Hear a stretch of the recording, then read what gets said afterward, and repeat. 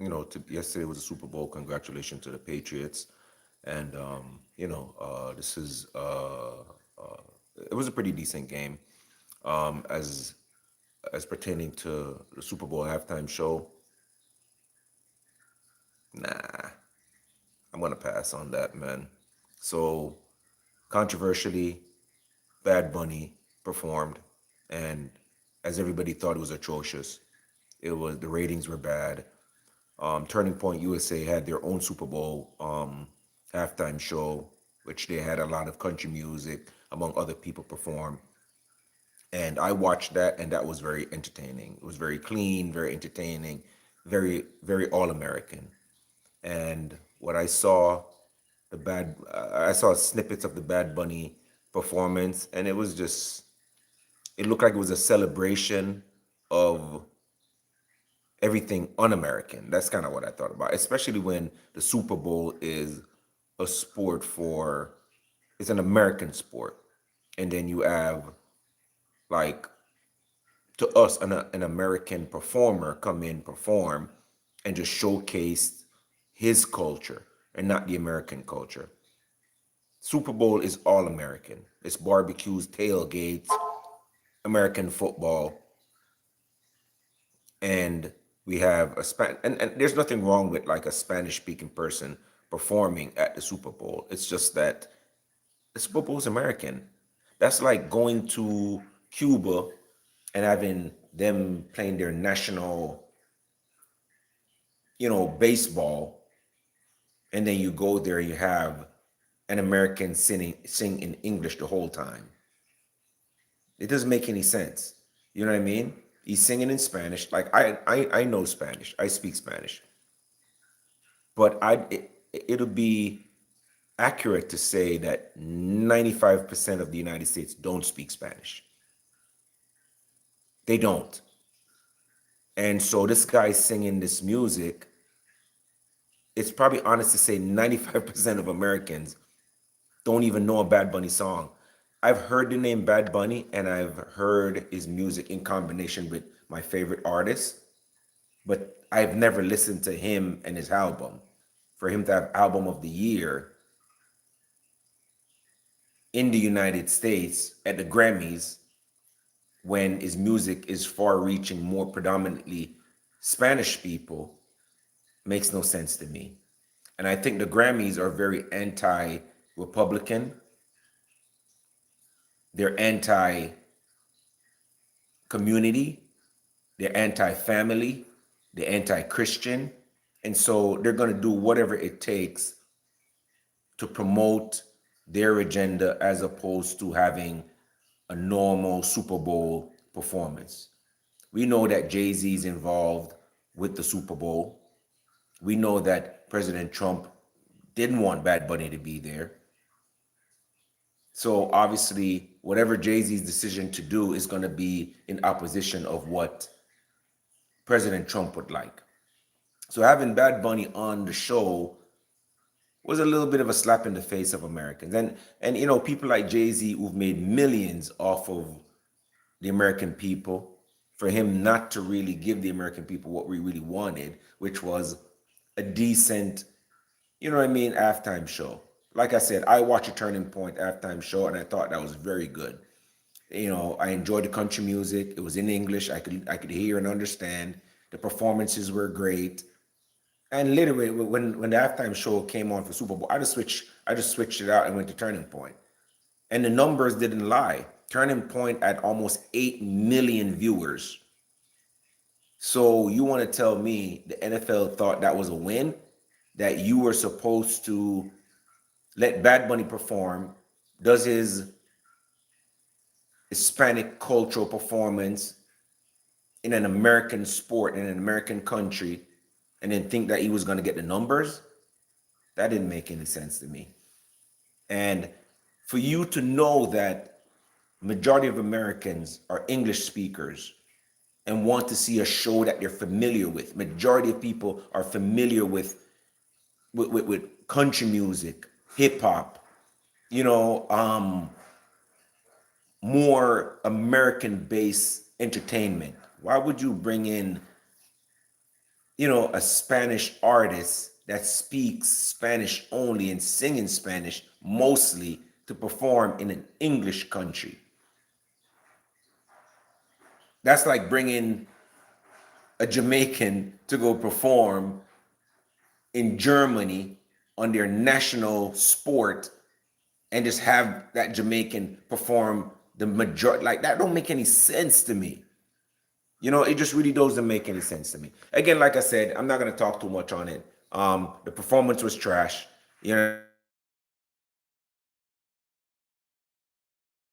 That to each his own, but do your thing.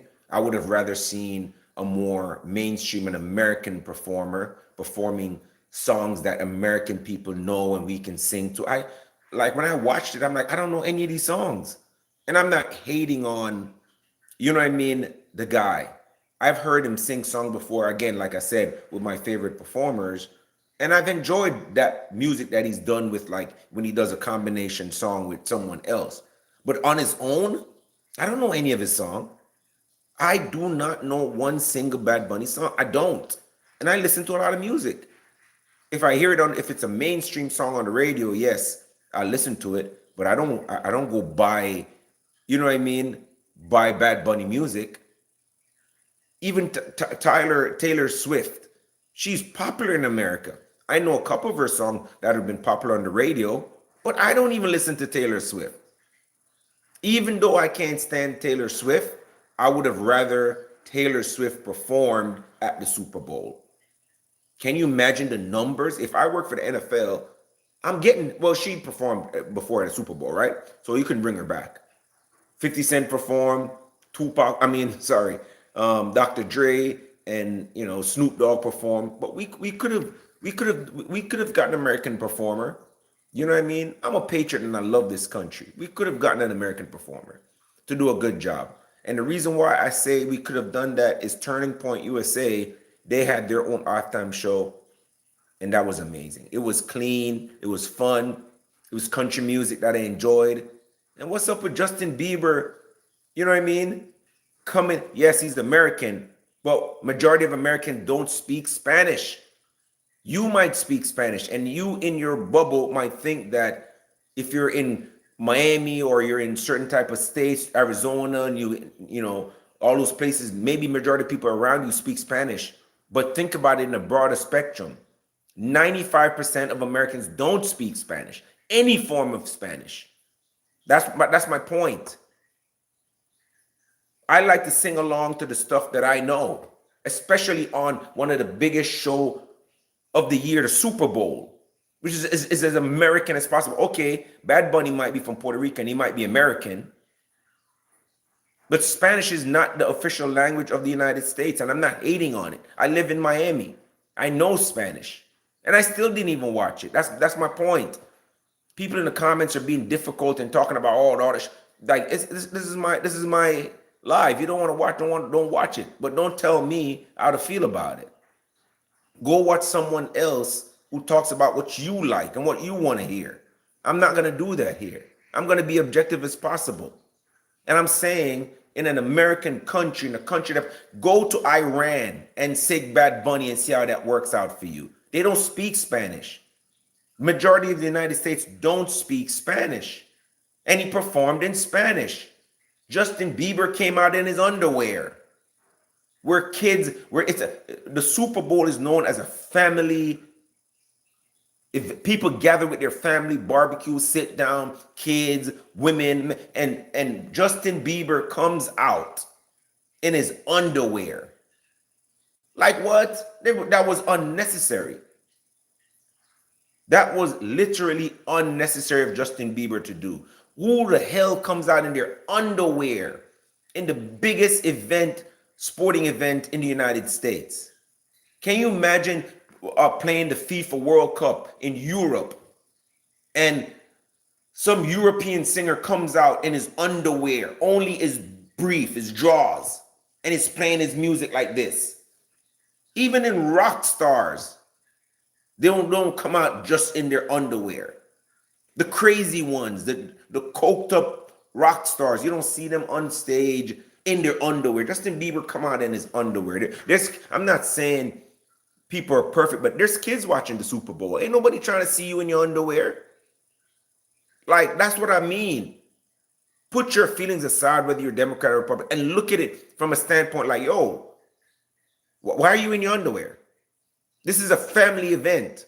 At some point in time, man, whether you're a liberal or Democrat, you have to say, man, you know, right is right and wrong is wrong. You know what I mean?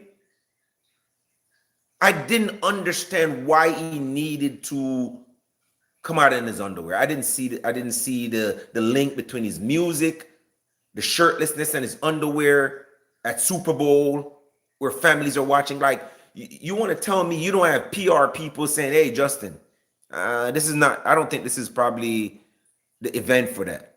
Yes, I get it. Women do it too. I understand. They can do it all day long. They do it on the internet all day long, TikTok, YouTube. I get that. But at the Super Bowl, you see that stuff at the BET Awards and the Grammys. That's fine. Those heathenistic places, yes, that's cool. Where we glorify and, you know, and idolize people who really don't give a damn about us. The majority of people. These people are rich. And in their little cults and do their little foolishness that has nothing to do with regular Americans. They can afford to walk out butt naked on the stage because it's a fashion. They can do that. It's more publicity for them. Don't follow those kind of trends. You get me? Don't follow those kind of trends, man. Look at Kendrick Lamar's performance last year. That was entertaining.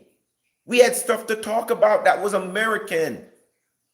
The tennis player came out, hip hop in. We know she was, you know, shooting shots at Drake. There was a Drake beef going on.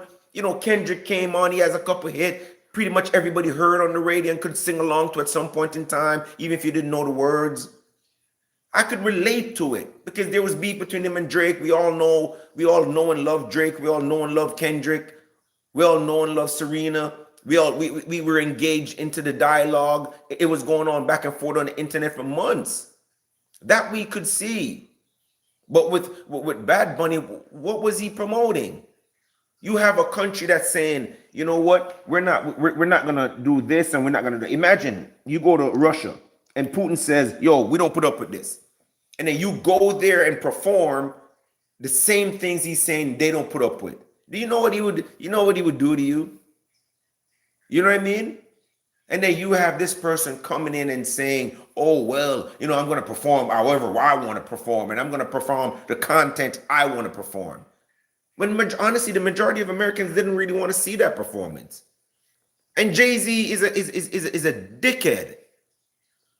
Jay-Z hates Americans. Jay-Z hates America. This nigga got what, 43 Grammys? Tell me. That's how anything Jay-Z's linked with. I don't like Beyonce. I don't like Jay-Z. I don't like their daughter. I don't like none of them. You get me? How is it that Jay-Z has over 40 Grammys or 35 Grammys? How is it that Beyonce has 30 Grammys? How is it that Blue Ivy, their daughter, who's never sang a single song or made a hit in her entire life, has a Grammy? That right there showed me that it's a joke. In the comments, tell me, when did Jay-Z at any point in time in his career better than an artist that was out that time? When was he ever better than Big? I'm waiting. At what point in time was he ever, when Big was dropping his album, was Jay-Z comparable?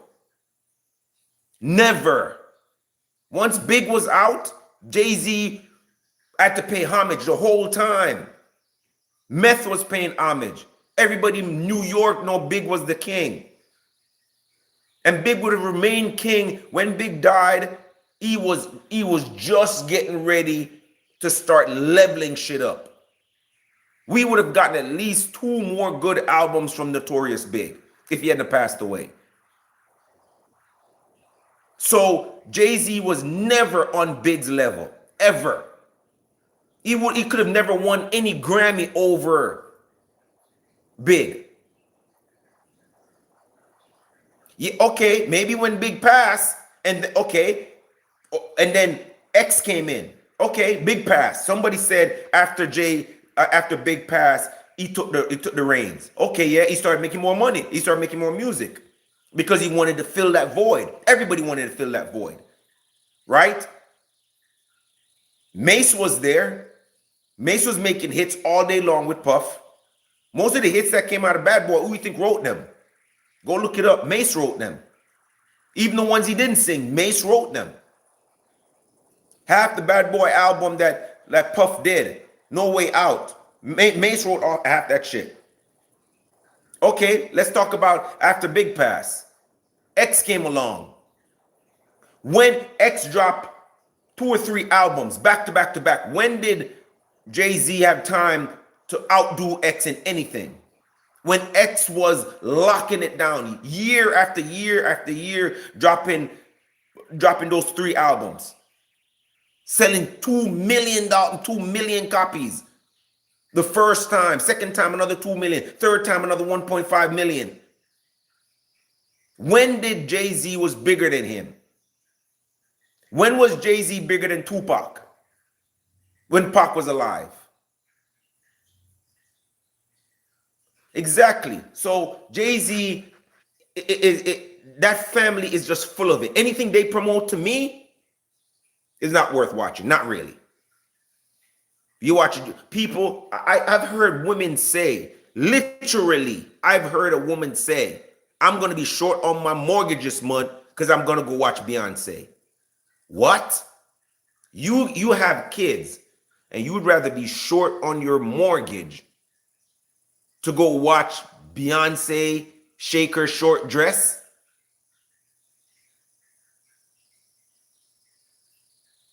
And sing about all the single ladies?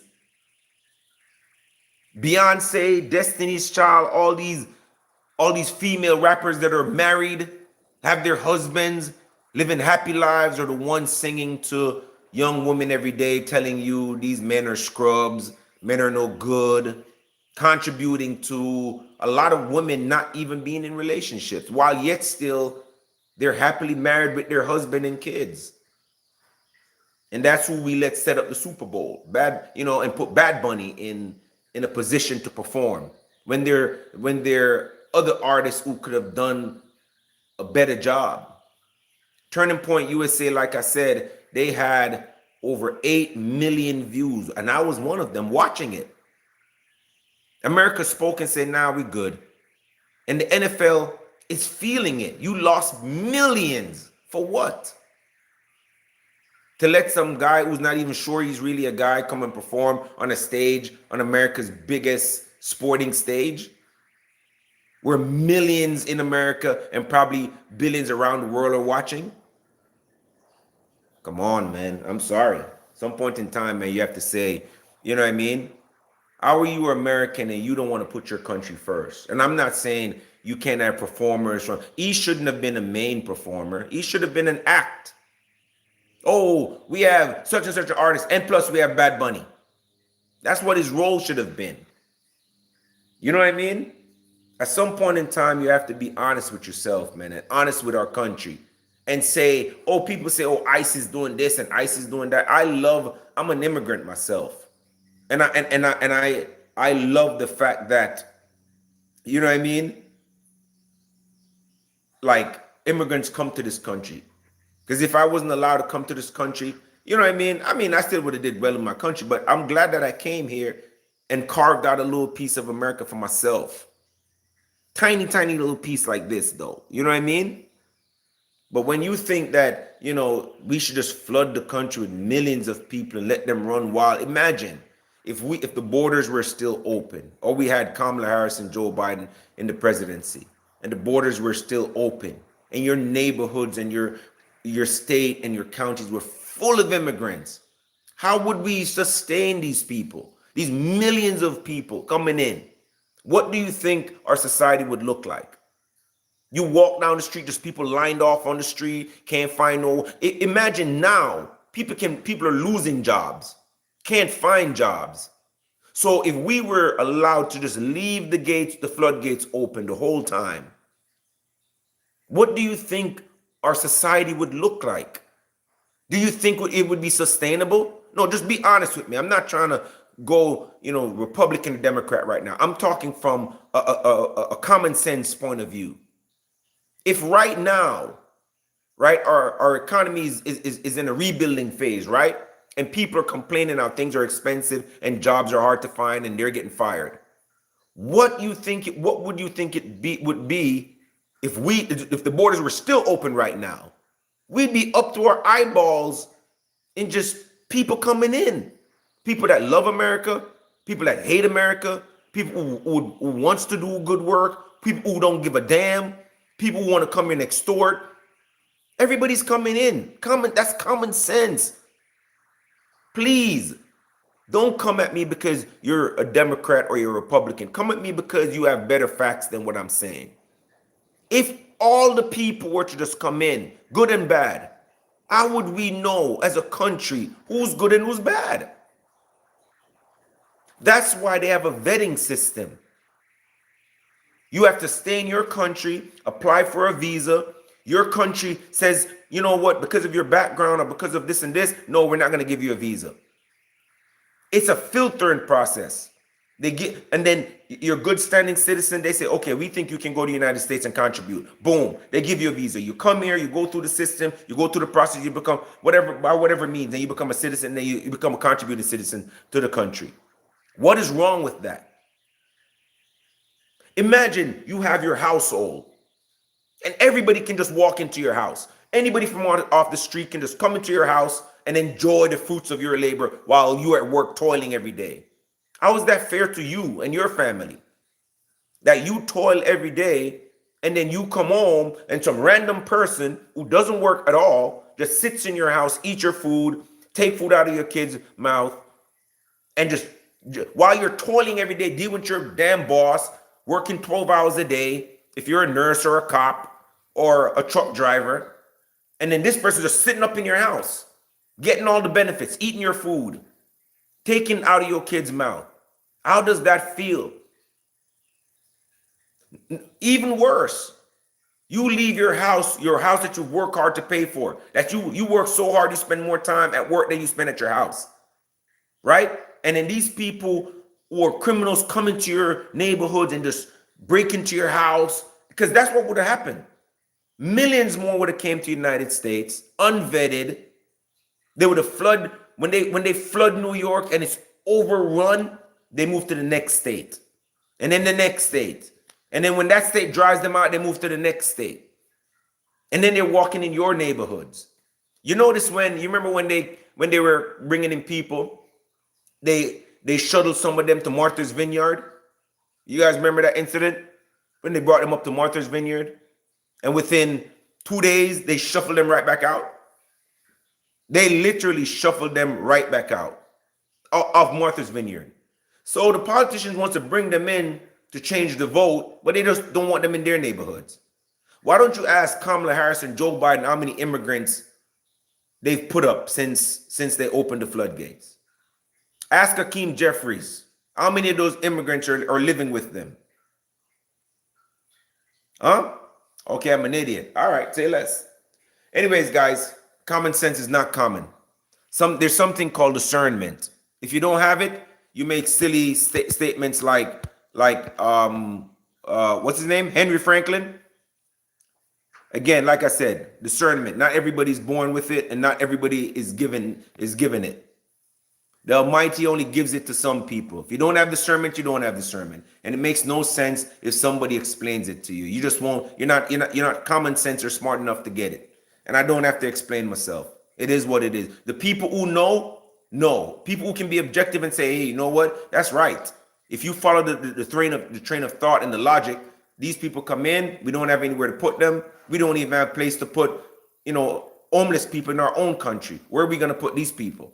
What are they going to do? Are they going to put a strain on the economy? Yes, they are. Oh, we're giving them food stamp and free housing. How long can we sustain this?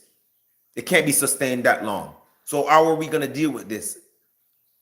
We have no way of dealing with it. That means we're going to have to make you pay more taxes to accommodate foreigners. Okay? But it's okay. I'm gonna let you guys have that one. You know what I mean? But anyway, guys, we're gonna hear what the president has to say about the Super Bowl. You know, I thought the game was pretty decent. Congratulations to the New England Patriots. There's another trophy to add to their roster again. I'm glad that the quarterback did his job. He did a great job. The game was good. Halftime show was trash as usual. People watched it because people were tuning into the Super Bowl. All right, so I really don't give a damn about Butt Bunny. So I'm let him do his thing. But that wasn't my thing. You know what I mean? I would have rather seen an American artist, you know, involved in the Super Bowl and sing songs I actually knew. I watched the snippets of the songs he performed, and the last part where he came out with the flags of all these other countries, the Spanish countries, and I'm like, yo, what is your message with all, like, what, like America is not America, but you know what I mean? I didn't get this message, but whatever. To each is to Jay-Z and their own, and that devil union that they have going on with the Super Bowl and the Grammys. But let's hear what the president has to say. Appreciate you guys tuning in, Mr. Black Mambo. If you like the content, go ahead, like, subscribe, and share. And we do this at least once or twice a week. If you like the content I put out, go ahead and you know what I mean, and subscribe to your boy. On Super Bowl Sunday, the President of the United States sits down for a wide-ranging interview ahead of the big game. This week, I spoke with President Trump in the Oval Office, and tonight we present the full conversation. The President making a number of headlines discussing everything from the midterm elections to the economy to his administration's handling of the immigration crackdown, telling me what he learned from Minneapolis and about where ICE could head next. And with the affordability crisis impacting so many Americans right now, you'll hear about what he said and when to expect economic relief. And as the Republican Party faces growing pressures ahead of the midterms, what he said about the possibility of a Vice President J.D. Vance and Secretary of State Marco Rubio presidential ticket in 2028. Plus what Trump says FBI agents were looking for when they raided an election office in Georgia, and his warning to Iran's supreme leader after that country's deadly protest crackdown. And a notable response when asked about his relationship with former President Bill Clinton. But we begin our conversation with the Super Bowl and whether he was ready to make a prediction. Mr. President, we thank you so much for your time. We really do appreciate it. Thank you very much. As you know, Americans are getting ready for the Super Bowl, for this great big game. You have two teams, Seattle Seahawks versus New England Patriots. Who do you think is going to win? Well, I've watched it both. New England's amazing because they have a second coming. It's pretty good. Quarterbacks both good. Seattle's an amazing comeback quarterback, and the other was just an amazing quarterback.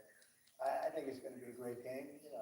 Like both areas of our country very much. I better not make any predictions. You get yourself in big trouble. But I think it's going to be a really great game. Seattle's had an amazing season, and New England has a great tradition of winning.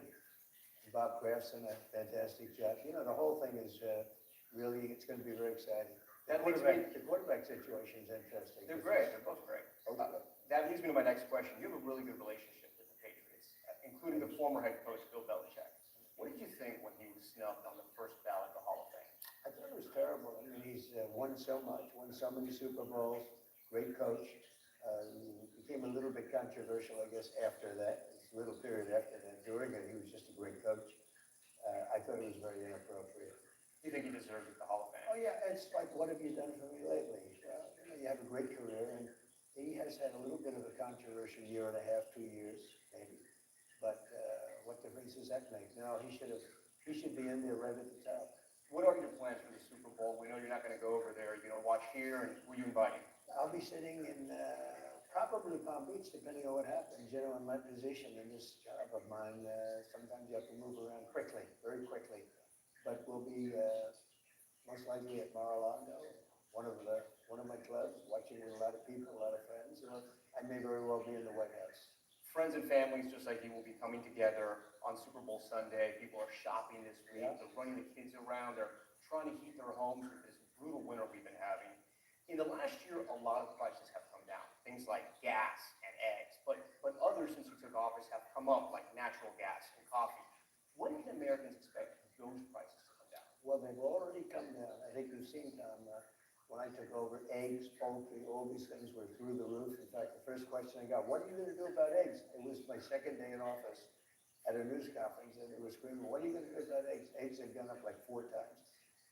If you notice over the last few days, it's only a few days, but the Democrats have gone to another subject. I think they're probably saying dictator or something. They've got a new word. They don't use the word affordability anymore because prices are way down. Gasoline is, I just left Iowa, $1.99 and even $1.85 a gallon, $1.85 a gallon. That's in Iowa. Many states are cracking $2. Gasoline is way down.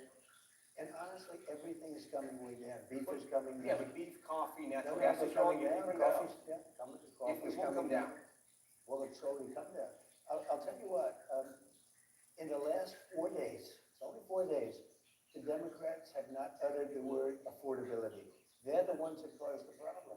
I took over a mess in every way. The border was a mess. That everybody admits. The border is great. Crime was a mess right now. 125 years. It's the lowest crime that we've had since 1900. So we're doing a job. But the one thing that they don't say anymore is affordability because I fixed the problem that they created. Let's stay on the economy. You just mentioned it. You said you inherited a mess from President Biden when it comes to the Yeah. economy.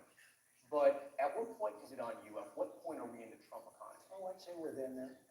I'm very proud of it, 5.6%. You know, we have a GDP of 5.6 despite a shutdown. We had a 42-day shutdown. I call it the Democrat shutdown. And because of that, I lost 1.5 points. I would have been in the 7 GDP, which hasn't been seen, I don't know, ever maybe ever. And I think 26 is even going to be better. You know, we have hundreds of billions of dollars pouring into our country.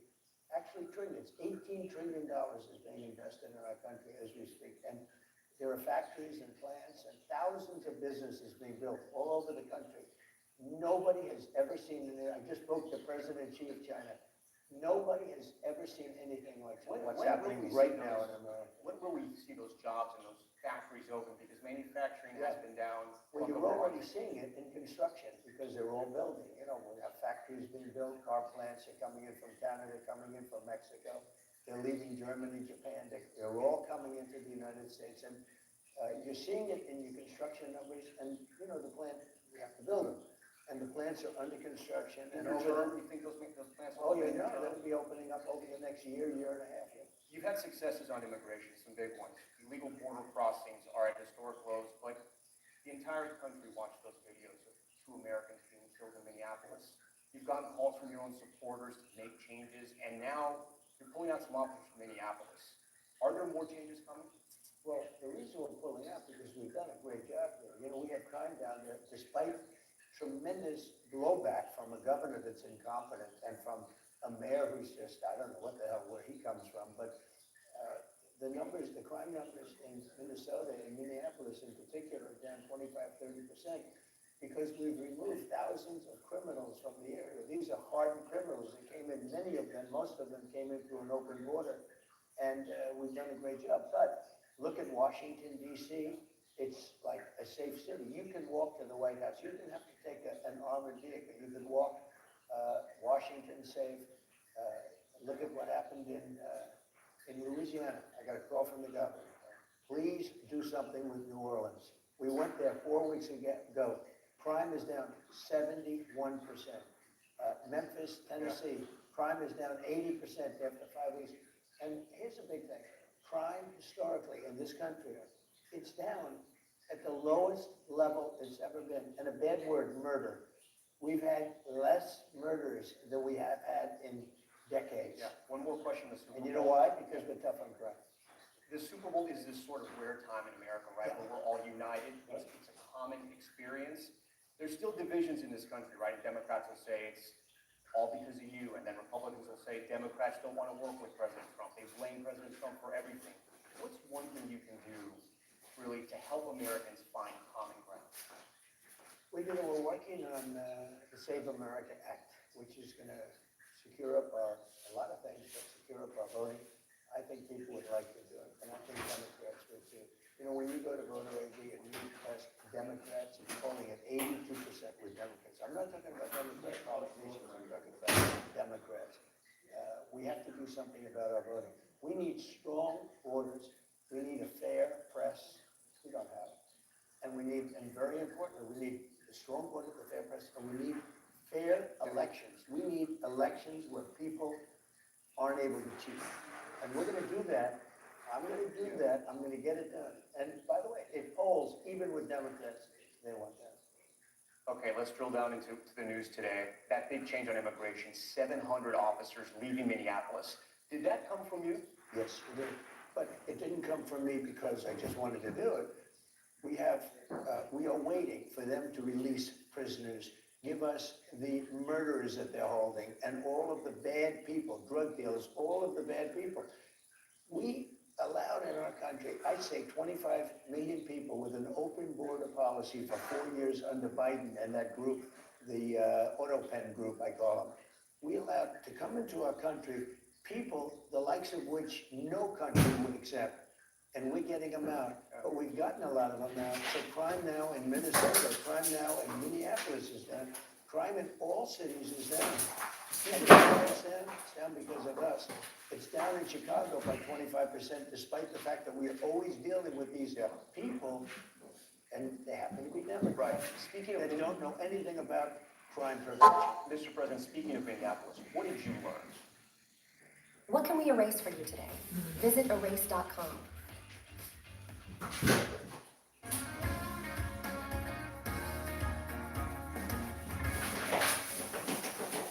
During the Beauty Rest President's Day sale at Mattress Warehouse, save up to $1,000 on select Beauty Rest Black adjustable sets. Plus, get 0% financing for 60 months and free delivery. Now at Mattress Warehouse.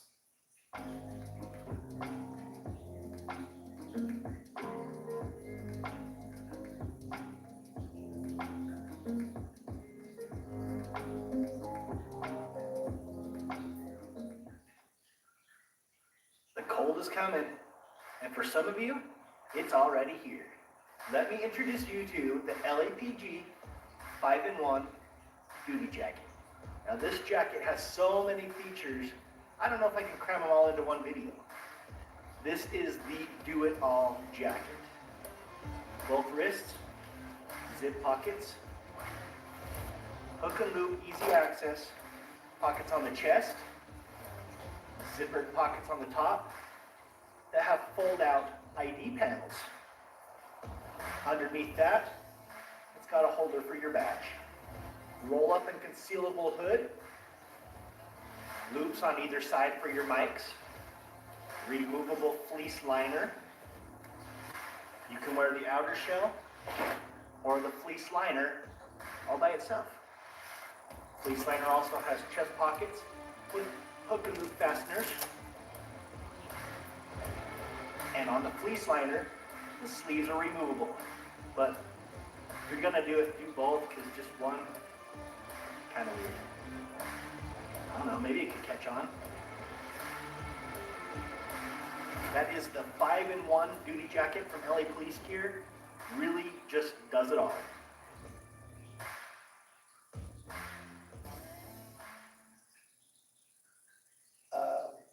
I learned that maybe we can use a little bit of a softer touch, but you still have to be tough. These are criminals. We're dealing with really hard criminals. But look, I've called the people. I've called the governor. I've called the mayor. Spoke to them. Had great conversations with them. And then I see them ranting and raving out there, literally as though a call wasn't made. We've done a great job everywhere. The only place there's been a little inflammation has been really, it's not Minnesota, because we've done well with it. Los Angeles too, there's been others. Well, I saved Los Angeles. The top law enforcement officer, and right at the beginning of when they were having riots, before me and he carried into me. If I didn't go in there with the National Guard, with troops, you wouldn't have the Olympics, which I got the Olympics. You wouldn't have the Olympics in Los Angeles. And he said, without the president sending in the troops, we would have lost Los Angeles. And you know what? I saved Los Angeles. And we will do it again if we have to. And by the way, we're gonna have a very safe Olympics, and we're gonna have a very safe World Cup. Speaking of Minneapolis, after the shooting of Renee Good, you said ICE made some mistakes. What were the mistakes? Well, look, I'm not happy with the two incidents. It's not, it's both of them, not one or the other. He was not an angel, and she was not an angel. You look at some tapes from back, but still, I'm not happy with what happened there. Nobody can be happy, and ICE wasn't happy either. But I'm going to always be with our great people of law enforcement, ICE, police. We have to back them. If we don't back them, we don't have a country. We don't back them, you're going to end up, look, Washington, D.C. was a very unsafe place to be. You couldn't walk to the White House. You couldn't walk to a restaurant. Restaurants were closing. I inherited not only a mess with the country, I inherited a horrible, very dangerous capital. Washington, D.C. is now an extremely safe place. You see what happened. You're here a lot. When you mentioned Renee Well, let me Good, just get done. yeah. You're here a lot. Yeah. Would you have walked down the street a year and a half ago with your family? No. But today you can, and nothing's going to happen. You mentioned Renee Good and Alex Peretti not being angels. Do you think any of that justified what happened to them, though? No, I don't. It should have not happened. It was a very sad, to me, it was a very sad incident, two incidents. They mentioned the one now, they don't mention the other. Well, I think they were both sad, and who feels worse about it than anybody? The people of ICE. They're strong, tough people, and they have to be tough because we're dealing with hardened criminals. Right. We're dealing with people, jails have been emptied into our country from all over the world, from Venezuela, where we had great success, you will admit, but from Venezuela, from the Congo, in Africa, from all over the world. The jail population was emptied into our country. If we don't have strong people, you're not getting them out. Yeah. We're getting them out. Remember this again, I say it again and again. We have record low crime in the United States. Nobody's been able to say that for 125 years. So I want to be clear because it sounds like there is a shift in immigration enforcement here, that there's going to be a shift after Minneapolis. What should Americans expect going forward? Well, one thing I say to my people, we do a good job, we don't get credit for it. I say they have to ask and they have to say please.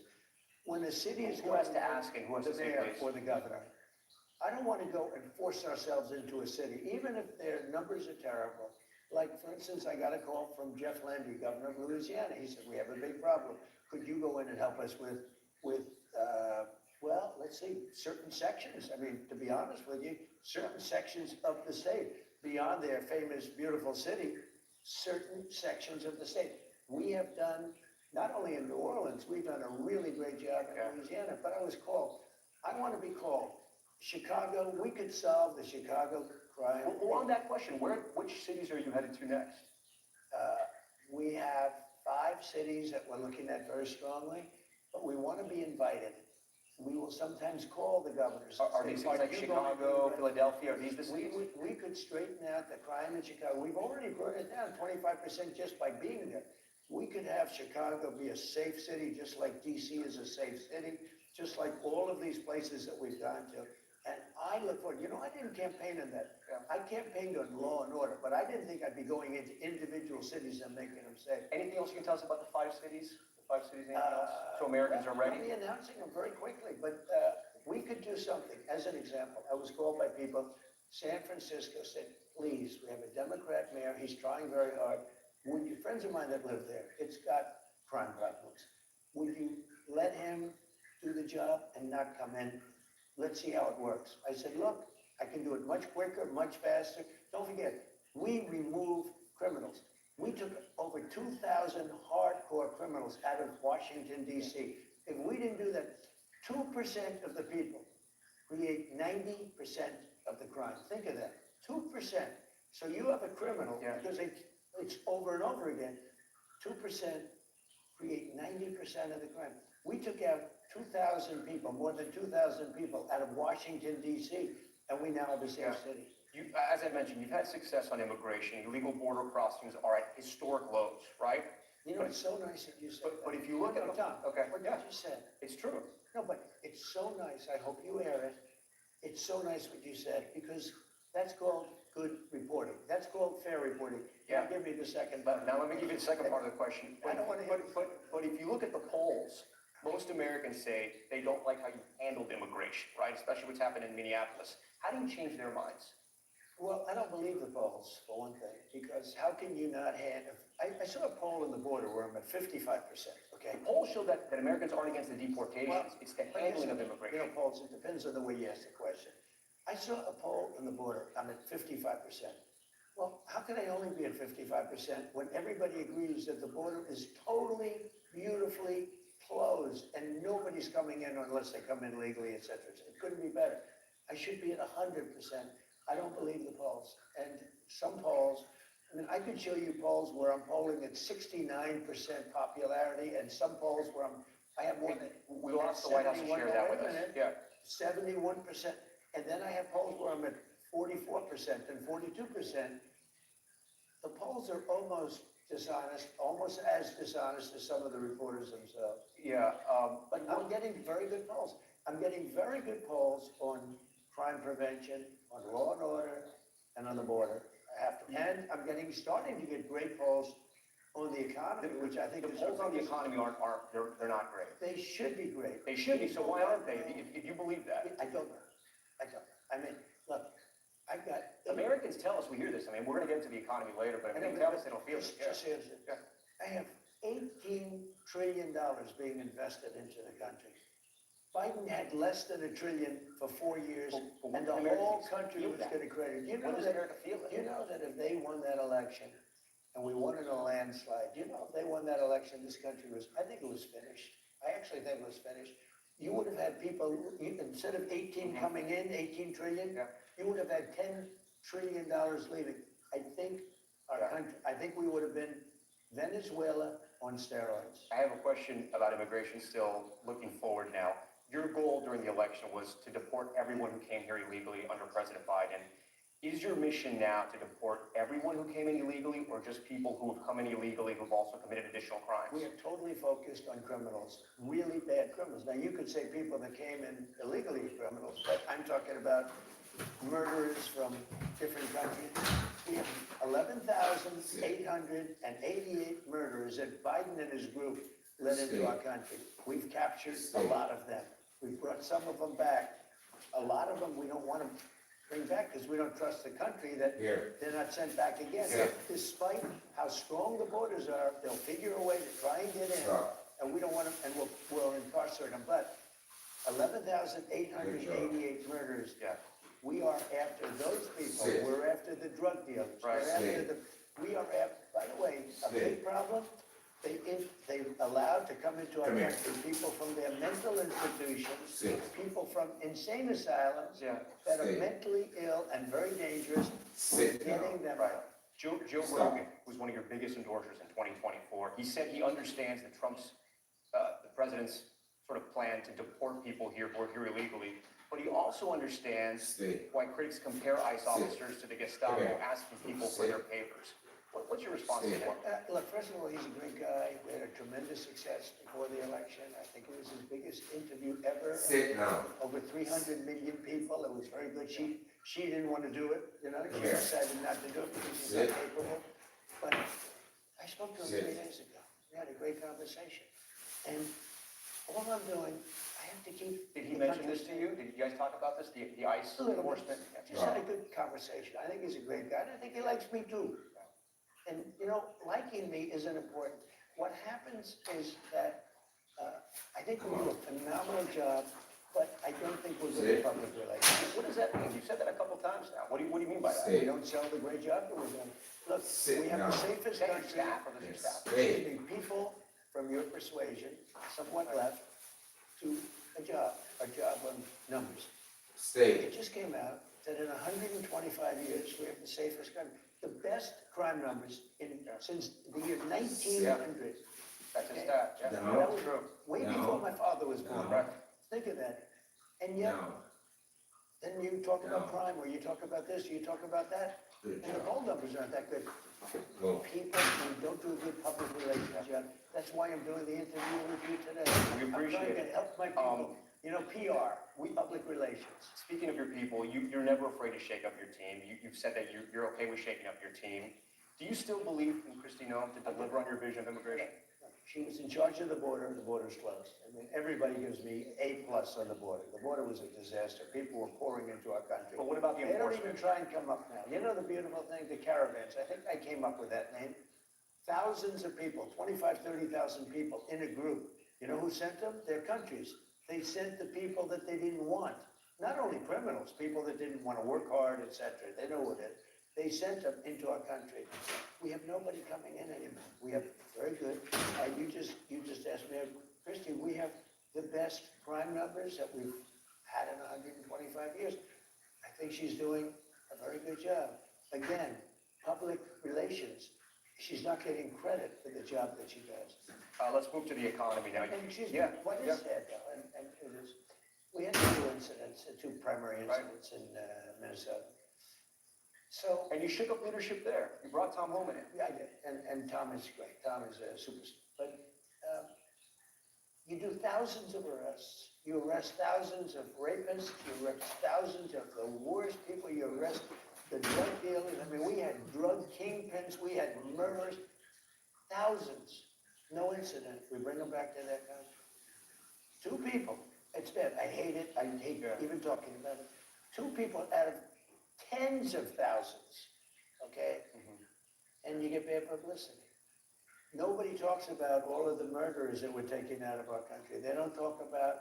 But it was two They don't Americans talk who died, about, you we know? have the smallest trucks. As an example, we've been very tough on the waters and soon, pretty much overall. But if you the look at the waters where we knock out boats, each boat that we knock out, we save 25,000 American lives.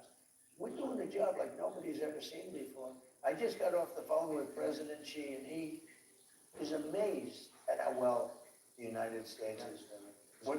He said he's never seen anything like it. You brought the conversation, Mr. President, so let me ask you, what did you talk about with the leader of We talked China? about a lot of topics. We talked What's about the most so much. important topic? Is it chips? Is it the wars in Ukraine? What is going I on? would say the economy, the relationship that we have with China. I'm going to be going there in April, and he's coming here toward the end of the year. Coming to the White House? He's coming to the White House, right? Toward the end of the year. We have a very good relationship. And it's important that I have a good relationship, and for him that he has a good relationship with me. We have to have a good, these are the two most powerful countries in the world, and we have a very good You relationship. talk about We tariffs? spoke for Does he, an hour. does he ask you about the tariffs? Is he saying Well, this is they're hurting paying a us? lot of tariffs, as you know. China's paying a lot of tariffs. In the past, they didn't. I'm the one that put tariffs on China. I put tariffs on a lot of tariffs are, just so you understand, making our country rich. Our country has taken in hundreds of billions of dollars in tariffs, really trillions, because the threat of tariffs is getting all of these countries to lose to us. Yeah. And by the way, they've been doing it to us for 40 years. And now, but I'm doing it very judiciously, very fairly, but tariffs are bringing in tremendous amounts of money. I just gave $12 billion to our farmers because they were mistreated by certain countries. Yeah. Tariff money. We're taking in hundreds of billions. No, and I want to ask you about that. I want to get into that. Talking about the economy, you brought a lot of prices down, as we said. Some are still stubborn. Very few. But very few. I get it. Yeah. When you talk to Americans, though, do you have to get them to understand that the prices are not going to come back down to your first term because we had a pandemic and we had record inflation? Are people's expectations too high, or is it just too expensive to live in America? I just, again, don't think we're selling it properly. We've done a great job. But it's expensive out there. You saw gasoline this last week at $1.99 a gallon. It used to be, it was $4.50, $5 a gallon. $1.99 a gallon gasoline. I think we've really I don't expect them to be much higher. Now, there's a natural inflation. But they're never going to go down to that first term. I inherited the worst inflation in the history of our country. It was through the roof. Now, you will say it wasn't in history, it was 48 years. There's a theory I say it was worse, but whether it's 48 years, I inherited the worst inflation in the history of our country, and now we have almost no inflation. Think of it. Right. You know what it was for the last 3 months? 1.2%. You know what it was under Biden? You can't count that high. I inherited the worst inflation. I inherited the worst crime. I inherited high prices. So when I inherited Inflation is all down of those 2.7 right now, but it is No, down. no. Yeah. For the last three, don't forget, I inherited this mess. Right. For the last 3 months, it's at 1.2%. You know that? Yeah. For the last, okay. Last 3 months. You floated the idea of $2,000 rebate checks for Americans from tariff revenue. Who's going to get that, and when is that going to happen? We make it, I'm looking at it very seriously. I'm the only one who can do it because I'm taking in hundreds of billions of dollars of But money. you can promise some Americans will get those checks? Oh, yeah, sure, I can do that. I haven't made the commitment yet, but I may make the commitment. So it's not a Well, I done just deal. gave 1776, right? Yeah. To the military. Right? $1,776. But you said all You know, it's Americans. 1775. They presented it to me because that's what we have in a budget that I created because I want to take care of our military. Nobody takes care of the military like I do. So $1,775. I said, wait a minute, if you had $1, it's 1776. You know that's quite a famous day. Yeah, right? of course. So I gave. There's a reason the Karate Master was the #1 salesman in the lumber department. Just like there's a reason Morgan & Morgan is America's largest injury law firm. Karate. Morgan & Morgan, forthepeople.com.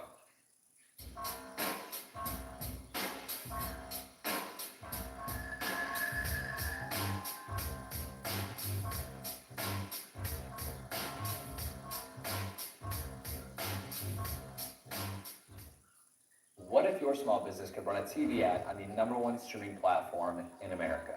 Well, now you can. With Roku Ads Manager, setting up a campaign is as easy as making a social post. The best part is that you can get started for as little as $500. If you already have content made for YouTube and socials, just upload it here. As many versions as you want. Test it, tweak it, and run it straight to TV. And with interactive action ads, viewers can shop, request info, and engage instantly, all with their TV remote. So, what if your business could run TV ads? Now with Roku Ads Manager, it can. Get started today at ads.roku.com. 1,776 to our military, and they are very thankful. Let's get to the And Fed. now I may be doing that with regard to the entire population. Okay, let's get to the Fed. Is there any doubt in your mind that interest rates are going to be lowered? Not much. Why? How can you say I that? just think they're gonna be lowered. I mean, they should. Is your new Fed pick on board with that? We're way high. Okay, we're way high in interest. We have now, with me, and with all the money, I've always been good at money. And with all the money coming into our country, we're a rich country again. We have debt, but we also have growth. And the growth will soon make the debt look very small. Because it's the greatest way, you have two ways. You can cut, and we do that anyway, and we did that. You know, we got rid of hundreds of thousands of federal workers. Yeah. And those workers went out and got themselves jobs in the free enterprise system. And you know what? That's called making America great again. We had 10 workers in the federal government for every single job. When the Democrats go in, they hire. I could right now give you the best employment numbers in history. You know what I do? Go out and hire 2 million people, put them in the federal government. Does your new Fed I do pick? the opposite. Yeah. Does your new Fed pick understand that you want him to lower interest rates? Well, I think he does, but I think he wants to anyway. I mean, if he came in and said, I want to raise it, we If he should said have, that, you wouldn't have gotten a job. he would not have gotten the job, no. Do If you I believe- thought he was a interest rate, now, there'll be times if I see inflation on the horizon, but we don't have that. We have low, remember, 1.2% inflation in the last 3 months. We have low inflation and we have tremendous growth. You haven't had these numbers like this. Right. We have, think of it, low inflation, great growth. Now, yeah. all I have to do is one thing, easy, get down the interest rate. Do you think the Fed chair answers to you or is an independent body? Well, I mean, in theory, it's an independent body, but I think, you know, I'm a smart guy. I know the economy better than almost everybody. You know, So they he did answers that, to you. they did that prediction chart a year ago, and they had 71 great economists and me making the predictions. And, you know, only 2 people were right, me and one other guy was a very smart professor from a certain school that I went to. Yeah. Very good school. And the 2 of us were right, everybody else was wrong. There's been bipartisan suggestions that a criminal investigation into the current Fed chair, Jerome Powell, is payback, right? for not lowering interest rates, but also for when he was in that sort of news conference with you with the hard hats and he was shaking his head and showing you the papers and disagreeing with you in public. Is that why he's under criminal investigation? He was very respectful to me. He was explaining to me, I'm asking him, why are you spending almost $4 billion on a very small little complex of buildings? It's the highest price per square foot. He's renovating buildings for $3 to $4 billion. And you know, the sped chair that I have I think he's gonna be great. He might not have a home because this guy has spent so much money. And I looked, it's a see-through. There's nothing inside. They are spending money. He's in charge of the project. This is the Federal Reserve building I'm talking about. It's a very small little, it's actually a couple of buildings. They're spending more money than any building ever built in history per square foot. Some Republican senators say they're not going to approve him Oh, unless you drop that A investigation. lot of people say a lot of things. You don't think that's true? You think, is it worth it to drop the investigation to get your Fed chair through? I think the investigation is the investigation. It's being handled by Pam and Janine and people. They'll make their own decision on it. Yeah. Let's talk about AI. Have you ever used? But I do say Yes. this about, you can't let a man spend billions of dollars doing a bill. I would have done that job for $25 million and it would have been done much better. They're spending billions of dollars on a renovation of a little complex. Let's talk about AI. Have you ever used ChatGPT, Claude? I haven't really, but I know all about it. Let me just talk about AI. Yeah. AI is a big deal. AI is going to be maybe the biggest thing, bigger than the internet, bigger than anything else. We are leading China by a lot. We are leading everybody by a lot. They're all building their factories here. And you know what I did for the electric? Because they need twice the electric as we currently produce for the whole country, which is crazy. Nobody can do that. But so what I did is I came up with a concept. Each building that is built is going to generate their own electricity. They're going to build their own electric plant. We are building numbers of AI, and by the way, also auto plants. Everything. Right. We're building everything. But do you know, I just left Michigan. I was with Ford. They were going to close this building that was built in the early 1900s, one of the biggest factories. They were going to close it. It was scheduled to close prior to my election. After I won the election, they said, let's try keeping it open. They just went to 3 shifts. It's 24 hours a day. And the head of Ford, Mr. Ford, said it's the most incredible auto comeback I've ever seen. Mr. President, let me ask you, there's no doubt you are the president who's ushering in the AI revolution, but this is happening on your watch. If AI affects humanity in a negative way, is that on you? Because some of these CEOs of AI companies say, we need guardrails. This could get out of control. Does that worry you? Everything's on me as president. Everything's on me. I can say this, it'll be the greatest jobs producer, it'll be the greatest military producer, it'll be the greatest medical producer. There'll be tremendous good, and there'll be probably some bad too. Well, it's killing a lot of jobs. And what do you say to Americans who are going to lose their jobs to AI? It's going to create a lot of jobs. But right now, it's taking jobs in a lot of ways. It's Well, taking right jobs now- from companies like Amazon. What would you say to those But Americans? it hasn't really started. You know, these major plants haven't even been built. What you're No, gonna no, see- but Mr. President, AI has already started to take jobs because the Okay, you technology ready? is there. So we have, it's just announced, more jobs right now occupied in the United States of America than at any time during its existence, 250 years. There are more people working today than at any time in the history of our country. Pretty good stat. That kills that question. Yeah, look it up. That's a good answer. That kills that question. Mr. President, there's widespread concern that AI is going to wipe out a lot of jobs, manufacturing jobs. They said the internet was going to do, everything was going to do, robots are going to kill jobs, everything's going to kill jobs, and you end up, if you're smart, doing great. Okay, you are close with the Ellisons, who are trying to stop a merger between Warner Brothers, Discovery, and Netflix. This deal could change the makeup of the media as we know it. Are you personally going to get involved in that deal? I haven't been involved, I must say, I guess I'm considered to be a very strong president. I've been called by both sides, it's the two sides, but I've decided I shouldn't be involved. The Justice Department will handle it. Okay, in what way? Just looking at it to see if it's Well, they right? make a decision. I mean, there's a theory that one of the companies is too big and it shouldn't be allowed to do it, and the other company is saying something else about, you know, they're knocking. But you're not going to interfere, even though you're They're close with beating the the hell out of Ellisons. each other, and there'll be a winner. Okay, let's talk about the midterms. You've recently suggested nationalizing elections. What do you mean by that? and I didn't say national, I said, there are some areas in our country that are extremely corrupt. They have very corrupt elections. Take a look at Detroit. Take a look at Philadelphia. Take a look at Atlanta.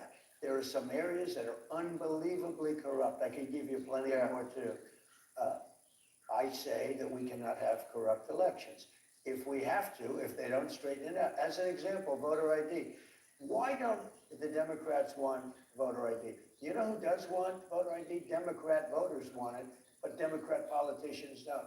Why do they want it? Because they want to cheat on elections. Can you imagine if I were a politician and they asked me, do you want voter identification? And I said, no, there's no way you could win that debate. But even The Democrats don't want voter ID. If they don't want voter ID, that means they want to cheat. We can't allow cheating in elections. Now, if we need to put in federal controls as opposed to state controls, remember this, they're really an agent. They're really accumulating the votes for who wins an election. If they can't do it honestly and it can't be done properly and timely, then something else has to happen. Will you trust the results of the midterms if Republicans lose control of Congress? I will if the elections are honest. Look, I want the last one that wants to complain. I just had a great election. They say one of the greatest elections, you will agree, ever. Won all 7 swing states. Won 84% of the counties in America. That's why the map is all red. We just had a great election. I believe there was cheating. I think there was cheating. Well, speaking of counties, what are you doing in Fulton County? Speaking of counties, what is happening in I'm Fulton not County? doing anything, but the FBI went in because it's been under I guess, review for years. The cheating that took place in Fulton What are they County looking for? and in that particular Nobody knows state. what's in the warrant. What are they You're gonna looking find for? out, look, why would anybody be upset that they went in and they got the ballots, I guess, right? Again, they did this. That's been under review and under investigation for 4 years. And now they got a court order. You know, they got a court order signed by But nobody knows what a the evidence respected but liberal judge signed a court order allowing them to go and pick them up. Well, you're gonna know what the ballots say because they're right now inspecting the ballot. I'm not involved in it, but they are inspecting and checking the ballot. Why is Tulsi Gabbard there? I don't know, but you know, a lot of the cheating comes from, it's international cheating. You have people, they say, from China, You put this on let me ask you, social. do you think China tries to influence our election? We know that foreign governments try to influence a lot of things in Well, this country, therefore, but she's foreign government. But I you mean, just tweeted out some theories about Italians and satellites. I mean, do you believe that stuff? No, I didn't cheat. I sometimes will read truth. Yeah. I'll read truth. But let me ask you this. If China or any of these countries are involved in our elections, that would bring her into it. And everybody knows that Russia, they talked about Russia, it turned out to be a hoax. It was Hunter Biden, it wasn't Russia. Look, we have to have honest elections. Yeah. There should be nothing wrong with the fact that they went in, got ballots from a while ago, and they're gonna look at it. And now they're gonna find out the true winner of that state. And you know what? If there was cheating, which there was, but if there was cheating, it should be found, because we can't let it happen again. Mr. President, I have a few more important questions for you, if that's okay with you. Yeah? Sure. Okay, I mean, they've all been important. let's go. There's a new lawsuit by you and your family that you're suing the IRS for $10.5 billion for leaking your tax documents. Is this a good use of taxpayer money? You can't leak documents. And any money that I win, I'll give it to charity, 100% to charities. Charities that will be approved by government or whatever. I have another lawsuit with the United States. I sued because they broke into Mar-a-Lago. But that's taxpayer money. It's going to No, get taken out of the system. I know it's going to charity, you're going to say. And I've won that case. I mean, they broke in, the FBI illegally, Biden and his group. It wasn't Biden, he didn't know what he was doing. It was a group of very smart radical left people. They're very smart, they've lost their way. Right. And they broke into Mar-a-Lago, they broke into my home, they went through Well, they have warrants. my They break in, wife's drawers. Yeah. They went through, it's a double meaning. They went through Barron's, my son's, everything. They went through the whole house. Hundreds of people, they went in with guns. They went in, guns. How would would this have been work? amazing. Yeah. How would this work? Wait. I brought a lawsuit. Essentially, the lawsuit's been won. I guess I want a lot of money. How No, would but this work? listen, So Scott Bessent's the head of the IRS. What I would Pam want- Bonnie's the head of the Justice Department. They're gonna defend the IRS against you, I you're know, their it's boss. interesting, well, there's never been anything like it. So are you gonna It's tell never them to pay been, you? don't forget, I sued as a private citizen, because I sued between terms. I won Are you 3 gonna tell them to times, pay you? I won 3 times, but I didn't assume, unfortunately for this country, I didn't assume office the second time, but here's the story. I sued because they broke into Mar-a-Lago, that was before I became president. Now it goes along, and it turned out that the suit is a very strong suit.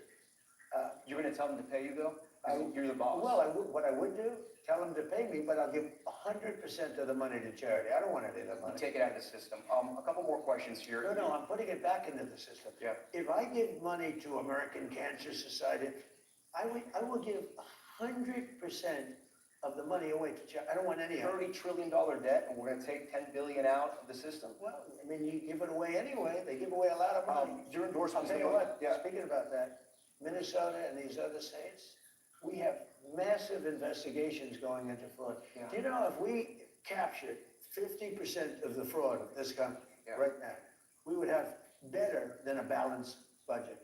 And you gotta mention that Okay. Minnesota, $19 billion in fraud that we know Your about. endorsement is the most important thing in the Republican primary. No, Will you- in any primary. Will you endorse in the 2028 presidential primary? Customized solutions to erase your harmful online content. Call erase.com.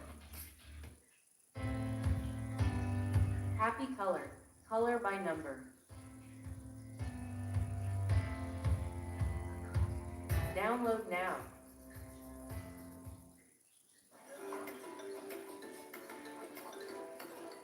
I challenged myself to pay for this coffee just by playing games in line. I opened Just Play, played some bubble shooter, and boom, $5 cash out right to my account. It pays every 3 hours. So stop gaming for free. Try it now. I hadn't even thought of it, but probably, yeah, I mean, I'd be inclined to. I have great people. We have a great bench. We have a lot of people. But, yeah, I think so. You suggested that J.D. Vance, Vice President J.D. Vance, and Secretary of State Marco Rubio would be a tough ticket to beat. Who should be at the top of that ticket? Well, I don't want to get into this. We have 3 years to go. I don't want to, I have 2 people that are doing a great job. I don't want to have an argument with, I don't want to use the word fight. It wouldn't be a fight. But look, JD is fantastic and Marco is fantastic. How are they They're both different? doing a How are they great job. different? And I do think this, it's a great question. I think that's your most interesting question. I would say one is slightly more diplomatic than the other. I think they're both of very high intelligence. I mean, they will do shows. They will do Joe Rogan as opposed to the opponent not doing it because they couldn't handle it. They will be able to do whatever they have to do. I think there's a difference in style. You can see the style yourself, but they're both very capable. I do think this, the combination of JD and Marco would be very hard to be beaten, I think. But you never know in politics, right? They say, in the age of Trump, you never know. Yeah. On January 21st, 2029, do you see any scenario where you are still president? I don't know. It would be interesting. But wouldn't it be terrible if I agreed with, if I gave you the answer that you're looking for? It would make life so much less exciting, right? It would be so much less exciting. But I only do this for one reason, make America great again, and that's what we're doing. We're making America great again, greater than ever before. Our country is greater than ever before. We're a rich nation. We're taking in hundreds of billions of dollars in tariffs from nations that took advantage of us. They thought we were stupid. They thought we were fools. They laughed at us. People were laughing at us 1.5 years ago. They laughed at this country. They're not laughing anymore. They respect us. And I get along with them. They respect us. Mr. President, I have pages and pages of questions, but they're telling me my time is up. I thank you for your time. We'll do it again. Thank you. Mr. President, thank you. That concludes the sit-down portion of our interview with the president. Right after this break, we'll show you our walk and talk inside the Oval Office where we discussed Iran, the Clintons, and the president's own health. Stay with us.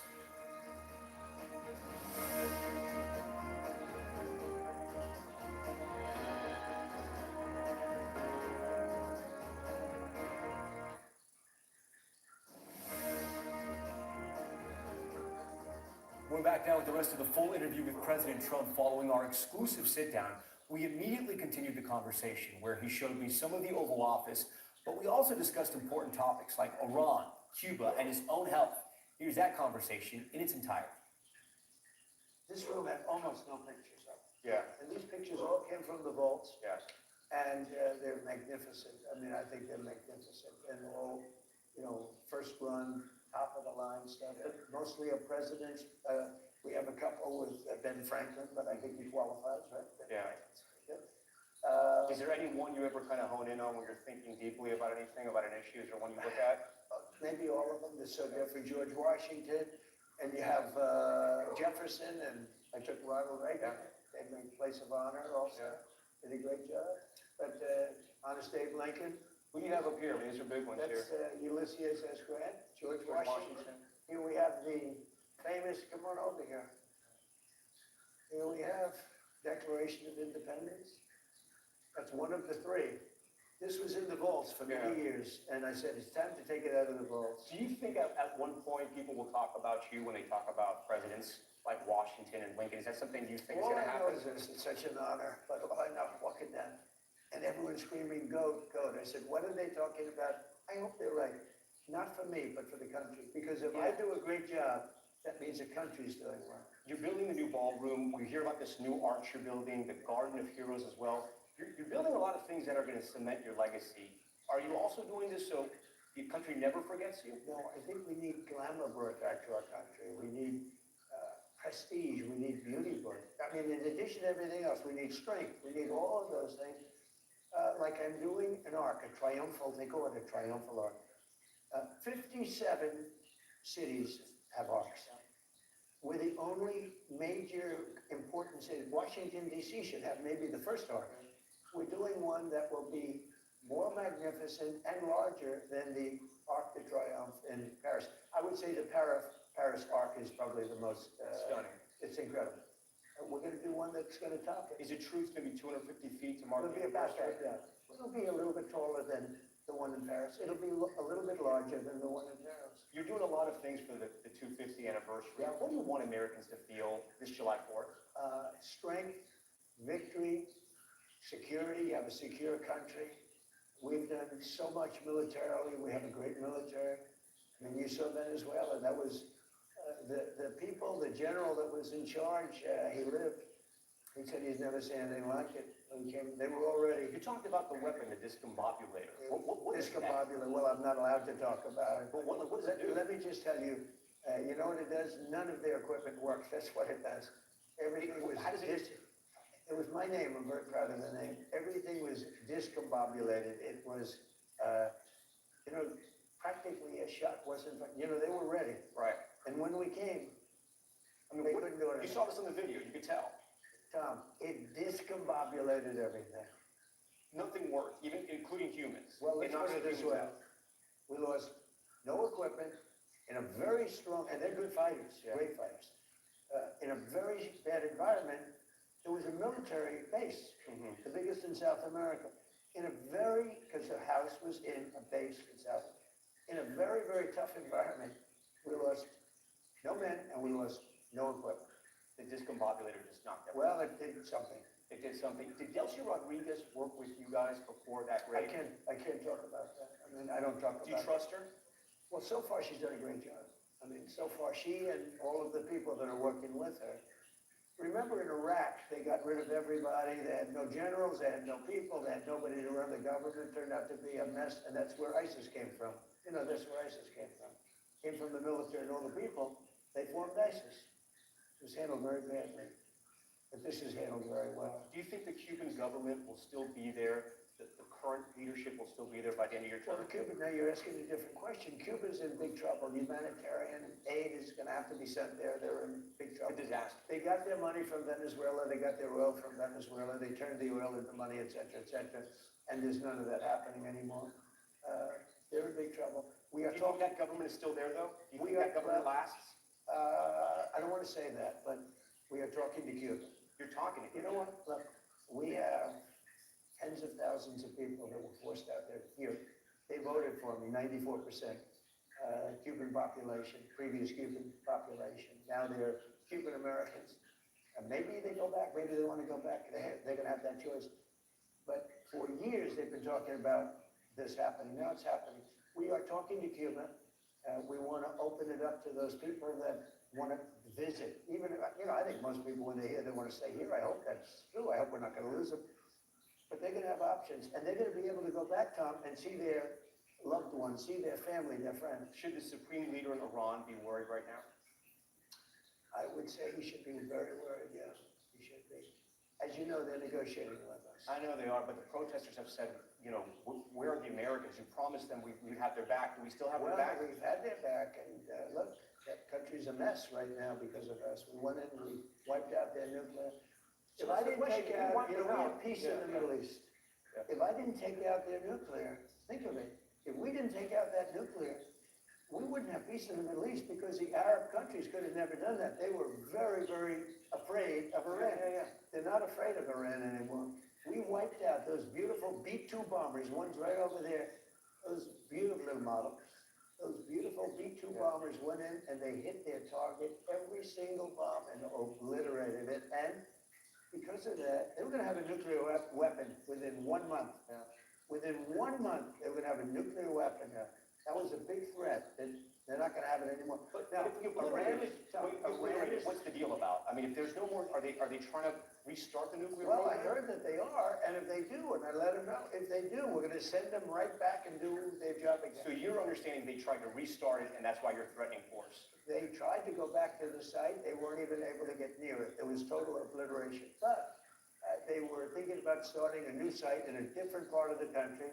We found out about it, I said, you do that, we're gonna do very bad things to you. Yeah. Mr. President, the ballroom over here, I want you to show it to me, because the thing you said that stood out to me, it's gonna be massive, but it's got a drone-proof ceiling and it's got bulletproof windows, what does that mean? Bulletproof windows, because, well, we're in a different time, if somebody's up making a speech, we're gonna have the inauguration there, we're gonna probably have, I would say, definitely, it's gonna be large enough, but we have drone-proof ceilings. What does that mean? What is That that means if a drone hits the ceiling, it bounces off, it doesn't blow up a building. It's a fortress. It's essentially. protection. It's gonna be a fortress. Well, it's gonna be very heavy steel, Okay. very simple, it's heavy steel. Because of that, do you? And by the way, the Yeah. ballroom is so beautiful, it'll be the most beautiful ballroom of its kind, and it's very much in keeping with the White House. You survived that assassination attempt that we all covered. It was terrible, 2 of them.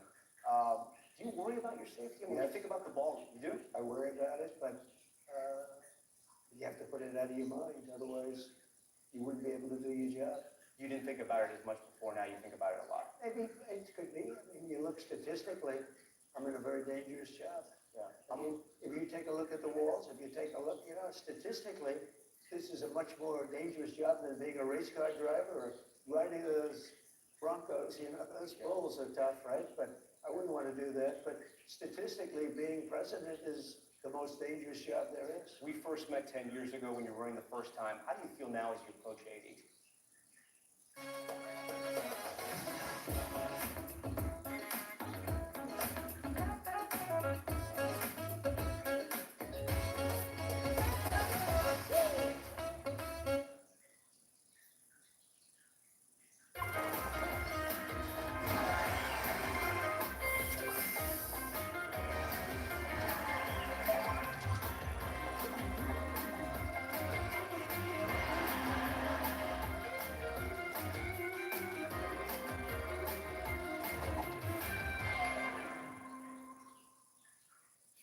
I feel great. I mean, physically and mentally, I feel like I did 50 years ago.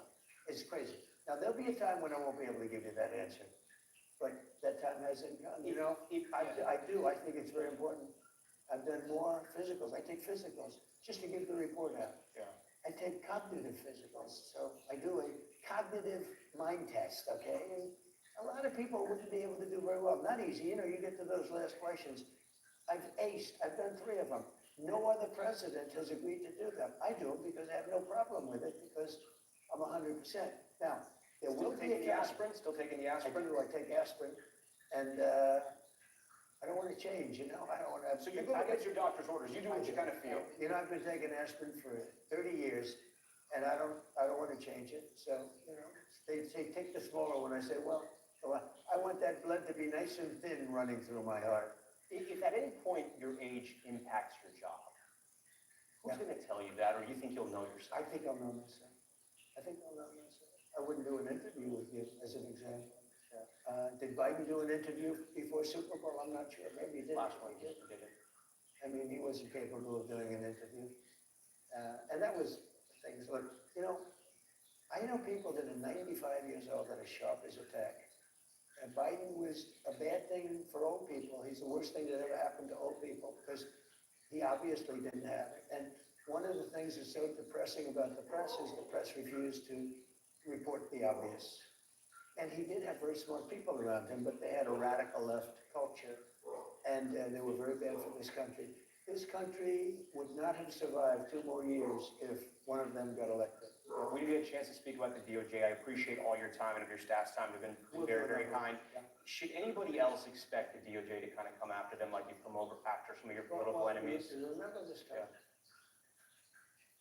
I was impeached twice, 2 fake impeachments, won both of them easily. Republicans stood by me 100%, but I won both of them. I was indicted 87 different times. And then you ask me that question. Yeah. So I think I'm extremely moderate, especially for what they did to me. They wanted to take me down. I said to somebody, do me a favor, add up the counts. If I lost, I won. But if I lost these cases, add up the counts and tell me how long would I have to serve in prison? You know what they came up with? 287 years. I said, I better win. In your mind, that calculation means it's okay for the DOJ to go after our political enemies? No, it isn't. And I could be involved. I'm the chief law enforcement officer of the United States. I could be involved, but I'm not. I don't choose to. When they say to me, oh, you're going after people, I got indicted all of those times. It's 287 years in jail they were willing to put. They asked me a question yesterday at the press conference about Clinton because of the testimony, the Epstein thing, which turned out that I have nothing to do, and they did, about Epstein. And they said, do you think it's terrible, with the subpoenas and everything, and you're disobeying the subpoena? And I actually said, it's a shame. You have an ex-president, and you have, the president's wife and Secretary of State. And I said, it's a shame. It is a shame. NBC News broke the story today. I don't know if you saw it, that the Democrats are already saying, if you bring President Bill Clinton and he has to testify, if we're bringing President Trump, what do you say to that? I think they might say that, but they've already brought me. See, I've been brought. They had me indicted many, many times.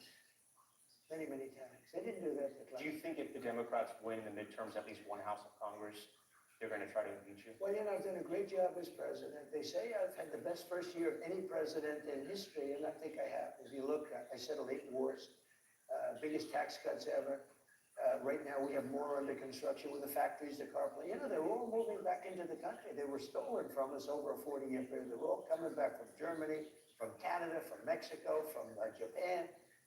I think I had the greatest first year that we. But you think they may come after you again? Well, they'll find something. Like I did an interview with you, and because I did the interview, let's impeach him or something. Anything out there that Americans are going to be surprised about that you're looking at? They shouldn't do it. And that's one of the things. I didn't do it for that reason, but it bothers me that somebody's going after Bill Clinton. See, I like Bill Clinton. I still like Bill Clinton. What do you like about him? I liked his behavior toward me. I thought he got me, he understood me. He was the one that said very famously that you don't want to run against Trump, when there were 18 people.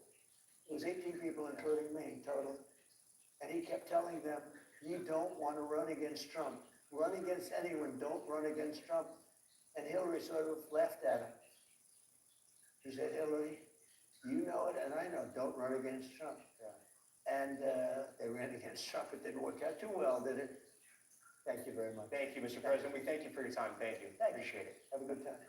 The full transcript of the interview, along with a full fact check, is now online at NBCnews.com. I'll see you tomorrow on Nightly News and on Top Story. I'm Tom Yamas. Have a good night.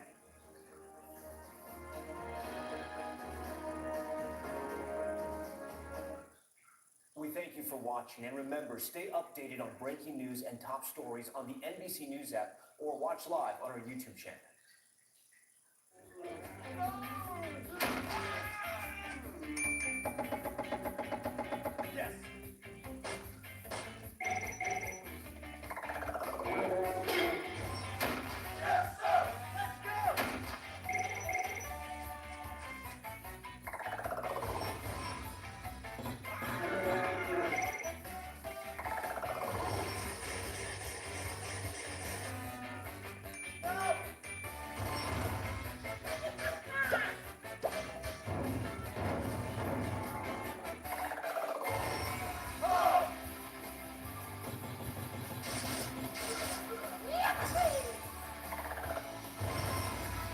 Sports Mobile, play now.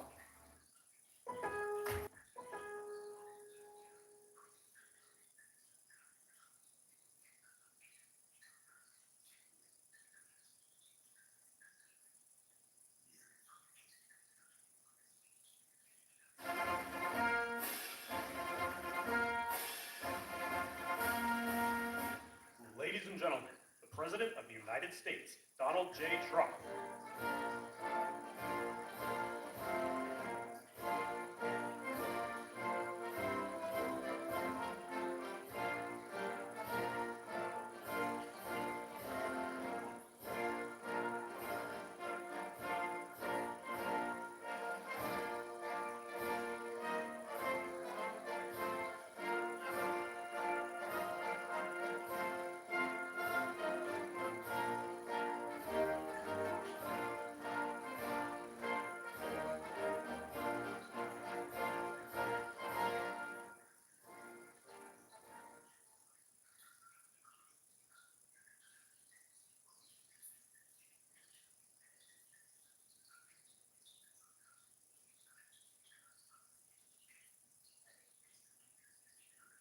By far, I would say, and we're doing tremendous things. Our country is doing very well. You saw the numbers that got released today, yesterday.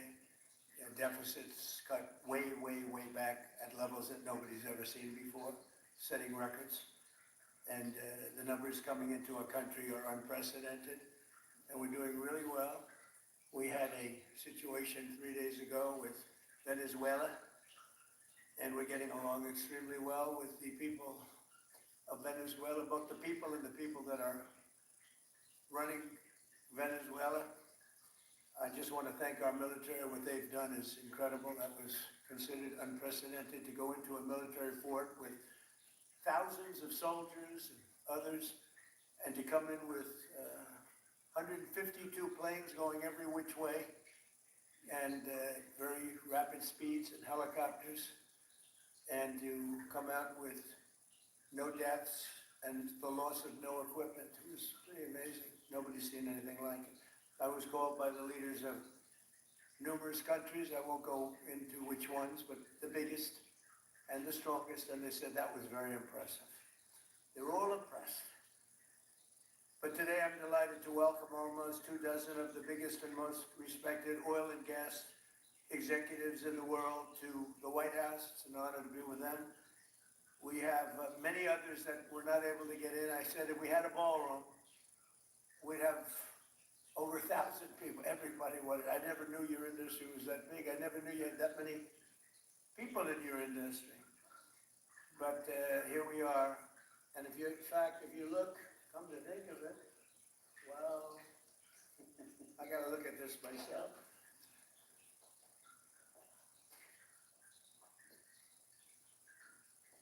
Wow.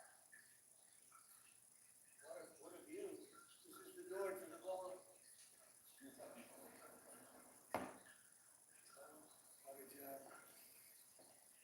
Unusual time to look, but I figure we might as well do it. If the fake news would like to go back and take a look, you can, but you'll see a very big foundation that's moving. We're ahead of schedule in the ballroom and under budget.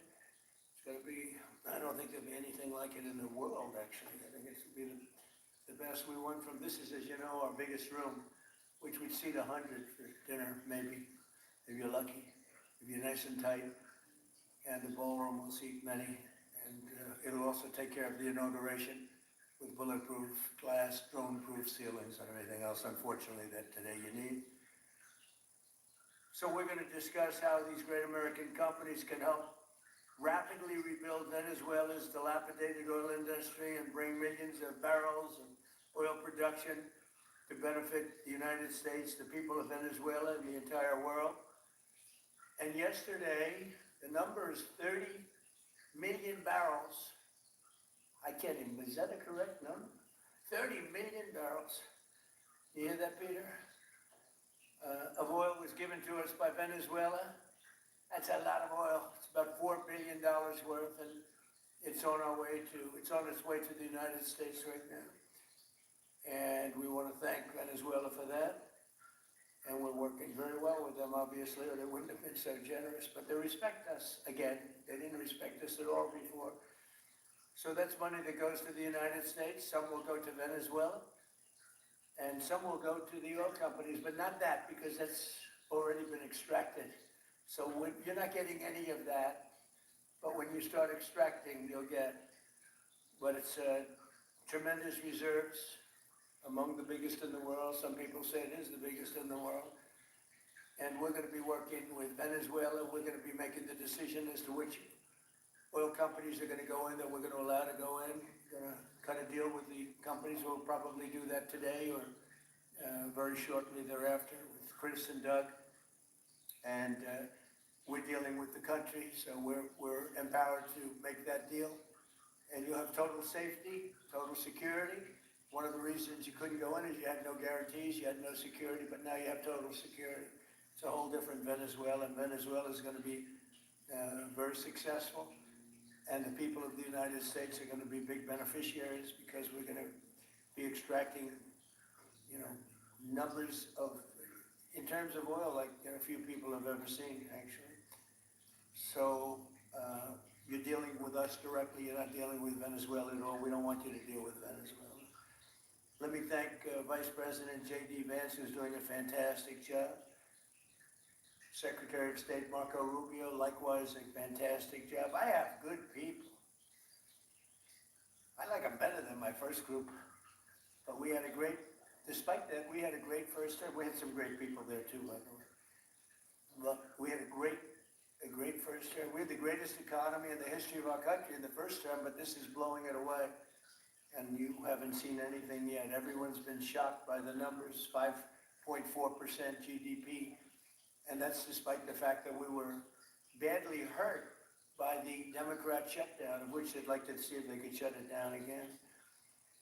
Secretary of the Interior, Doug Burgum, who's fantastic. Secretary of Energy, Chris Wright, recommended by Doug as being the greatest oil man anywhere in the world, because I wanted Doug for that job, energy, and Doug said, no, sir, there's a man named Chris Wright. I said, who the hell is Chris Wright? He said he's the most talented oil man anywhere in the world. I doubt you can get him, because typically oil men make a lot of money, and women. They make a lot of money, but Chris came. You took one of the greatest salary cuts probably in history, Chris. But he's a fantastic person, loves our country, and many other important members of this team. And I want to thank them for their efforts. As you know, last week the United States Armed Forces performed one of the most spectacular military operations in American history, apprehending the outlaw dictator Nicolas Maduro for his crimes against the United States, crimes for which he has now been indicted and is in federal court awaiting trial. And he killed many people, millions of people, actually, and allowed jails, prisons, mental institutions, insane asylums, drug dealers, drug addicts to pour into our country totally unchecked because of Sleepy Joe Biden's policy of open borders, the stupidest thing I've ever seen. We're getting them all out. The departure of Maduro makes possible an incredible future for both nations, Venezuela and the United States, which we will more closely integrate the economies of two major energy powers in the Western Hemisphere. Energy coming out of Venezuela was very small. One of the things the United States gets out of this will be even lower energy prices. We have people now getting gasoline for $1.99, $1.96, $1.95, $1.92 yesterday, somebody. And it used to be $3.50, $4, $5 a gallon. It's looking at $1.99. Decades ago, the United States built Venezuela's oil industry at tremendous expense with American skill, technology, know-how, and dollars. But those assets were stolen from us, and we had presidents who did nothing about it. This president is much different than your other presidents. They did nothing about it. They stole it. Some of the people in this room were a little bit younger when that happened, but not that much younger. It wasn't that long ago. But they stole our assets like we were babies, and the United States did absolutely nothing about it. So now we're doing everything about it. Now we're doing 500% about it, but it's a long time after the act took place. So they stole from us, and it was taken by socialists and communists at the time, and Venezuela was going bad, really bad. And as much oil as they have, they're producing almost nothing, which is just a system. So we're really, if you look at it, we're taking back what was taken from us. They took our oil industry. We built that entire oil industry. It started a long time ago, but they took it and they were very ungracious to this country, but now they're being very nice. American companies will have the opportunity to rebuild Venezuela's rotting energy infrastructure and eventually increase oil production to levels never ever seen before. When you add Venezuela and the United States together, we have 55% of the oil in the world. The United States is number one. We have them drilling. Drill, baby, drill was my campaign, and Doug and Chris, I think we're setting records of drilling right now and taking oil without Venezuela. That's how we're getting the oil prices down. The plan is for them to spend, meaning our giant oil companies will be spending at least $100 billion of their money, not the government's money. They don't need government money. But they need government protection and need government security that when they spend all this money, it's going to be there so they get their money back and make a very nice return. The plan is for them to spend at least $100 billion to rebuild the capacity and the infrastructure necessary. Venezuela has also agreed that the United States will immediately begin refining and selling up to 50 million barrels of Venezuelan crude oil, which will continue indefinitely. We're all set to do it. We have the refining capacity. It was actually based very much on the Venezuelan oil, which is a heavy oil, very good oil, great oil. It's fantastic for certain things like asphalt roads. Best there is in the world for asphalt roads and other things.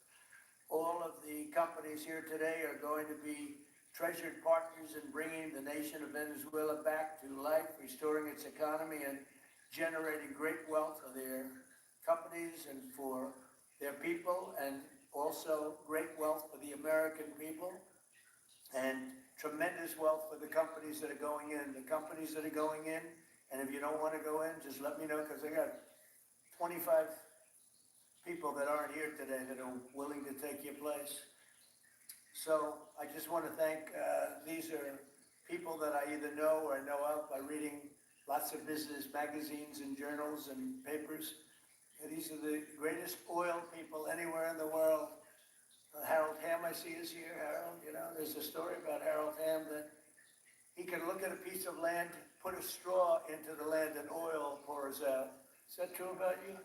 Whereas some of you guys have to invest hundreds of millions of dollars to find that oil. So we can't let that story be true. But they say Harold puts a straw into the land and oil comes gushing out. So you're not a big R&D person, are you, huh? He's called Instinct for Oil. Now he's got other problems, but we won't talk about those problems.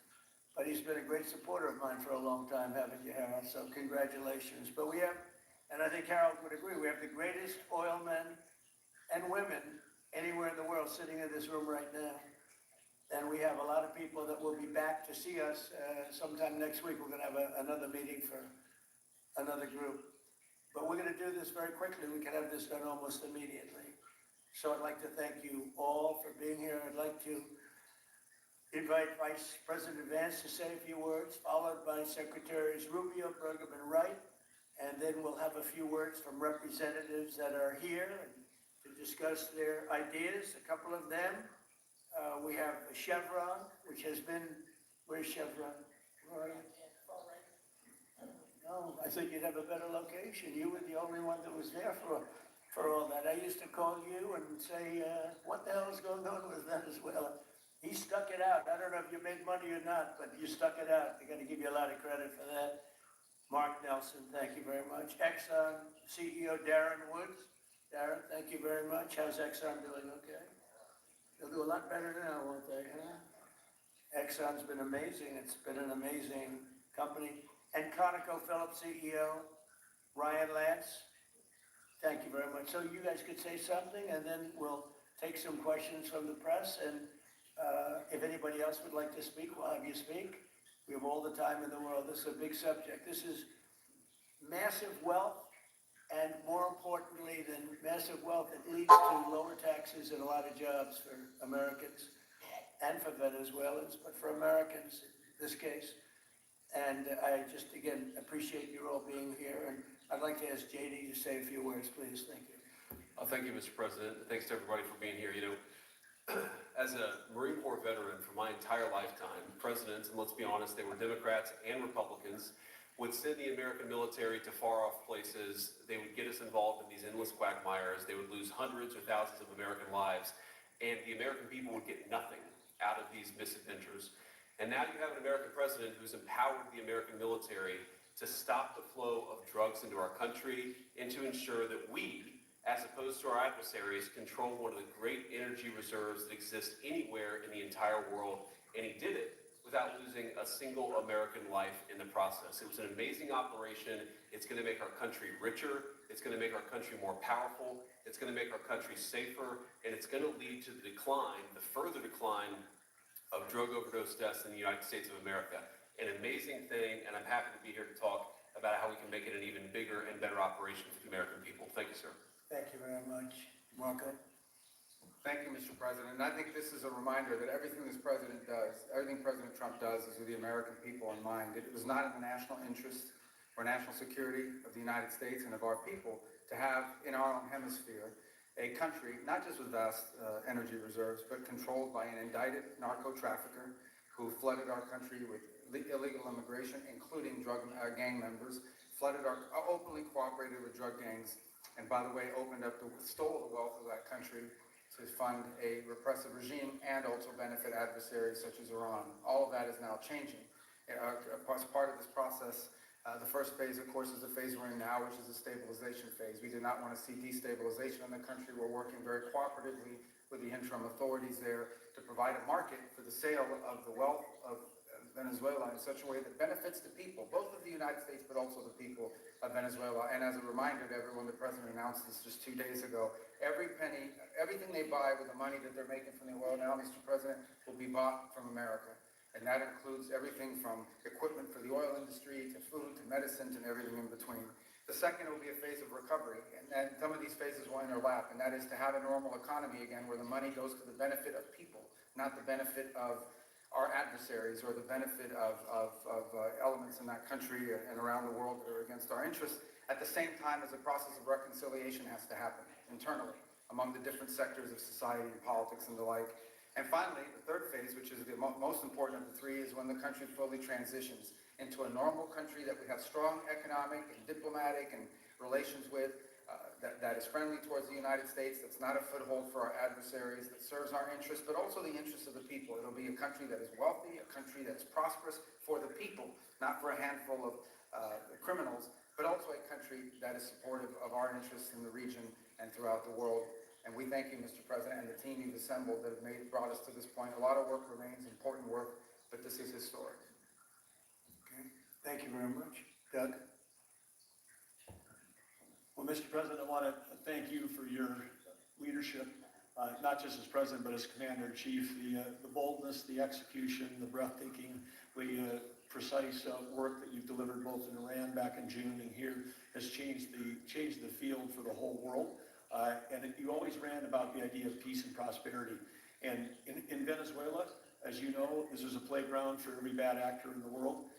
We had Russians or Iran terror groups all all of them profiting from this criminal organization that was pretending to run the country. That makes America safer. You've secured the border, we're stopping the flow of drugs, and now with the normalization of relationships on an economic basis, it's going to mean tremendously for the prosperity of the American people.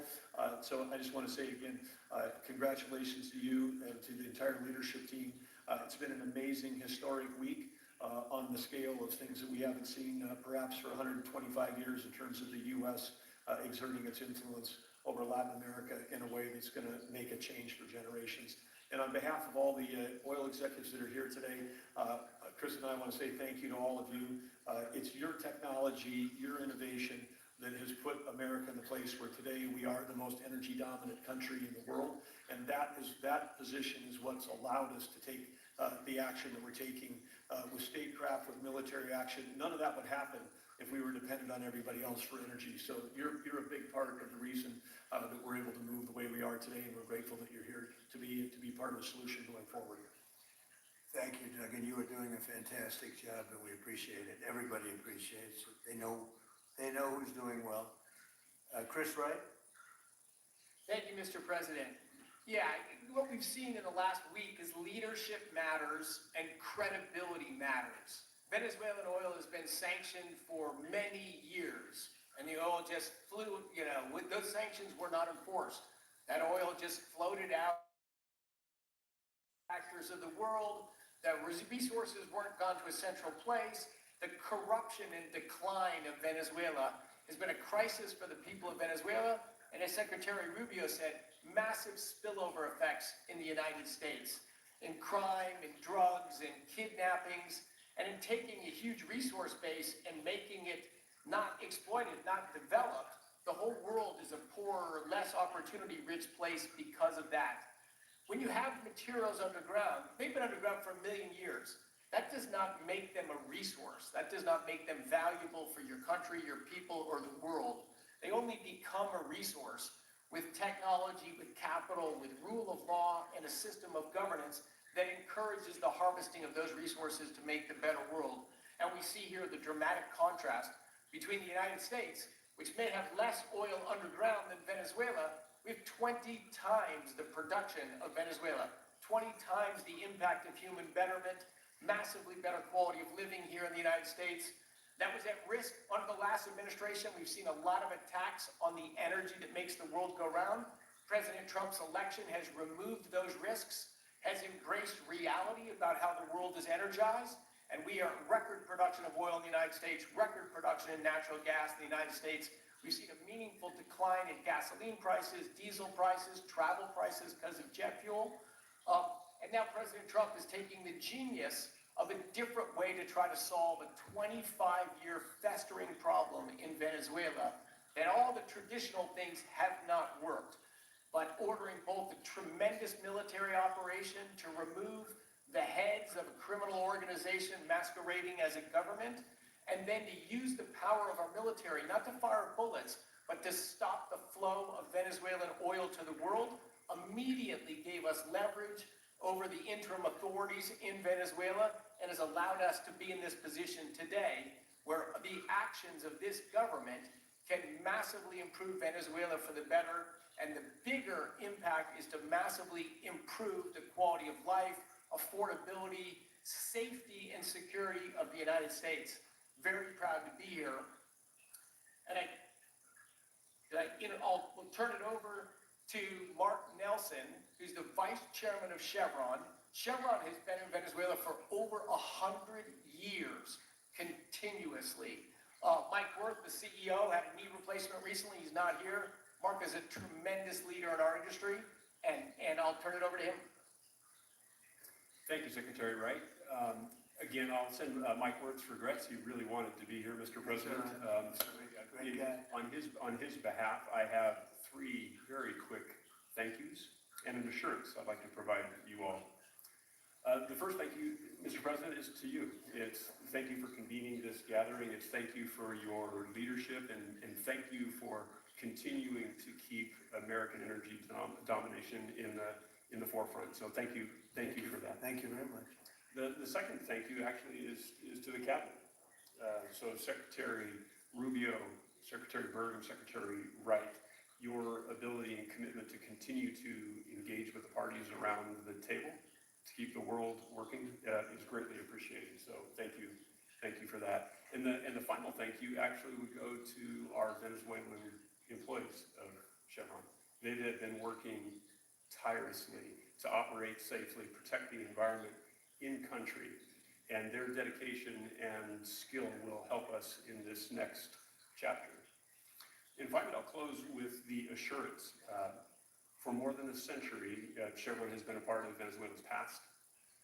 We are certainly committed to its present, and we very much look forward as a proud American company to help it build a better future. And so, Mr. President, thank you for your leadership. You really suffered there. You stuck it out. A lot of people left. A lot of big companies left. Many of the people sitting at this table left because of the safety risk and other risks. But you stuck it out. I give you credit for that. Sometimes it was hard. I remember 6 months ago I told you to stay. Just stay. Things are going to happen. You'll be very happy. I didn't know they were going to happen this fast or this conclusively. One thing I think everyone has to know is that if we didn't do this, China or Russia would have done it. And if China or Russia were a next-door neighbor, because essentially this is not around the other parts of the world so far away where you fly in an airplane for 24 hours before you get there. This is sort of a next-door neighbor if you think about it. And I told China and I told Russia, we get along with you very well. We like you very much. We don't want you there. We're not going to be there. And if we didn't do this, China would have been there and Russia would have been there. Maybe they both would have been there together, but they're not going to be there now. One thing I will tell them, and I will tell you, that we are open for business. China can buy all the oil they want from us there or in the United States. Russia can get all the oil they need from us, and they do like oil, even though they produce a lot of it. But China and Russia and everybody else is able to go, and we'll be open for business almost immediately.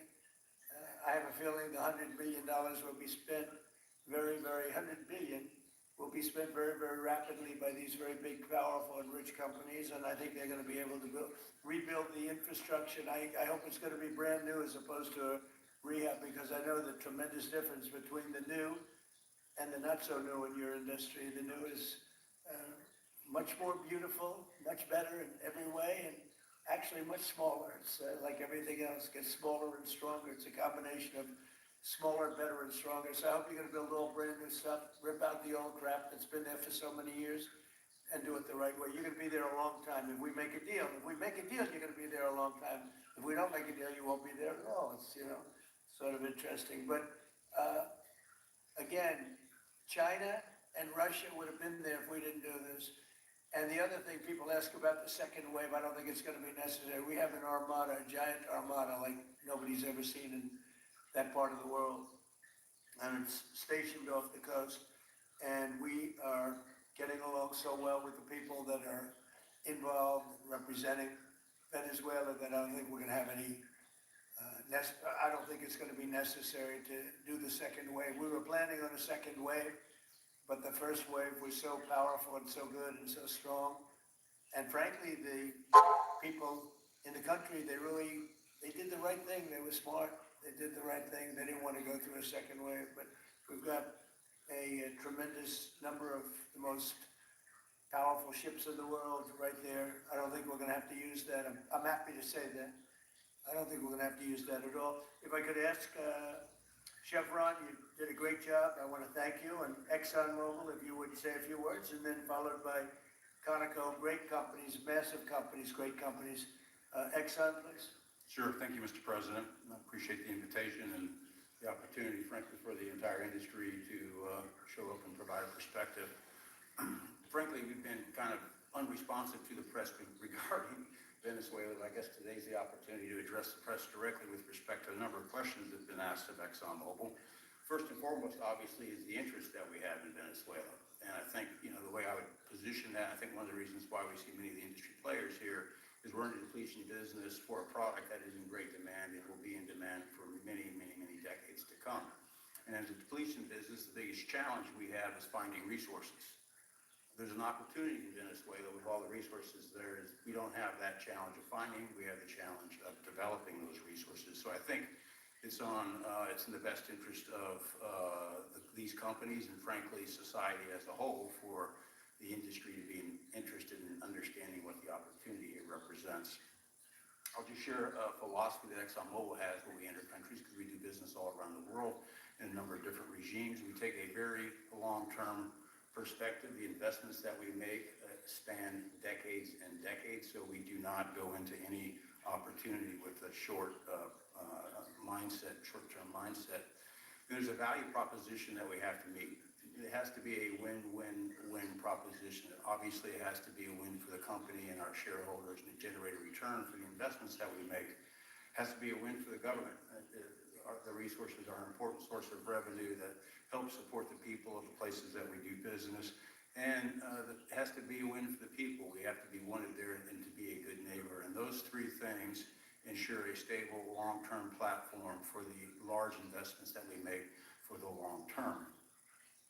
With respect to Venezuela in particular, we have a very long history in Venezuela. In fact, we first started in Venezuela back in the 1940s. We've had our assets seized there twice. And so you can imagine to re-enter a third time would require some pretty significant changes from what we've historically seen here and what is currently the state. If we look at the legal and commercial constructs and frameworks in place today in Venezuela, today it's uninvestable. And so significant changes have to be made to those commercial frameworks, the legal system. There has to be durable investment protections, and there has to be a change to the hydrocarbon laws in the country. We're confident that with this administration and President Trump working hand in hand with the Venezuelan government, that those changes can be put in place.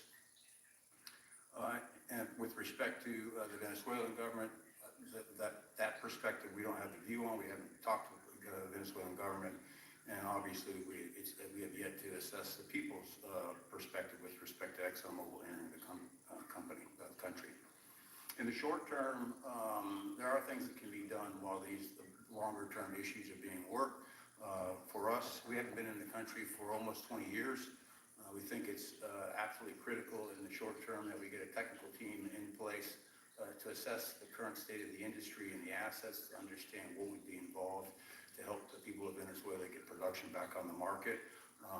With the invitation of the Venezuelan government and with appropriate security guarantees, we are ready to put a team on the ground there. We also have a integrated set of capabilities from production to refining to trading, and I think we can be of assistance to getting the Venezuelan crude to market and realizing a market price to help again with the financial situation in Venezuela. So those are my short-term perspective that I have. I'd say maybe close with a thank you, Mr. President, for the work that you've done to secure not only the national security, but the energy security of the region. And then thank you, Secretary Rubio, Secretary Wright, Secretary Burgum, for your leadership in this matter. Thank you. How long would it take you, Darren, as Exxon if we make a deal, and if we make a deal, how long would it take you to get in there and get started? Well, the first step, this technical team, as I talked with Secretary Wright earlier this week, we started from the beginning to put the team together so that if and when it was needed, we could hit the ground almost immediately. So we can hit the ground within the next couple of weeks, start the assessment. Right. And then from there, we need to understand. That's what we want. We want speed and quality. That's what we want. Thank you, Darren. And Conoco, Ryan? Thank you, Mr. President. Appreciate the opportunity to be here too. And you've assembled a great team, and our congratulations as well for removing one of the terrible people in the world and bringing them to justice. It was quite amazing. I think you've given hope to the people of Venezuela again, which I think is quite remarkable. And we've been on the other end of that despot regime a long time. Our assets were expropriated. I had a little bit more hair when that happened. I think we're the largest non-sovereign credit holder in Venezuela today. So we're in a bit of a different situation, but I think your big and bold idea to use energy commerce instead of conflict is something that could make a real big difference in Venezuela. And our company certainly stands ready to help in that endeavor. Encourage you to continue to think bigger and even bolder. And we've had some discussions with your energy team about that as well. As we think about the other people that need to be in this room and in this discussion are the banks, and including probably the Exim Bank, as we think about how the debt needs to be restructured and the financing to deliver the billions of dollars that are required to restore their energy infrastructure. And I think as we think that big and bold, we need to be also thinking about even restructuring the entire Venezuelan energy system, including PDVSA. And I think if we can do that and think bold, there's an opportunity to be quick, fast, and restore the quality of what's happened in Venezuela, or what's been lost in Venezuela over the course of the last 25 years. So thank you for this opportunity. Well, thank you very much, and you'll get a lot of your money back. We're gonna start with an even plate, though. We're not gonna look at what people lost in the past, because that was their fault. That was a different president. You're gonna make a lot of money, but we're not gonna go back. And you left a lot of money behind, I guess, huh? What number? 12 billion. How much? 12 billion? Good write-off. It's already been written down. It's been written. All right, thank you. You'll make it back one way or the other. You're all gonna do very well. I think really very well. Marco just gave me a note. Go back to Chevron. They want to discuss something. Go ahead. I'm going back to Chevron, Marco. Thank you, Marco. Was there a question, Mr. President? Yes, go ahead, Marco. What are you saying here? Mark, Oh, if you could update us on the operations in the ground and with the appropriate approvals, what you might be able to achieve in the next 12 to 18 months, give us a little view from the ground. You bet. So today Chevron has 3,000 employees in 4 different joint ventures in Venezuela today. And over the past 5 to 7 years, they've taken production from about 40,000 barrels a day to 240,000 barrels a day, essentially getting those facilities and that equipment up to standards that would be something that people in the room would be more accustomed to. Given the work we've done with Secretary Wright and Secretary Burgum and even Secretary Bessent, I think we have a path forward here very shortly to be able to increase our liftings from those joint ventures 100%, essentially effective immediately.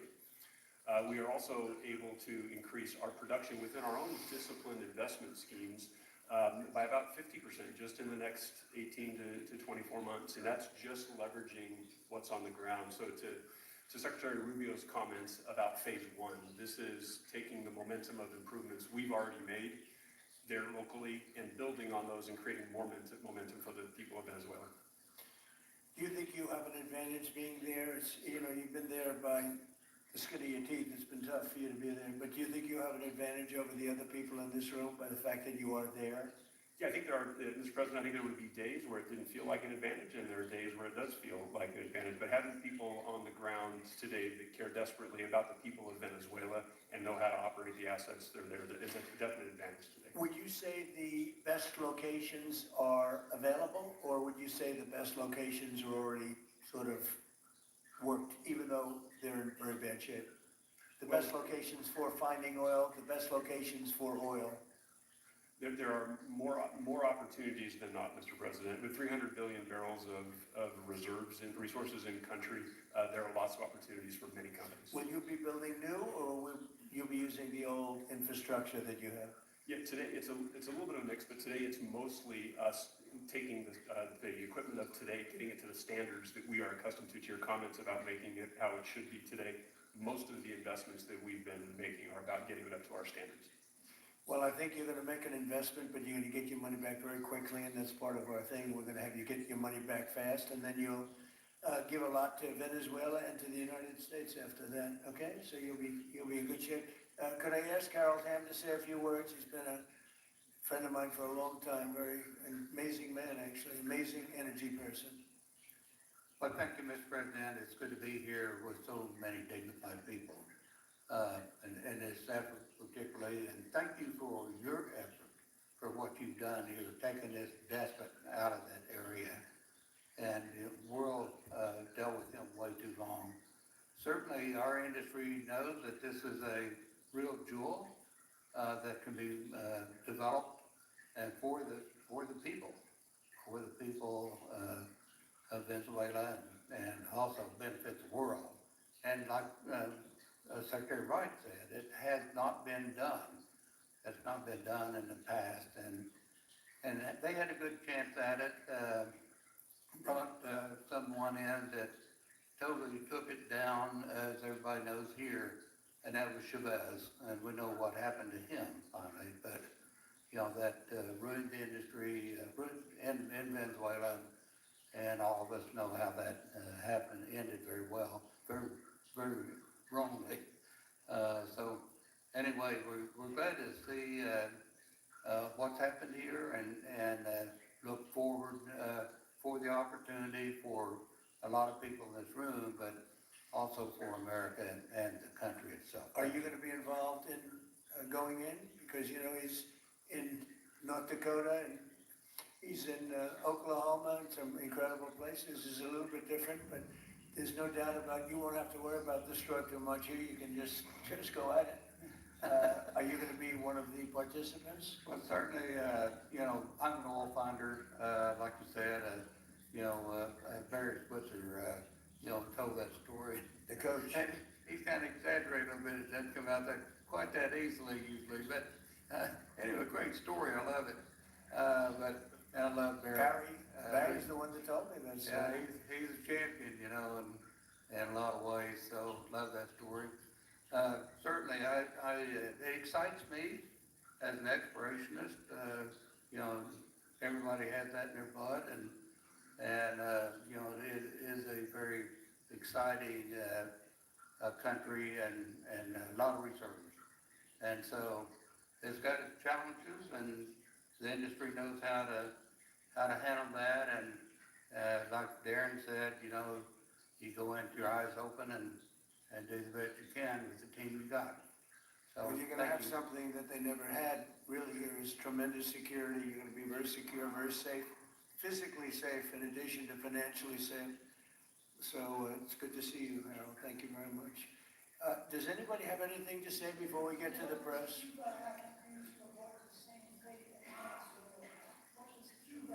Well, Cuba's in bad shape. Cuba relied on Venezuela for oil and for money. And nobody really knows what's going to happen with Cuba. They're doing very poorly. They're really third world all the way. And we have a lot of great Cuban Americans.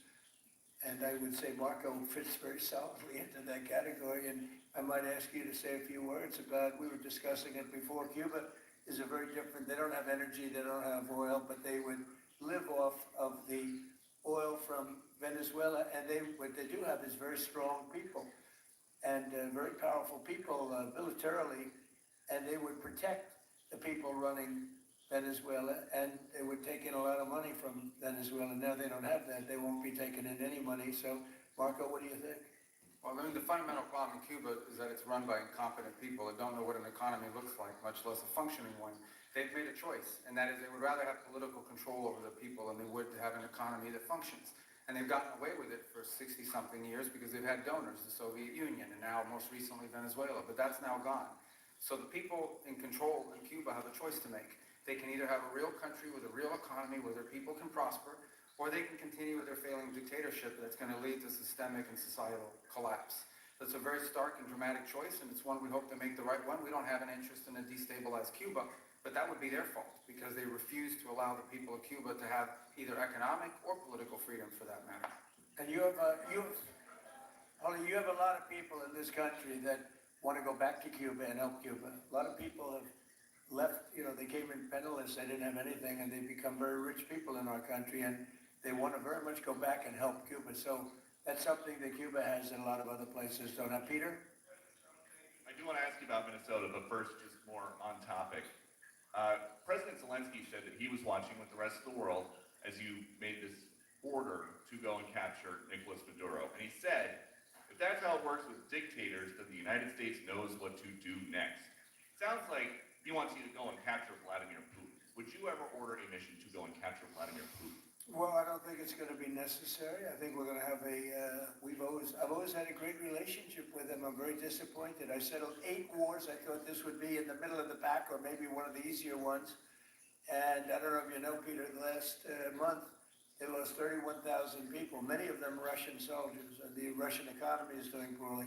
I think we're going to end up getting it settled. I wish we could have done it quicker because a lot of people are dying and mostly soldiers, you know, they get hit in Kiev and they get hit a little bit here and there and people are dying there too. But largely it's the soldier population. When you have 30,000, 31,000 soldiers dying in a period of a month, 27,000 the month before, 26,000 the month before that, that's bad stuff. So, as you know, President Biden gave $350 billion to Ukraine to fight, and we would never get that back, although I did make a rare earth deal to get it back, so we will be getting it back, but shouldn't have done that. It was a bad thing to do.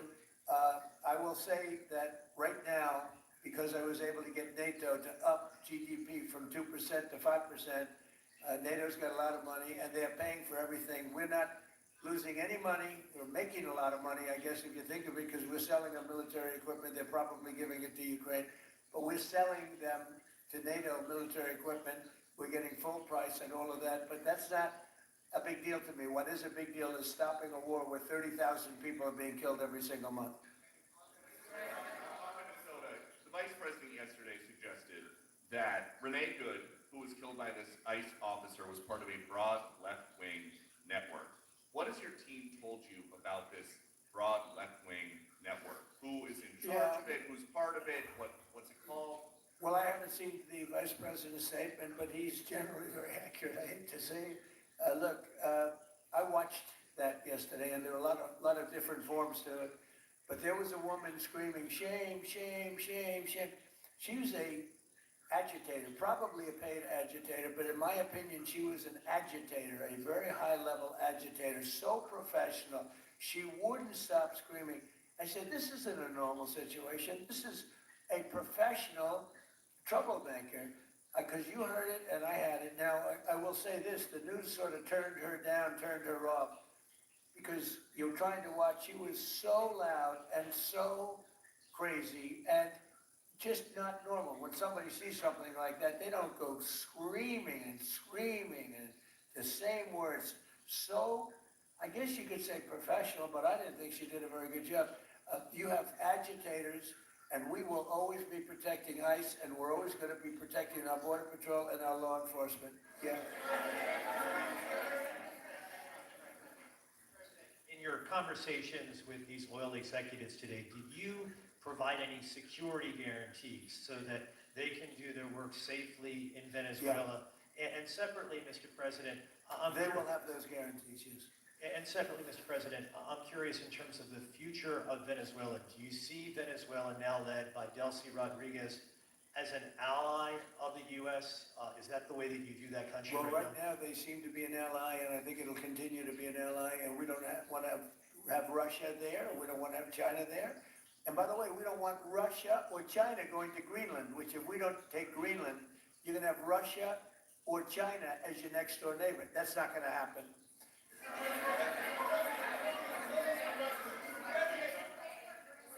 The White Mr. President, Top. thank you. You just said that these companies would have security guarantees if they go in on the ground in Venezuela. They will have. And what is your plan there actually for these companies and those Americans who are going to be on the ground working for these companies? Well, there are going to be Americans. I assume they're going to be using a lot of Americans, but they're going to be using a lot of people from Venezuela and other places, I would imagine. But I would think that mostly they'll be using Venezuelan workers. They have a lot of great workers.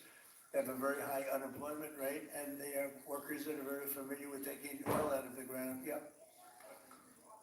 How long do you think the Ayatollah will be in power after what we've seen play out on the ground there? When is the U.S. going to get involved now that reports of protesters being killed on the ground? So Iran's in big trouble.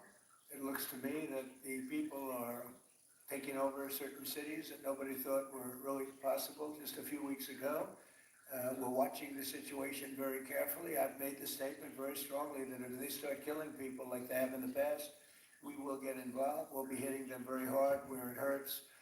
And that doesn't mean boots on the ground, but it means hitting them very, very hard where it hurts. So we don't want that to happen.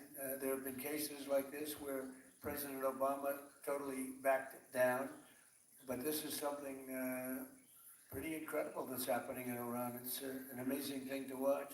They've done a bad job. They've treated their people very badly, and now they're being paid back. So let's see what happens. We're watching it very closely. Go ahead, please. Yes, go ahead. Thank you so much, Mr. President.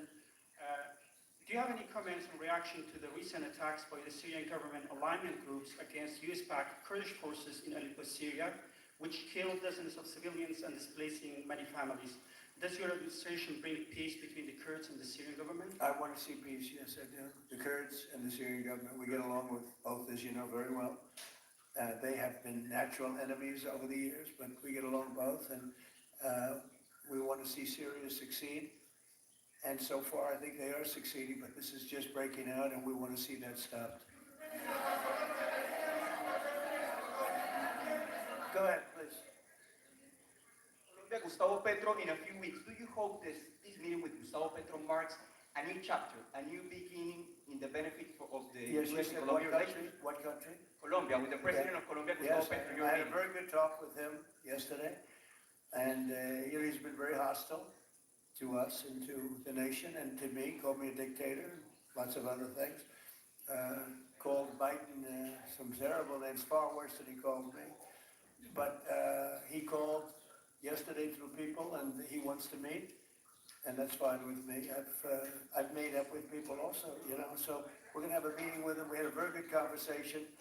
The people of Colombia are incredible people. Marco would know that better than anybody because he's married to a woman from Colombia. And I don't mean Columbia University. I'm not sure. I think I like Colombia, the country, better. If you want to know the truth. The people are, hold it. The people are great people. I look forward to meeting with them. We're going to meet in the very near future. President of Venezuela here in the White House, would you greet her to discuss the fate of the oil? Yeah, well, I'm going to meet a lot of people, and we're going to meet, we meet a lot of people. When you end 8 wars, you get to know a lot of people, and I think it's very important. As an example, we have over $18 trillion, think of it, $18 trillion coming into our country. A lot of that's coming in from foreign countries like Saudi Arabia and Qatar and UAE and others. And I get to meet a lot of people, but I will be meeting with various representatives of Venezuela, probably pretty soon. We haven't set that up. But the relationship that we have with the people that are currently running Venezuela is very good. We also have a young lady that received the Nobel Peace Prize. She's going to come in and pay her regards to our country, really, to me, but I'm a representative of the country, nothing else. And she's coming in sometime next week, I think Tuesday or Wednesday, and we'll see how that is. But we're dealing with the people from Venezuela. We're dealing with them very well. I think they've been very smart in the way they've dealt with us, frankly, because that whole place could have been obliterated with one more strike, and we didn't want to do that.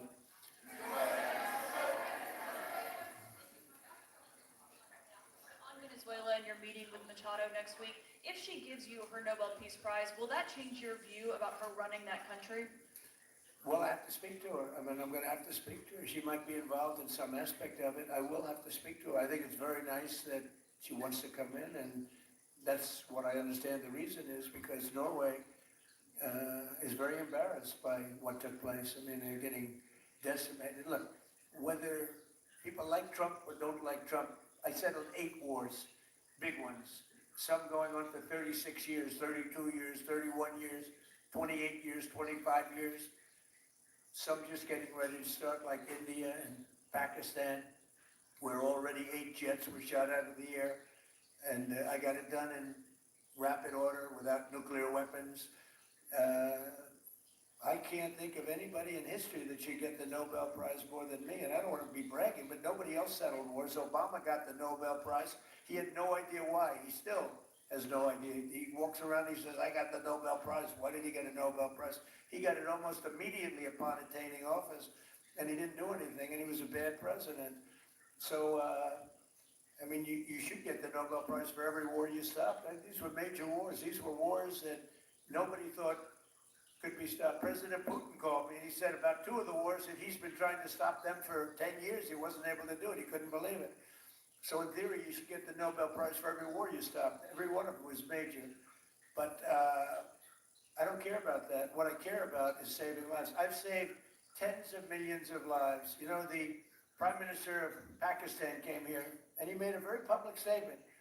He said that President Trump saved minimum 10 million lives having to do with Pakistan and India, and that was going to be raging. So, you know, but I'm honored that she's coming here. I look forward to meeting her, yes. Go ahead. The state officials there have said that the FBI is not sharing evidence with them. Typically, they would conduct a joint investigation, as you know. Do you believe that the FBI should be sharing evidence with state officials in Minnesota? Well, normally I would, but they're crooked officials. I mean, Minneapolis and Minnesota, what a beautiful place, but it's being destroyed. It's got an incompetent governor, fool. I mean, he's a stupid person. And it looks like the number could be $19 billion stolen from a lot of people, but largely people from Somalia. They buy their vote, they vote in a group, they buy their vote.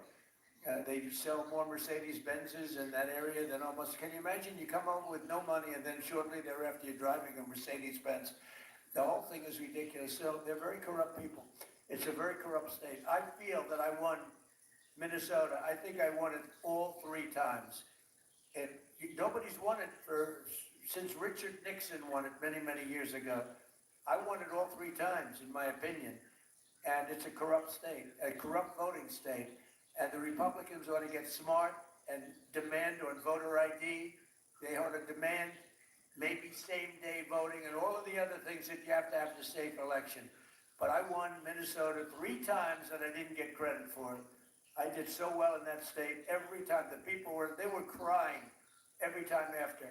That's a crooked state. California's a crooked state. Many crooked states.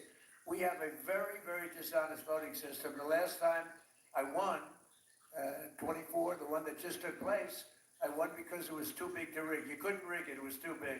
But I won the state of Minnesota. It's a corrupt voting system with an incompetent governor, a very incompetent governor. And by the way, he's a very corrupt governor, too. Go ahead. I have a question on Iran, but first, very quickly on Venezuela. How do you provide total security guarantees to these companies without putting U.S. boots on the ground?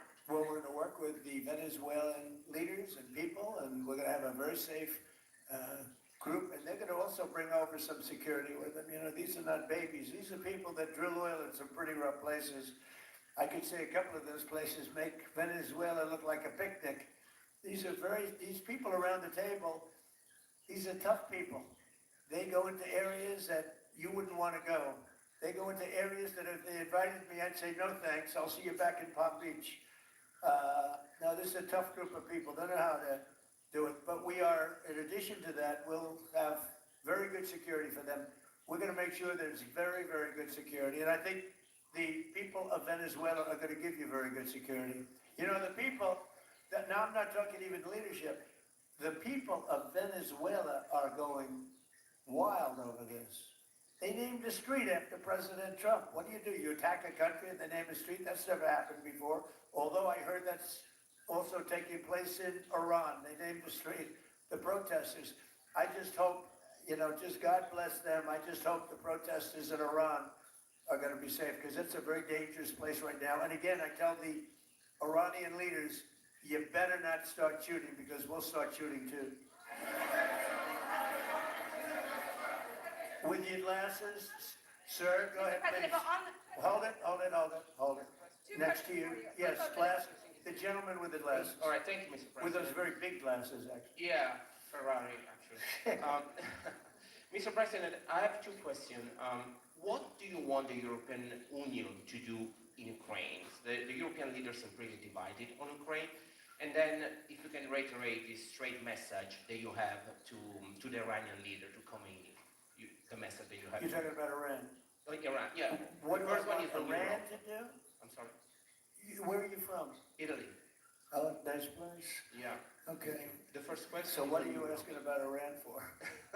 Well, if you can answer about Europe and what you think the Europeans should do on Ukraine, and then a message. Well, look, Europe has been doing so much for Ukraine, but it hasn't been enough. And obviously that I would say that President Putin is not afraid of Europe. He's afraid of the United States of America, as led by me. there's no fear of Europe. You know, Europe's falling behind, and Europe, and JD said it very strongly, I don't know, took a lot of heat, but I didn't give him any heat. Europe is a different place. Europe is changing. Europe has got to get its act together. I love Europe. I guess I came from Europe, essentially. My roots are in Europe, but Europe is a different place. They have to get their act together. Now they've started to have a great NATO leader, and they've gone up to 5% from 2% GDP. It's a big step. But they have to be very careful with their immigration policy, and they have to be very, because, you know, I will just say, to be nice, that there are certain places in Europe that are very important that are no longer recognizable. I'm being very nice, I'm being very diplomatic when I say that. They are not recognizable. And they have to be careful on energy, because they're putting windmills all over the place and losing a fortune. They're destroying their country. They're destroying the beautiful landscapes, the beautiful everything. They're doing, and by the way, in case you know, I'm not much of a windmill. I can proudly say, Doug, that we have not approved one windmill since I've been in office, and we're going to keep it that way. My goal is to not let any windmill be built. They're losers. They lose money. They destroy your landscape. They kill your birds. They're all made in China. And all you have to do is, you know, just about all of the windmills are made in China, the structures. All you have to do is say to China, how many windmill areas do you have in China? So far, they're not able to find any. They use coal and they use oil and gas and some nuclear, not much, but they don't have windmills. They make them and sell them to suckers like Europe and suckers like the United States before. They are the worst form of energy, the most expensive form of energy, and in 8 years they're rotted out anyway. Go take a look at Palm Springs, California, and take a look at what that looks like. It looks like a junkyard of steel. So we don't approve, and I've told my people, we will not approve windmills. Maybe we get forced to do something because some stupid person in the Biden administration agreed to do something years ago. We will not approve any windmills in this country. On Venezuela, is it ultimately more important to you to establish stability there or democracy there? Well, you're talking about maybe the same thing. I mean, you're talking about stability or democracy. I don't know. To me, it's almost the same thing. We want stability, but we do want democracy. Ultimately, it'll be democracy. Peter? I have a policy question, President Trump, but I'm having a hard time seeing here. I see the American flag lapel pin. What is the other lapel pin? Somebody gave me this. You know what that is? That's called a happy Trump. And consider the fact that I'm never happy.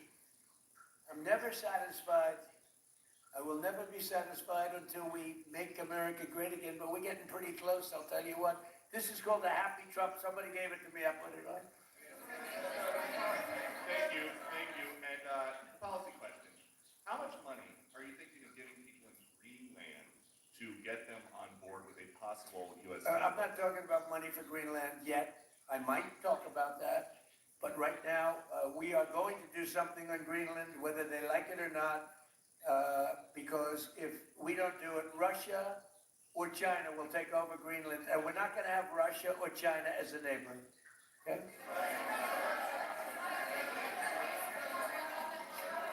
I would like to make a deal, you know, the easy way, but if we don't do it the easy way, we're going to do it the hard way.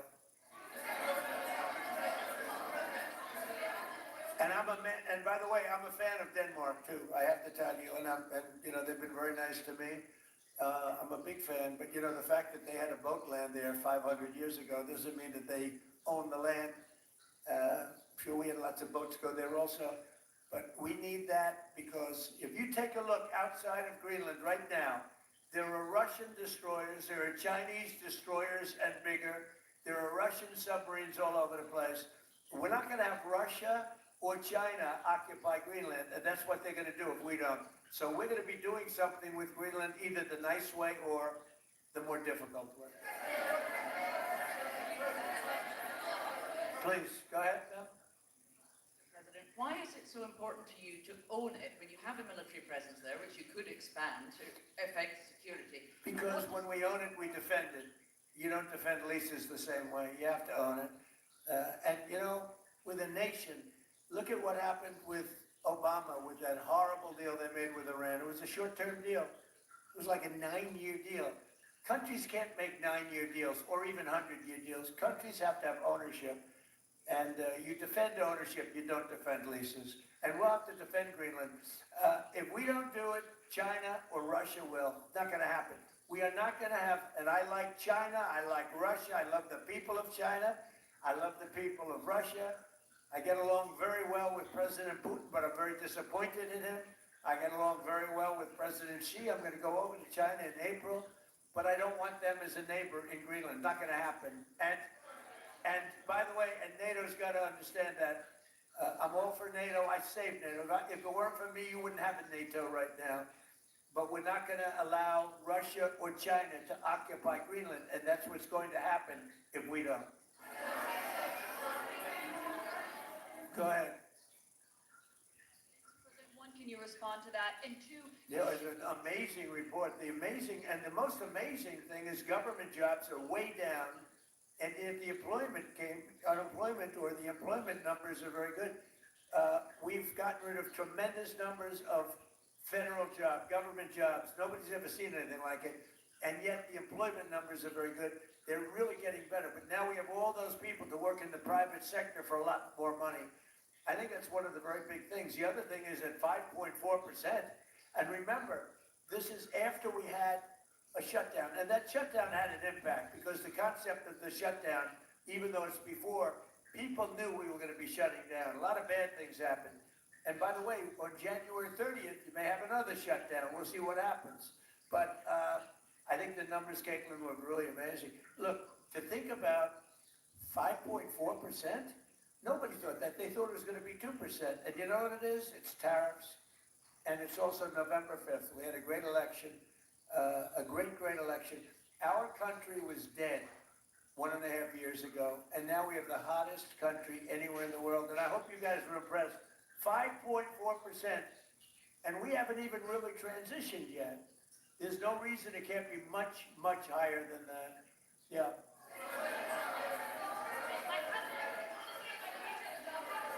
First off, can you respond to the manufacturing Let's numbers? give CNN a chance. You know, And- they've been finding so hard to get back into the mainstream. Mr. President, you posted some numbers actually on Truth Social last night. People saying you posted the job data early when you're not supposed to obviously share it till the next morning. Did you do that on purpose? No, I don't know. If they posted them, I said post them whenever you get a chance. I don't know. They gave me some numbers. When people give me things, I post them. But the numbers are amazing. Yeah, please.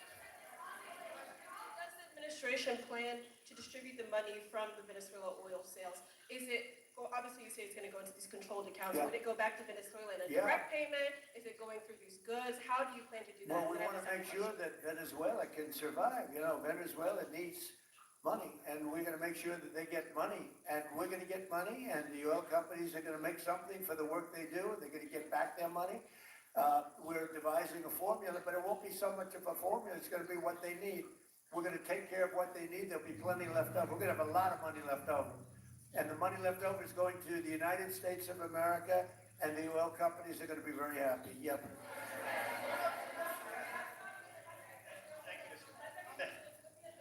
Offer a backstop to these oil companies for like financial guarantees, some sort of backstop, if the country did destabilize again? That's a very interesting question. Using the word backstop, I haven't heard that word in a long time. That was at the Wharton School of Finance I last heard. That's a good term. We ought to use it more often. I hope I don't have to give a backstop. I'm just, look, these are very smart people. The smartest people are not only in oil and business. These are the biggest companies in the world sitting around this table. They know the risks. I mean, there are risks. We're going to help them out. We're going to make it real easy. They're going to be there for a long time. We're going to be there together for a long, long time. And they're going to be taking the oil, and they're going to be bringing oil prices down. They're going to make a lot of money. They're going to get their money back. They're going to be safe. The people of Venezuela are going to be big beneficiaries, and the United States of America is going to be a big beneficiary for what we've done. And you know, one other thing I might say, it's also very big for national security because, again, just like Greenland, we can't have China or Russia occupy Greenland. We can't have China or Russia occupy Venezuela. And if we didn't do what we did, China or Russia would have been in Venezuela. I think I can, where's Mr. Chevron? So let me ask you, they would have been in there if we didn't do this. Do you agree with that? They certainly have a lot of economic interests in country. There's absolutely no argument about that. They were trying to be there. I mean, you know, we had a Russia, I guess sort of I call it a semi-Russian ship yesterday that we took over, and Russia decided not to defend that ship against us. It's a big movement. The ship was loaded up with oil, and we took the oil, and it came out of that port. But Russia would be there, or China would be there, and we want them to be there for a different reason. We want them, do you people agree? In particular, China, they need a lot of oil. Russia doesn't need so much, but Russia was there anyway. But I assume you agree that China would like to be doing a lot of business there by buying oil, and I want to just tell President Xi and President Putin, but more so in this case President Xi, because they do need a lot of oil, and we are open for business in the United States, and we are open for business in Venezuela, right?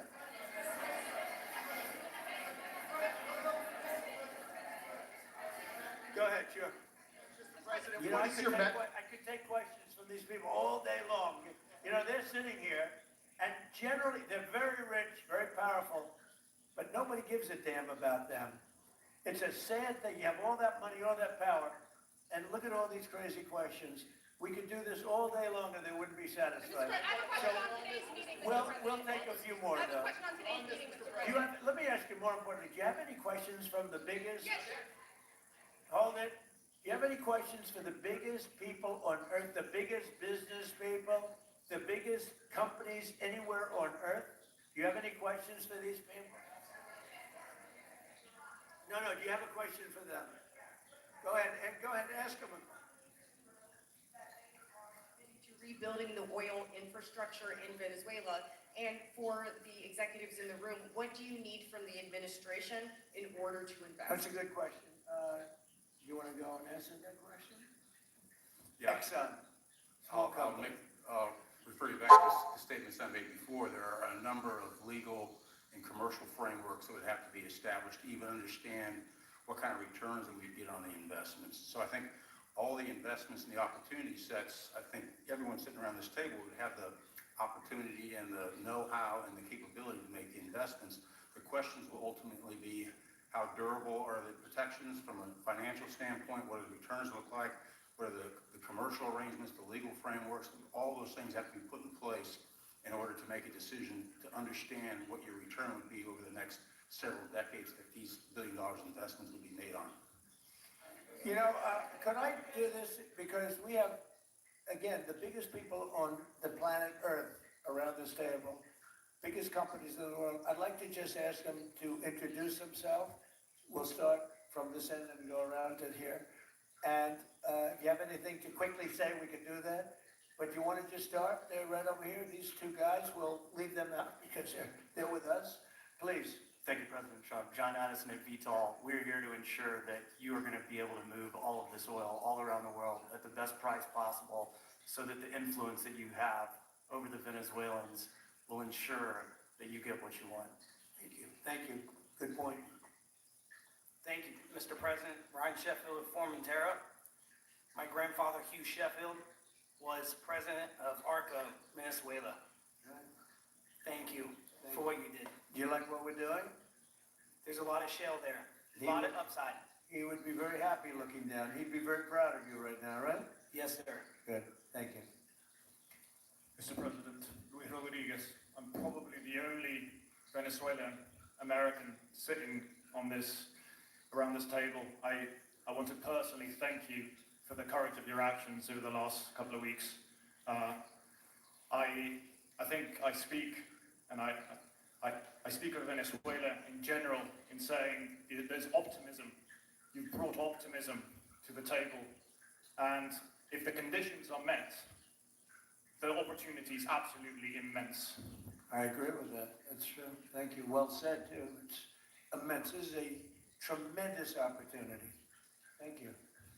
Richard Holton from Trafigura. We're working with your administration, Mr. President, to bring that Venezuelan oil to the United States. Our first vessel should load in the next week. Good job. Thank you. I think the reason that most of us are here and thinking about the future is because we trust you initially to set this program up that will work and guarantee that this can be done. And there's a huge investment that needs to be done. We've all agreed on that. And certainly we need time to see that through. So thank you for what you've done. Thank you very much. Thank you. Mr. President, I'm Lane Riggs, CEO of Valero Energy, and we're one of those companies that refineries in the U.S. are uniquely configured to run Venezuelan oil, and we're more than happy as this opportunity expands for us to further invest in our refineries to produce more of it. And you're very much set up for the heavy oil, right? Yes, sir. That's great. That's great. We're ready for it. Thank you, Mr. President. Thank you for having us here. And thank you for opening the door to a better Venezuela. We are a Spanish company, but we are fully committed to invest here in the States.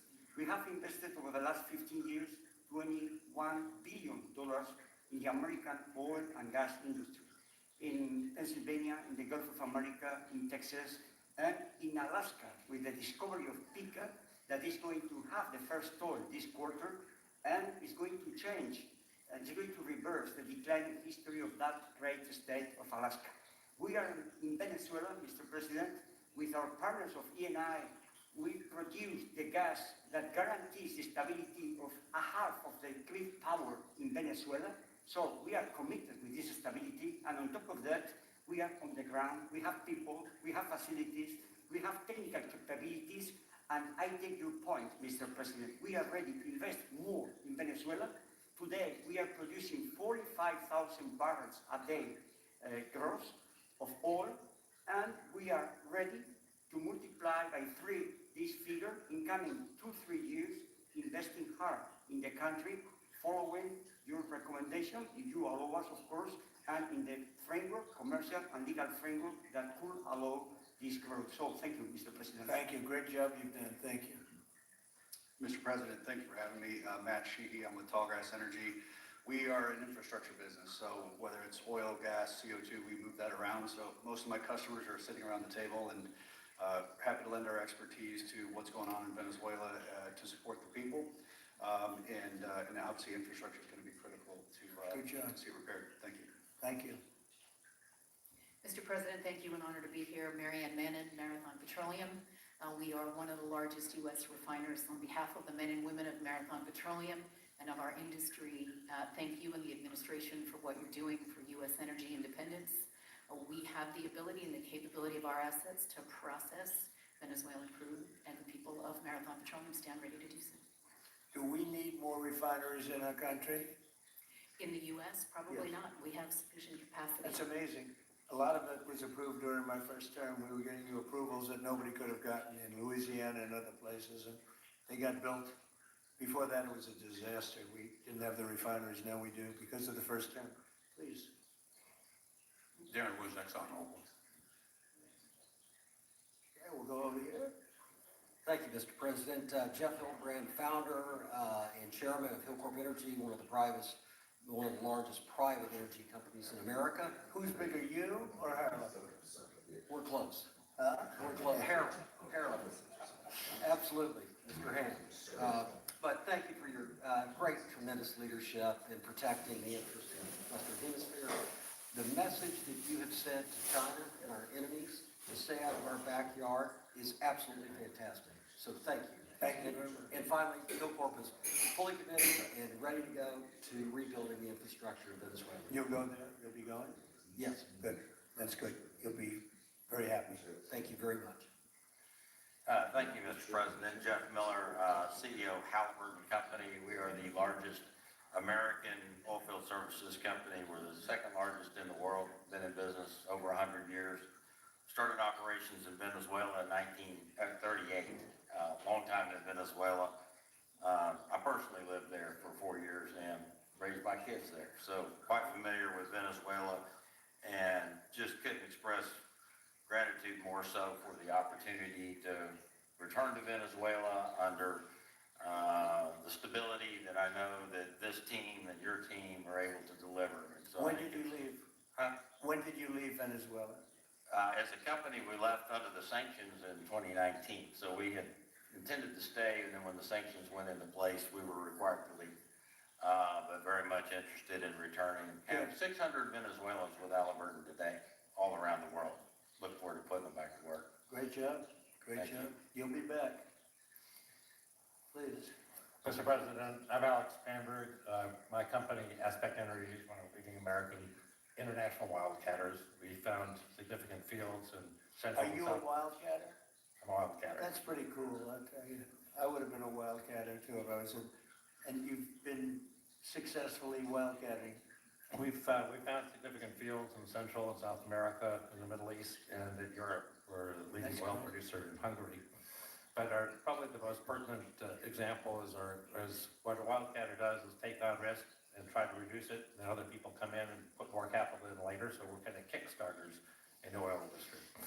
We went into Kurdistan very early on, back when Right. people told us it wasn't safe and we shouldn't do it. We found a big field there, and it ultimately got to be developed along with one of my colleagues here to be one of the big leading fields in Kurdistan. We think that Venezuela has a tremendous amount of opportunity. If you look at the investment required, people are talking about hundreds of billions of dollars. If you put that in perspective, that's 1 million barrels a day for 15 years, is $220 billion net cash flow. So what we really need to do is to be able to kickstart production and then reinvest and have the confidence to reinvest. And what you're doing by putting the United States in control of the cash flow coming out of the country gives companies like ours the confidence to say we can kickstart this production and then reinvest and reinvest. In Hungary, we've invested $1 billion in changing the trajectory of Hungarian oil production. We were only able to do that not because we could write a $1 billion check, we're a smaller company, but because we reinvest all the cash flow back into new production. Good. Mark Good Nelson, job. Mark Nelson with Chevron. Sure. Thank you, Mr. President. I'm Carlo Descalzi, and ICO, Italy. We started working in Venezuela in 1980. We have a lot of oil, but now just the gas is flowing because it's not under sanction. And as my colleague from Repsol said, we cover more than about 50% of the electricity in the country. So that is essential to avoid any kind of problem, social problem. We own about 4 billion barrels of reserves, so a huge amount in the Orinoco Belt and in central Venezuela. We have now in the country 500 people, most Venezuelan, and we are ready to invest. Clearly, we are ready to invest. We thank you for the big efforts and the efficiency of your action, and we are here. And we are here to work together with the U.S. We are also a big investor in the U.S. So I know that. We thank you again, and we are there. And we are also ready to join with American companies in our assets to develop and go faster with good investors and good know-how from the U.S. company. Yeah. Thank you. You've done a great job. Thank you very much. Mr. President Ross Perot, good to see you again. I'm chairman of Hillwood and HK Energy, been in the energy business 45 years, and we have been working with your team quite a bit. We have been in Kurdistan now for 19 years, along with Alex, and built a very good business. But now with your team, we're looking in Syria, we're now in Libya, and so we are very excited to look at Venezuela with you and your group, and look forward to continuing to build this great industry. Thank you very much. Thank you. Mr. President, thank you for having us here today. Wallace Solmorn from Shell. Of course, we have a huge presence here in the U.S., in the Gulf, as well as in Pennsylvania with a petrochemical facility, which I think we had the opportunity to host you at, as well as being one of the largest LNG off-takers of American LNG. We have been in Venezuela for a very long time. We actually drilled in 1914 the first well that discovered oil in Venezuela, and on the back of which the entire energy industry was established in Venezuela. When we left in the 1970s because of nationalization, we had 1 million barrels per day of production. But we have kept boots on the ground in Venezuela all this time, and we now have a few $1 billion worth of opportunities to invest in, subject to OFAC approval. So we are ready to go and looking forward to the investments in support of the Venezuelan people. That's great. Thank you very much. Thank you, Mr. President. Ben Marshall, the America's CEO for Vitol, along alongside Trafigura. We're very thankful to have worked with the government and the Venezuelans to be able to bring the crude oil to market at a market price as quickly as we can to help stabilize the country. Thank you. Thank you. Brian Lance, ConocoPhillips, I'll defer to my colleagues. Thank you, Mr. President. Olivier Bush, CEO of SLB, or formerly known as Schlumberger, the largest global oilfield services. We have been in Venezuela since 1930, and we still operate. We operate today on the ground with and support of Chevron.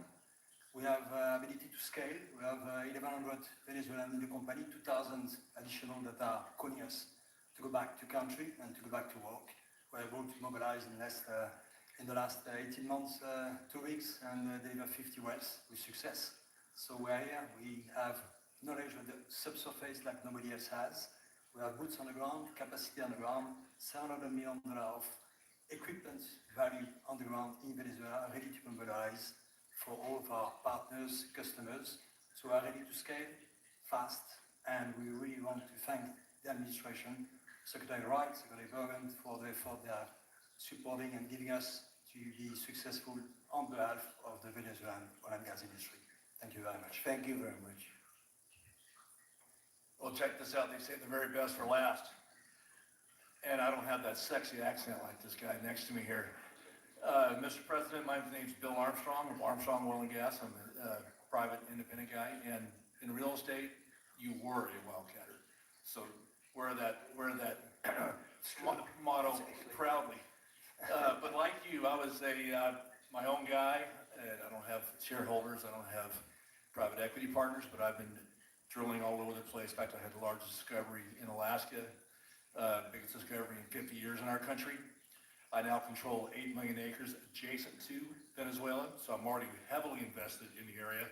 We share a 150-mile border with Venezuela in the countries of Aruba and Curacao, and we are ready to go to Venezuela. It is, in real estate terms, it is prime real estate, and it's kind of like West Palm about 50 years ago. Yeah. Very right. Yep, I agree with you. Thank you. Congratulations.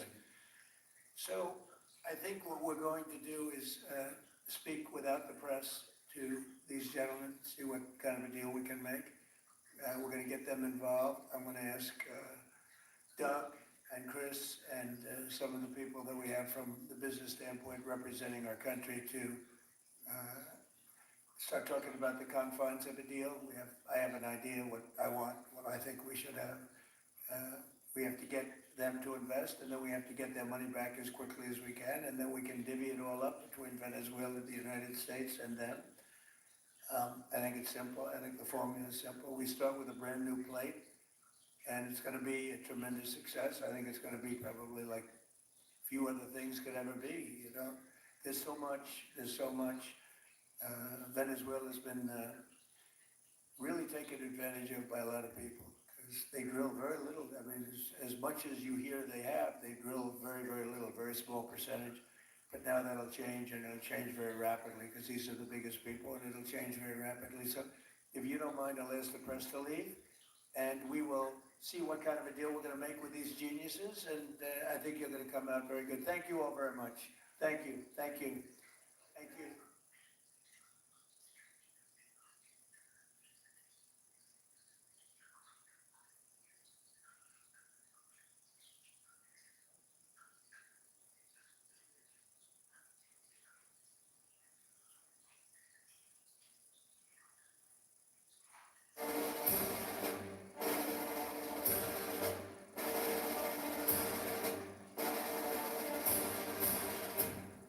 Ladies and gentlemen, the President of the United States, Donald J. Trump.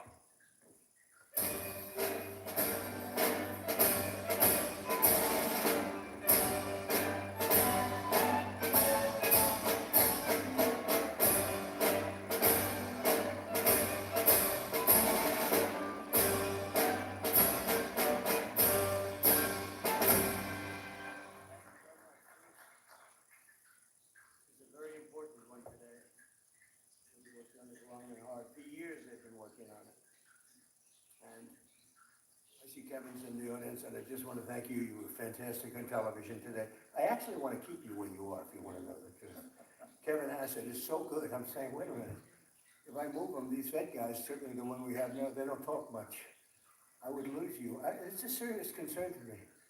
So I just want to say thank you very much. You've done incredible. We don't want to lose them, Susie. We'll see how it all works out, okay? Thank you, Kevin. Great job. And thank you for all being here as we discuss the largest investment in rural healthcare in American history. This is the big one. We're delighted to be joined by many incredible members of the healthcare community, including doctors, nurses, and pharmacists from all across America. We're also very happy to have with us some very talented people. A man who is really good at this, extremely non-controversial, which is, I wanted somebody non-controversial. So I chose Robert F. Kennedy, Jr. to head the whole shebang up. And he also happens to be a great guy. Brooke Rollins, who's doing a fantastic job at agriculture, and thank you, and how are the prices coming? Sir, they're coming down. Don't forget, we inherited a mess. Remember eggs? They were up 4 times higher than they ever were. And in my first day, they said, what are you going to do about eggs? I said, I didn't cause the problem. We didn't cause, we inherited a mess, but the prices are coming down. Yes, sir. Wholesale prices are down 86%. Retail a little bit less than that, but yes, you're making America affordable again. With you in charge, I have no doubt, and I appreciate it. Thank you. Thank you. And Administrator for the Centers for Medicare and Medicaid Services, a really good man, a really brilliant guy, Dr. Mehmet Oz. Thank you very much. Thank you, Dr. Oz. And thank you also to Governor Jim Pillen, Senator Dan Sullivan, and Representatives Rob Bresnahan, Mike Lawler, John McGuire, and Nick Begich. Thank you all for being here. Appreciate it very much. And we have other congressmen here, I see, and a couple of senators, and we appreciate everybody being here. Everyone wants to be a part of this. It's so important. It's maybe, I don't know, for many people, there's nothing more important. I would say maybe defense. We need defense. And we need offense too, by the way. As part of the great big beautiful bill, we have increased funding for the healthcare by an unprecedented $50 billion. That's rural healthcare. Nobody thought that was going to happen, and we got it done. So we have rural healthcare for those that were trying to make a case that we weren't taking care of the rural community. I'm all about the rural community. We won the rural communities by numbers that nobody's ever won them before, and we're taking care of those great people. So we already did this. We increased funding for rural health care by an unprecedented, record-setting $50 billion over 5 years, which will benefit Americans in all 50 states. And this made possible and was made possible by cutting massive waste, fraud, and abuse from Medicaid and reinvesting those funds to revitalize hospitals and our cherished rural communities and hospitals in rural communities. And I want to say, with all of the fraud that we're seeing in Minnesota and California and other places, I actually think that if we do an unbelievable job, you could almost balance your budget, Kevin. And if you take a look at the kind of numbers you're talking about, nobody ever saw anything like it. They're all corrupt politicians, from the governor of Minnesota to the governor of California to everybody. They're just corrupt politicians. And you're talking about hundreds of billions of dollars in fraud. Waste fraud and abuse, but in fraud, you're talking about hundreds of billions of dollars. Under the Unaffordable Care Act, which is Obamacare, it's called the unaffordable. It is unaffordable, remember that. Rural hospitals and communities were devastated by soaring costs, and that continues. Despite colossal increases in government spending since Obamacare was passed, only 7% of the annual Medicaid spending on rural hospitals has gone to rural hospitals. So there's only a very little. They didn't care. Obama didn't care about the rural community, to be totally blunt. What he did care about is insurance companies. And this was a bill to make insurance companies wealthy. And they did. They made insurance companies very wealthy. I would say they don't like me too much because they spent hundreds of billions of dollars, and we're going to have that money spent to the people and given to the people. Not we're going to circumvent the insurance companies. Partially as a result, rural healthcare facilities have suffered from low occupancy rates, workforce shortages, and failing programs that put Band-Aids, literally put Band-Aids over the problems in those communities, and we're not going to have that. We're taking great care of them. With the Rural Health Transformation Program, we are getting rural communities the health support they need, and we're getting it immediately. These funds will go to empowering rural hospitals, strengthening their workforce, modernizing facilities and technology, and ensuring that rural Americans get world-class health care in their own community, right smack in their own community, like they've never had it before. And they've been hurt very badly by the Unaffordable Care Act.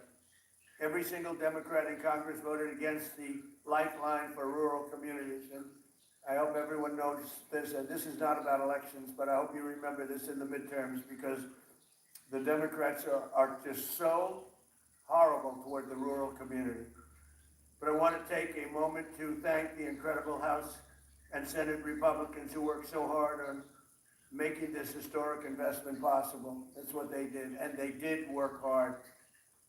I don't think, got a Democrat vote, did we? Did we get one Democrat vote?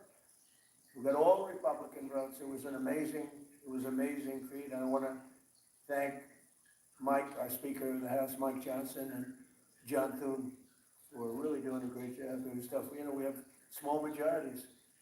And I want to thank the congressmen that are here for doing, in particular, for working so hard and getting this done. Yesterday, I also announced our framework to lower health care prices for all Americans, including those in rural America. And we're calling it the Great Health Care Plan. You know, we had to come up with a name, and everybody wanted to say, oh, well, can we put something about lowering costs, because we're lowering costs very substantially. So I had Bobby, and I had Oz, we had everybody in there. We had a whole group of people, and we're trying to come up with, so we're saying, the cost reduction plan that gives you good health care. And I said, it's too long, it's not gonna sell. I said that we had more plans, and they wanted to get the words cost reduction in there, Laura, especially you. They wanted cost reduction in, and then they wanted great health care in. I said, look, you can have one or the other, but it gets too long. We're talking about the name of a plan. So we got it down to 7 or 8 words, and which is far too long. Nobody can remember that much. And I said, how about just call it, because this is the Great Healthcare Plan. Now, a great plan has to be cost effective, otherwise it can't be a great plan. That's the way I looked at it. So we have a very glamorous name. It's called the Great Healthcare Plan, not the Unaffordable Care Act. I don't like that thing. This is called officially the Great Healthcare Plan. That means low price and great healthcare. So you're going to have, at a lower price, great healthcare. First, our proposal codifies the massive discounts on prescription drugs that my administration is achieving through our most favored nation provisions. Okay, we can go into this. We can go into this for hours, but the bottom line is we'll be paying the lowest price of any nation in the world. Whoever's paying the lowest, we match it. This could have been done years ago. I was going to do it in my first administration, but when COVID came toward the end, I said, no, I can't believe it wasn't exactly a good time to be doing it. But I said, why isn't somebody doing it? And the reason they're not doing it is that no other nation would agree. France, as an example, paid 10% of what we paid. Germany was paying 13 or 14% what we paid. In other words, we paid many times more, not a little bit more, not 10% more, 10 times more. A pill would cost 10 times more in New York than it would cost in London, as an example, than it would cost in Munich. And this went on for many decades. This was right from the beginning. And the reason it went on was a little bit of the healthcare companies, but it was other nations, and I understand that. If I were heading Germany, I'm not going to double and triple and quadruple my healthcare. They got the healthcare companies to pay. It just took place over a long period of time, got worse and worse, and it just hit numbers that were just absolutely unsaleable. And if you remember, the doctors in the audience remember, they said, well, we have to do research and development. I said, well, what about research and development for Germany? Well, we've decided to put up so the pill would cost 5 times more because of research and development. and 5 times more for other reasons. They had all these phony reasons. And finally, I said to the healthcare companies, can't do it anymore. We can't do it. And it started, really, I tell the story. It wasn't meant to be funny. People find it funny. But a friend of mine who's a very smart guy, very, very rich, very powerful man, actually. But he's very fat. And he took the fat, I call it the fat drug. I won't give you which one. It was Ozempic. I won't tell you that. And he went to London on one of his many business trips. It's all he does is business. He can't walk across the street, but he's a great businessman. And he said, President, President. I said, what? He used to call me Donnie.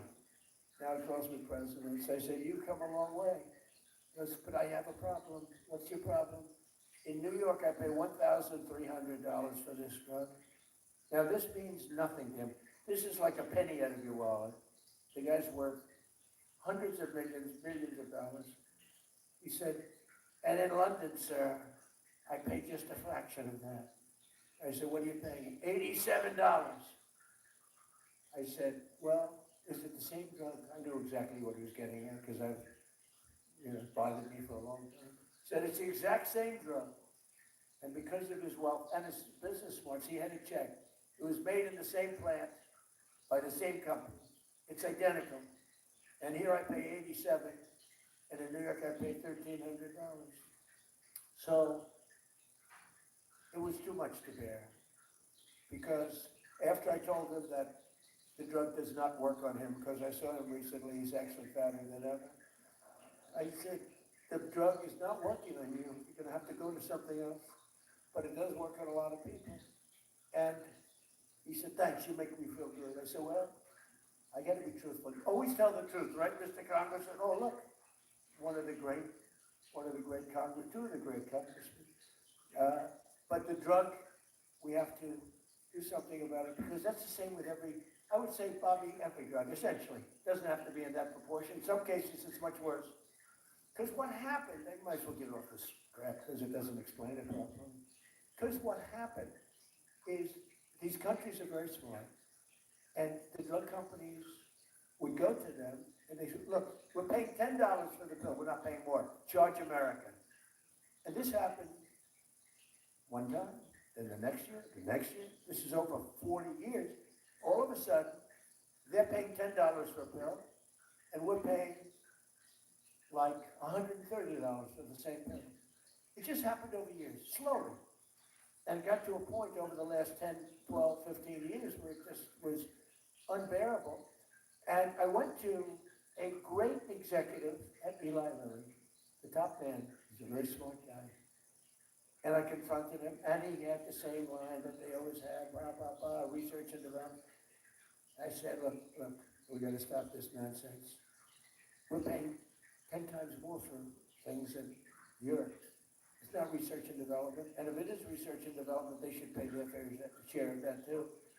And he said to me, and he's a great guy, he said, look, you're right, we can't defend it anymore. I said, you're admitting?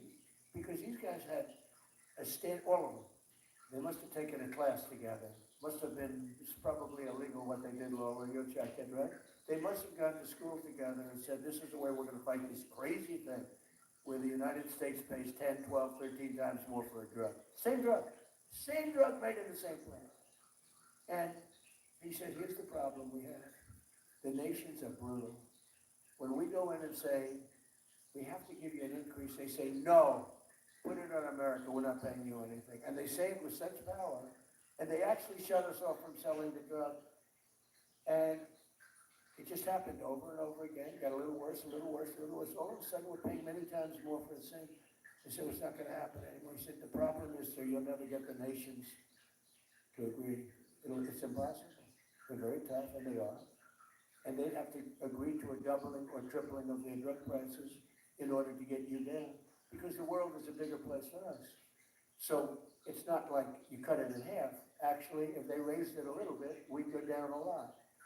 You understand that? I think people understand that. So you raise it like from $10 to $20 or $10 to $30, but we go from $130 down to 30.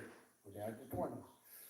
So because the numbers are much bigger. The numbers on their side are much bigger. So they need a doubling or tripling or quadrupling. Now, if you're the head of France, the last thing you want to do is say, I'm going to quadruple the cost of a drug. And that's the way it is. But I said, I know, but it's not fair. And this is taking place. And the head of Eli Lilly, and I really mean it, an unbelievable executive, unbelievable guy, one of the most successful companies, and who's, by the way, spending hundreds of billions of dollars right now. He's building, he told me the other day, he's building 6 major plants in the United States. You know why he's doing that? Because of tariffs. He's doing that because of tariffs. Without tariffs, he wouldn't be doing that. Nobody understood tariffs until I came along.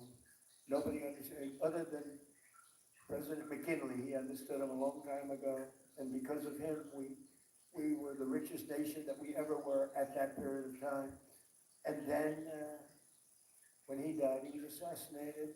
Teddy Roosevelt came over and he inherited a war chest, and he built the Panama Canal, which is the single most expensive thing ever built in the history of the United States, relatively. He spent what would be the equivalent of $5 trillion building the Panama Canal. It was also the most successful thing probably we've ever built, and to this day. And then Jimmy Carter gave it away for $1. This is the same theory we have on favored nations. The great Jimmy Carter, President Jimmy Carter, gave it away for $1. We lost 38,000 men. In those days it was men, I have to say this, but mostly men. They didn't have a lot of women workers on the Panama Canal. But we lost 38,000 people.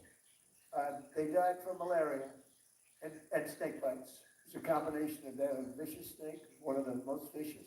You get hit, you're dead. They died from snake bites. 38,000. They paid workers from the United States 3 times more than they made to come over to Panama and dig. For many of them, that was not a good deal.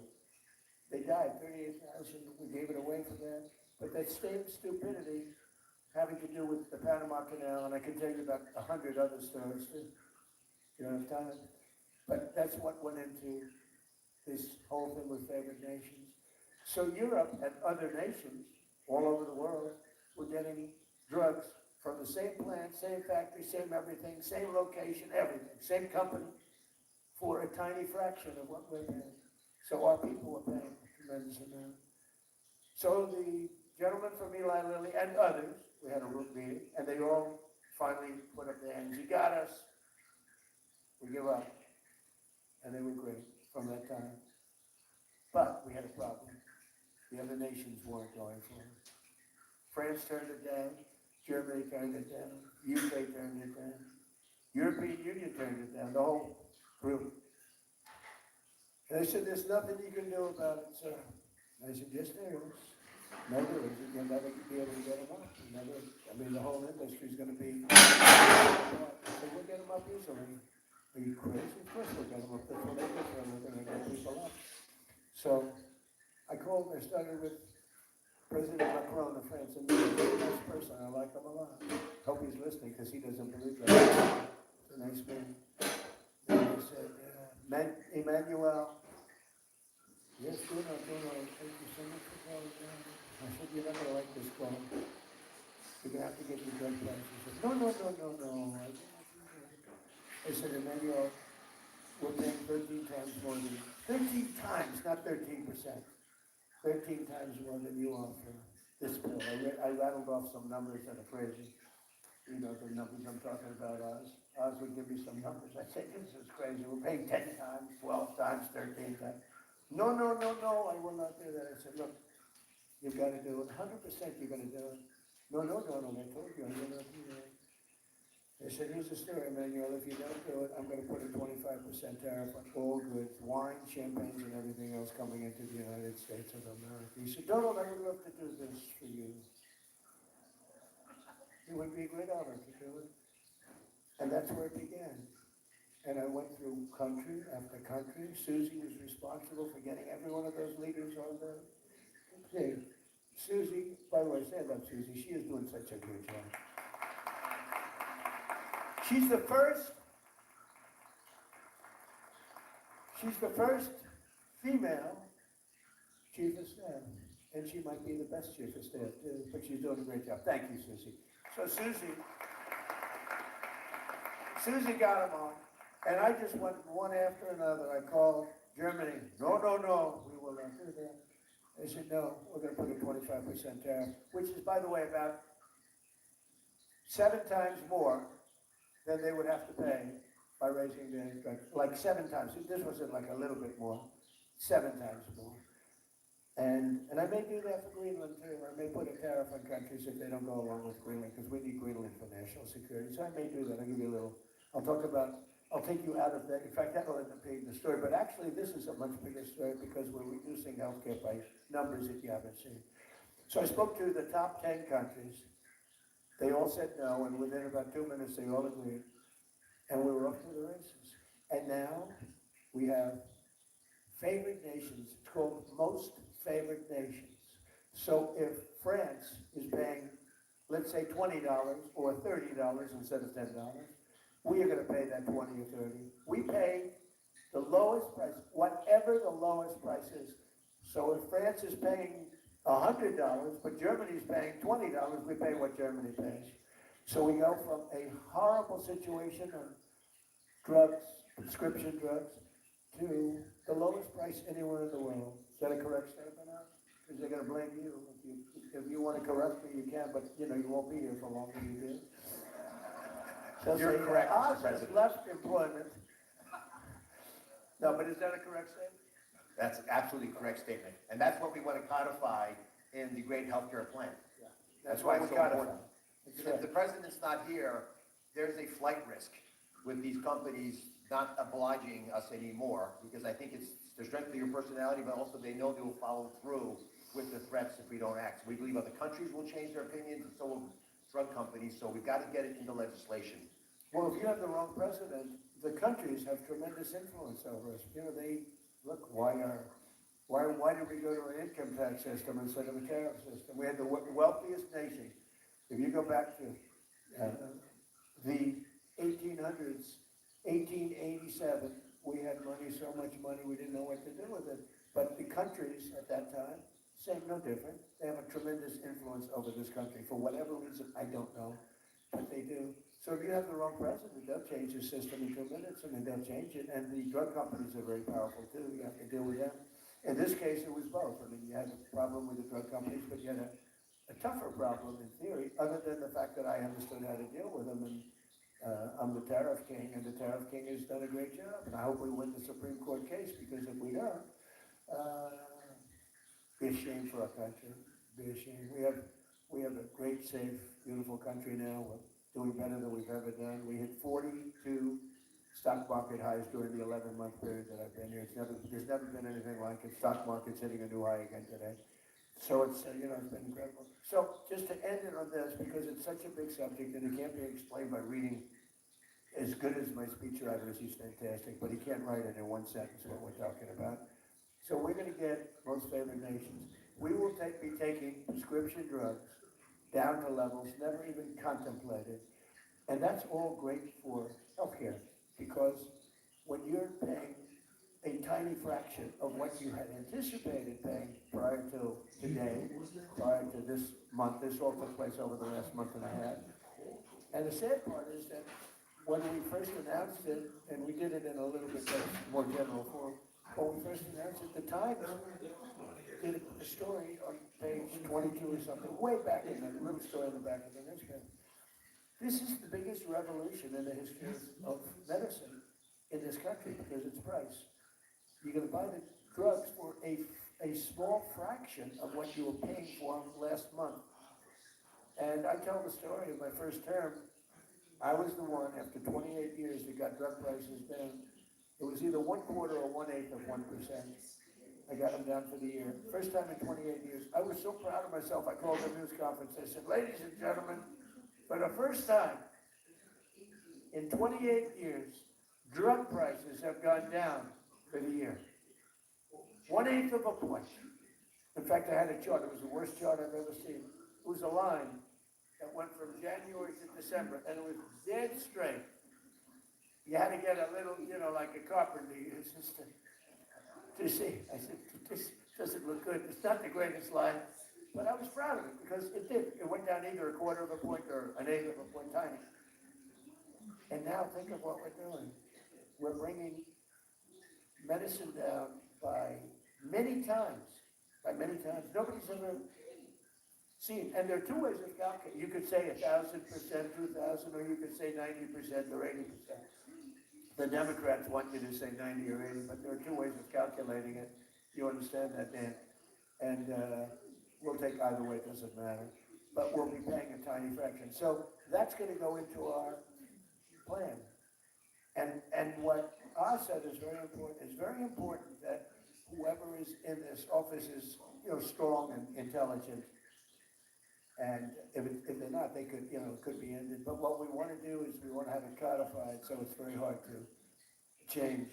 And that's all part of the process. I think it's the greatest revolution because it's financial is, a big part of the drugs. And all of the doctors sitting there know exactly what I'm talking about. They have their patients in Europe and they say, I can't believe it. I'm buying the same thing for, 15% of what I pay in New York or in Chicago.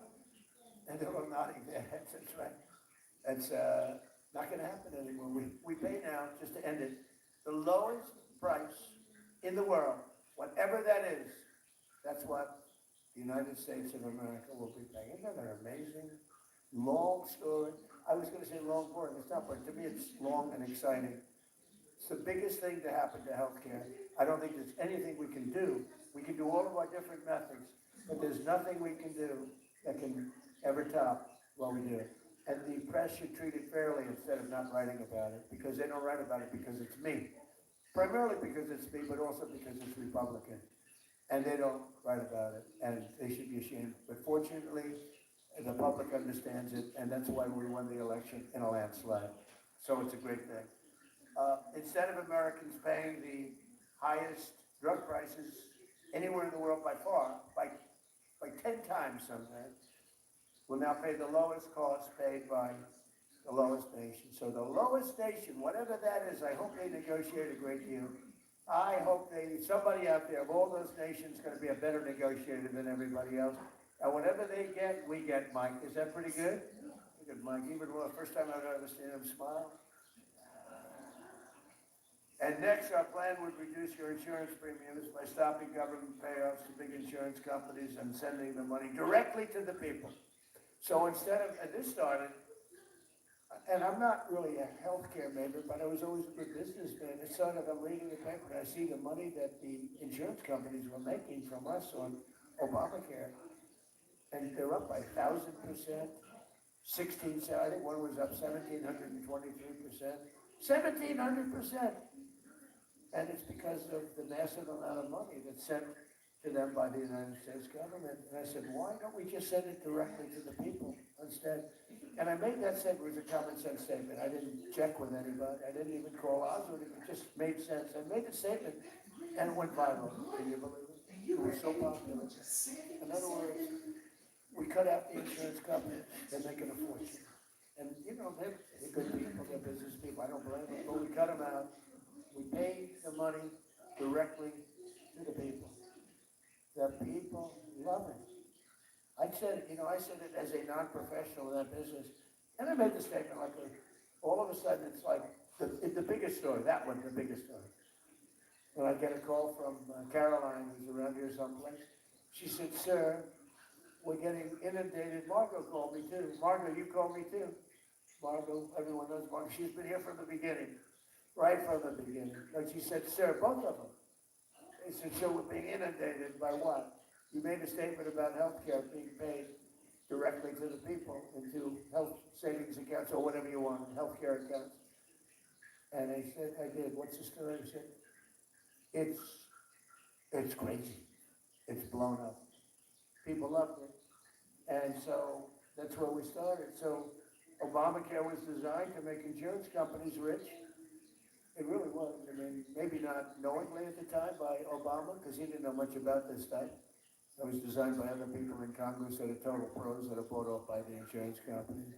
And the problem we'll have with this is we'll get no Democrat votes, even though it should be very bad for them if they don't. But maybe you'll get some. You'll call some of your friends, fellas, and Bob, you'll call some of your friends over on the other side. I don't know how they can reject it. It's just so popular. It's so compelling. So Obamacare was designed to make insurance companies rich with taxpayer subsidies, and I want that extra money straight to the health savings accounts for you. And you can choose your own health care. You go out and negotiate your own health care. It makes people entrepreneurs, many entrepreneurs. They'll pick the health care that's best for them because it's so different. A young person, they need health care for different reasons, and an old person doesn't need certain things that a young person needs, and vice versa. To further reduce insurance premiums, my plan ends the giant kickbacks to insurance brokers and corporate middlemen. We're getting rid of the middlemen. How long have you heard doctors, all these doctors, they look so smart. They're all brilliant people. I assume you're brilliant, otherwise you wouldn't be here, right? I assume we have the best. Do we have the best of the doctors, I would imagine, right? Hey, how cool is the White House, okay? They're always in operating rooms. I wouldn't want to be in an I don't like operating rooms, but they do. But how cool is the White House, right? Coolest place on earth. And this is where it all begins. This is where we came up with a little concept about a place called Venezuela. How did that work out? And this is going to be the same thing in terms of its precision. Its importance is so big. It's going to work just like that. Venezuela was so amazing. But I equate that to other things because we can do other things like that. It doesn't always have to be a Minnesota where everything is corrupt, where they have healthcare centers and nobody shows up and somebody's making millions of dollars, where they have daycare centers where there are no kids. It's a scam. It's a big scam. It's like a horrible thing. We have a country that was great. We have a country that's now great again. It's really come a long way. Make America Great Again is almost going to be obsolete because our country is very close to, we originally were going to keep America great. We have to switch to keep America great. But I don't know, there's something about MAGA we should never change it. Susie said, don't change. We like MAGA. Everybody likes MAGA. So we want to make this precision, just like a Venezuela, just like the attack on the Iran nuclear weapons, which wiped that out, just like all of the other things we do, they're precision. We want to make it the opposite of Minnesota, California, and all these places that are so badly run. So to further reduce insurance premiums, my plan ends the giant kickbacks to those insurance brokers and corporate middlemen that you've been hearing about for so long. It also funds the so-called cost-sharing reduction program to bring down the cost of the most common plans on the exchanges by more than 15%. And next, the great healthcare plan mandates unprecedented accountability and transparency from insurance companies and all healthcare providers. We want transparency. You're not allowed to ask a doctor how much is it going to cost. You can have your heart ripped out, and you're not allowed to negotiate. This is a giant scam. It's, in certain ways, look, nothing can compare to most favored nations. But when you give yourself the right to negotiate, you're not allowed to even ask how much it costs. You're supposed to go into a hospital and get operated on. Then they send you a bill and you have to file for bankruptcy. I'm not going to let that happen. So we're going to have insurance companies and healthcare providers going to have great, and hospitals, great transparency. The word transparency is a very important word. So they can't get away with ripping you off any longer. It requires insurance companies to make it easy for you to compare plans. You've got to be able to compare plans. You can't do that now. You're not allowed to do that. It's not even believable. I tell you what, I used to sit before I was a politician at home, and I used to say, how is that possible? Things happen that, I guess it's just the forces of nature, the forces of power, and you end up with very, very badly treated people, and they won't stand for it. But these forces are going to release an earthquake of reduced price health care. You're going to have massively reduced costs. This is no longer we're going to cut it by the famous 1/8 of a point. You're going to have massively reduced health care, and it's going to be massively better. You're going to have great health care at a much lower price, which is the two things. We want great health care and we want low price. You're going to have great health care at low price. Now you have terrible health care at a high price. You have horrible, horrible Obamacare health care. Like everything else he did, it was crap. It was a horrible plan. It was from day one and should have never been approved. It was a very sad night that night when there was a thumb raised. Most importantly, will require any hospital or insurer who accepts Medicare and Medicaid to prominently post all prices, you're gonna post your prices at their place of business. Something they don't have to do, something they're not even allowed to do. We'll have the maximum price transparency and the cost will come down just by that, not even talking about favored nations. The price will come down. So just in conclusion, I'm calling on Congress to pass this framework into law so that we can get immediate relief to the American people, including rural America, and I hope to get Democrat votes. They know, they saw it, I know a lot of Democrats. And they say that plan is unbelievable. Are you gonna vote? Well, I'm gonna try.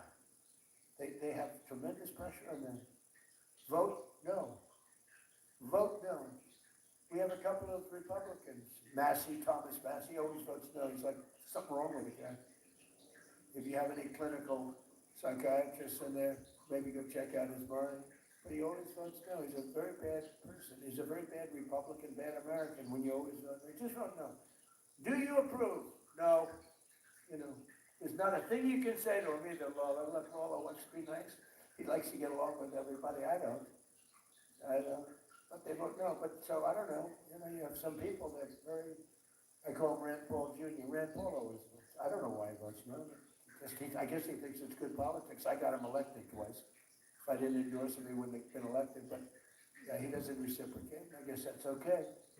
But I want to hear now, if I could, from Dr. Oz, and then we're going to have Dan Sullivan say a few words, and Rob and Mike, and Governor, you're going to say a few words. And we appreciate you being here very much. You're doing a fantastic job. I just want to leave by saying that this is the biggest thing to ever happen to healthcare in our country. It will not be covered that way by the fake news, and that's a sad thing. It will probably not be voted positively by the Democrats, and that's a sad thing. They all know how good it is. I think we can make healthcare into a Republican issue because the Republicans are going to be close to unanimous on this. It should be unanimous. Maybe it will be unanimous, but it'll be close. But we have a small majority. We probably need a little bit of help from the Democrats. So whatever we can do, we're going to do it. It's the biggest thing to happen to healthcare, maybe from the beginning. So Oz, would you take it away, please? Thank you very much. Mr. President.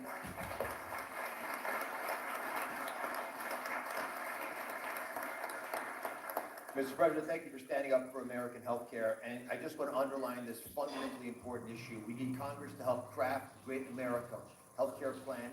And the Great Healthcare Plan will work. It's a brilliantly conceived framework. And as it comes to the American people, they understand that they'll want it. And it should represent the analogous situation, similar to what you did so brilliantly last spring with the Working Families Tax Cut legislation that the President mentioned, has created the Rural Health Transformation Fund, which is why we're here today. I want to put a little bit of texture around why this is such an important issue, because the Rural Health Transformation Fund is the largest investment ever in American history in our rural communities.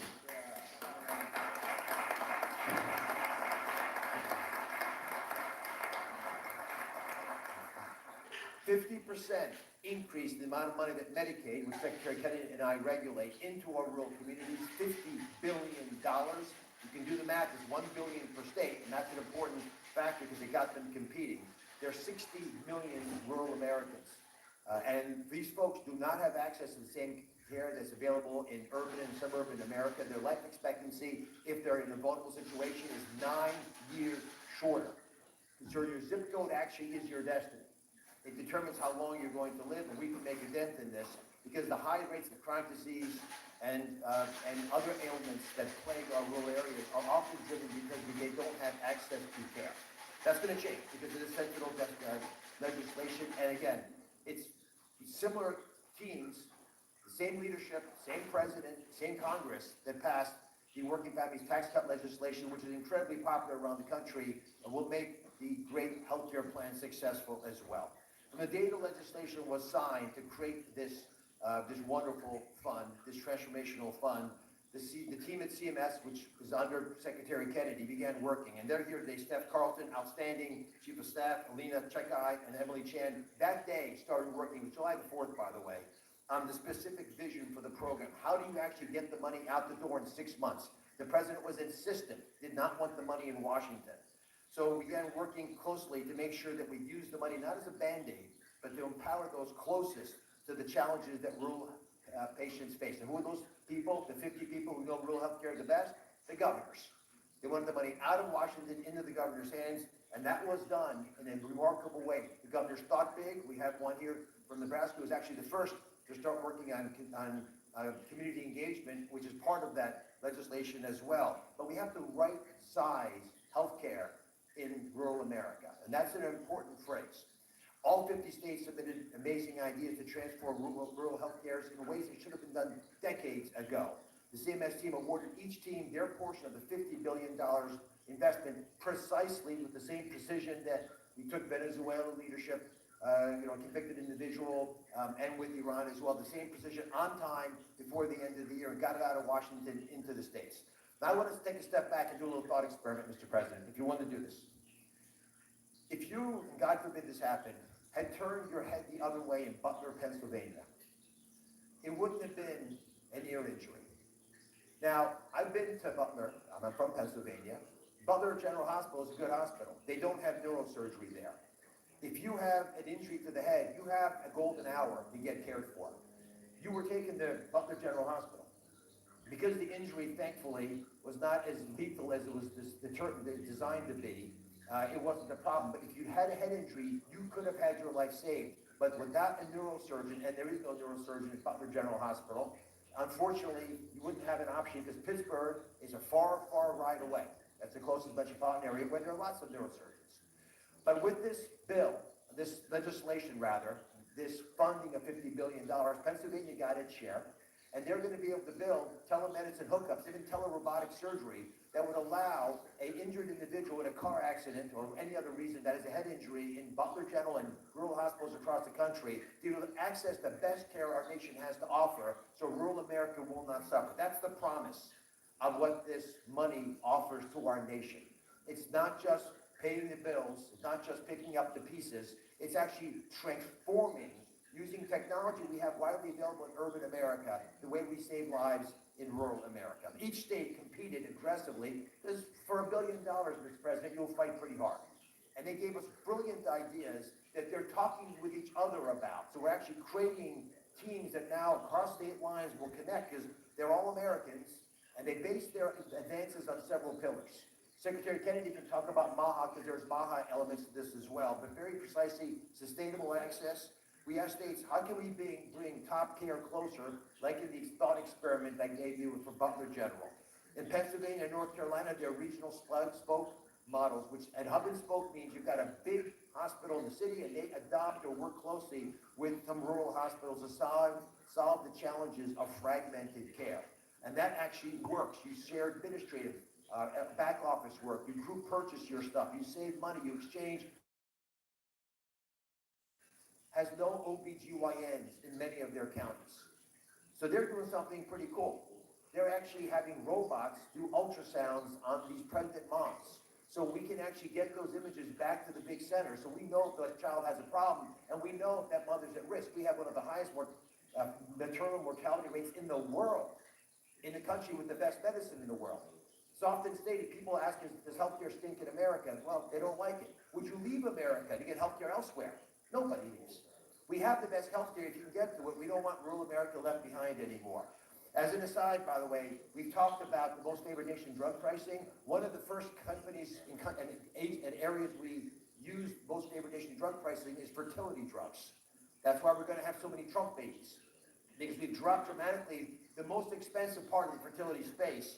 And so Americans no longer will pay so many times more. In that case, it was 10 times more for the same fertility drugs that they're available for moms who want to get pregnant in Europe. I want to thank Terry, who's here as a nurse practitioner, Andrew, who's a doctor in West Virginia, New Mexico. They're representatives of the workforce in rural America. But there are only two of them here representative because we don't have enough people working in rural America. It's a big challenge. So Delaware is creating its own medical school, their first ever medical school in a rural part of the state.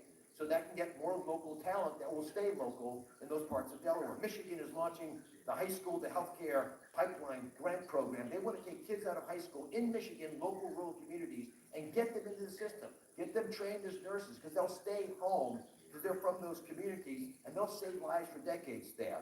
These are the types of programs that can get our rural communities and economies up to high gear and keep it that way long after this 5-year funding is done. And finally, tech innovation. Rural communities would benefit the most from high-tech advances, like we just discussed, possibly if there was a head trauma case.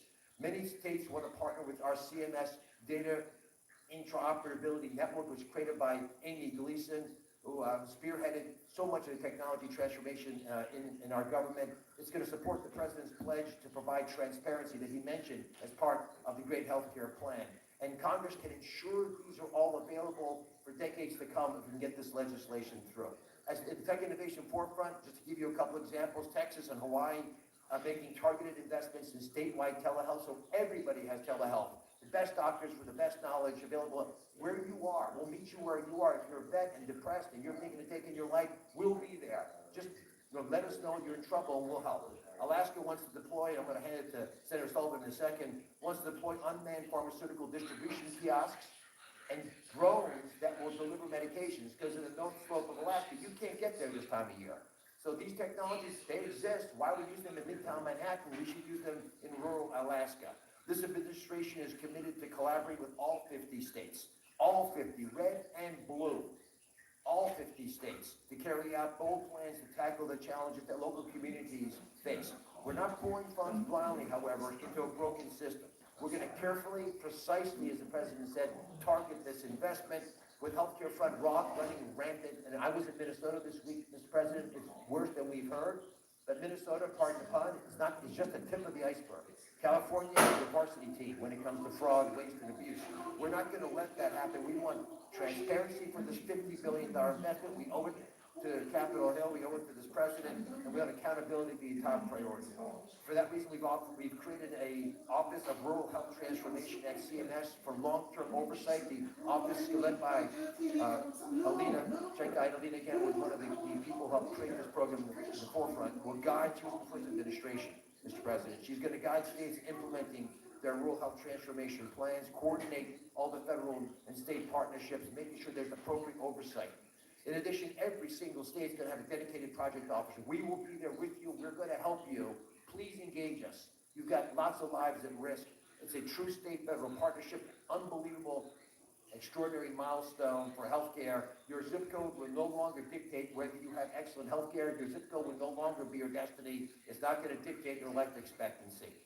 Mr. President, I cannot thank you enough for the leadership that it took to get this $50 billion investment in rural healthcare. They don't make a lot of noise. They just want to get the job done. You stood up for them, and Congress, God bless you for making this possible. Please do it again. Please do it again for the great healthcare plan. Let me hand it to Dan Sullivan, who's a spectacular member of the Senate, and obviously Alaska, they're pretty rural. Thank you, Dr. Oz.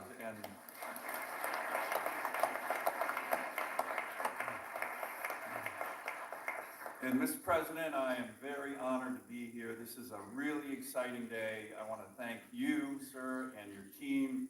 Worked really closely with Dr. Oz, Secretary Kennedy, many others. You know, this is a great example of how Congress, working closely with your administration, can achieve historic things. This is historic for our rural health care, certainly in the Working Families Tax Cuts Act. You combine it with what you were talking about, sir, in terms of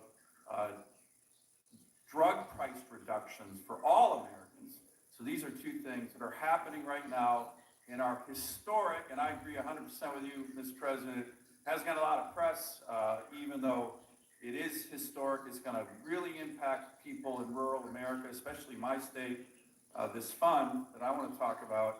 But what you've done on the drug pricing is even... And will you get Lisa Murkowski to vote for it? She voted for it. No, are you going to get her to vote for the great, big, beautiful health care bill that we're doing? When we get that, I think MFN drug pricing, I bet every member of Congress votes for that. Are you going to get her to vote for it? We'll work on it, sir.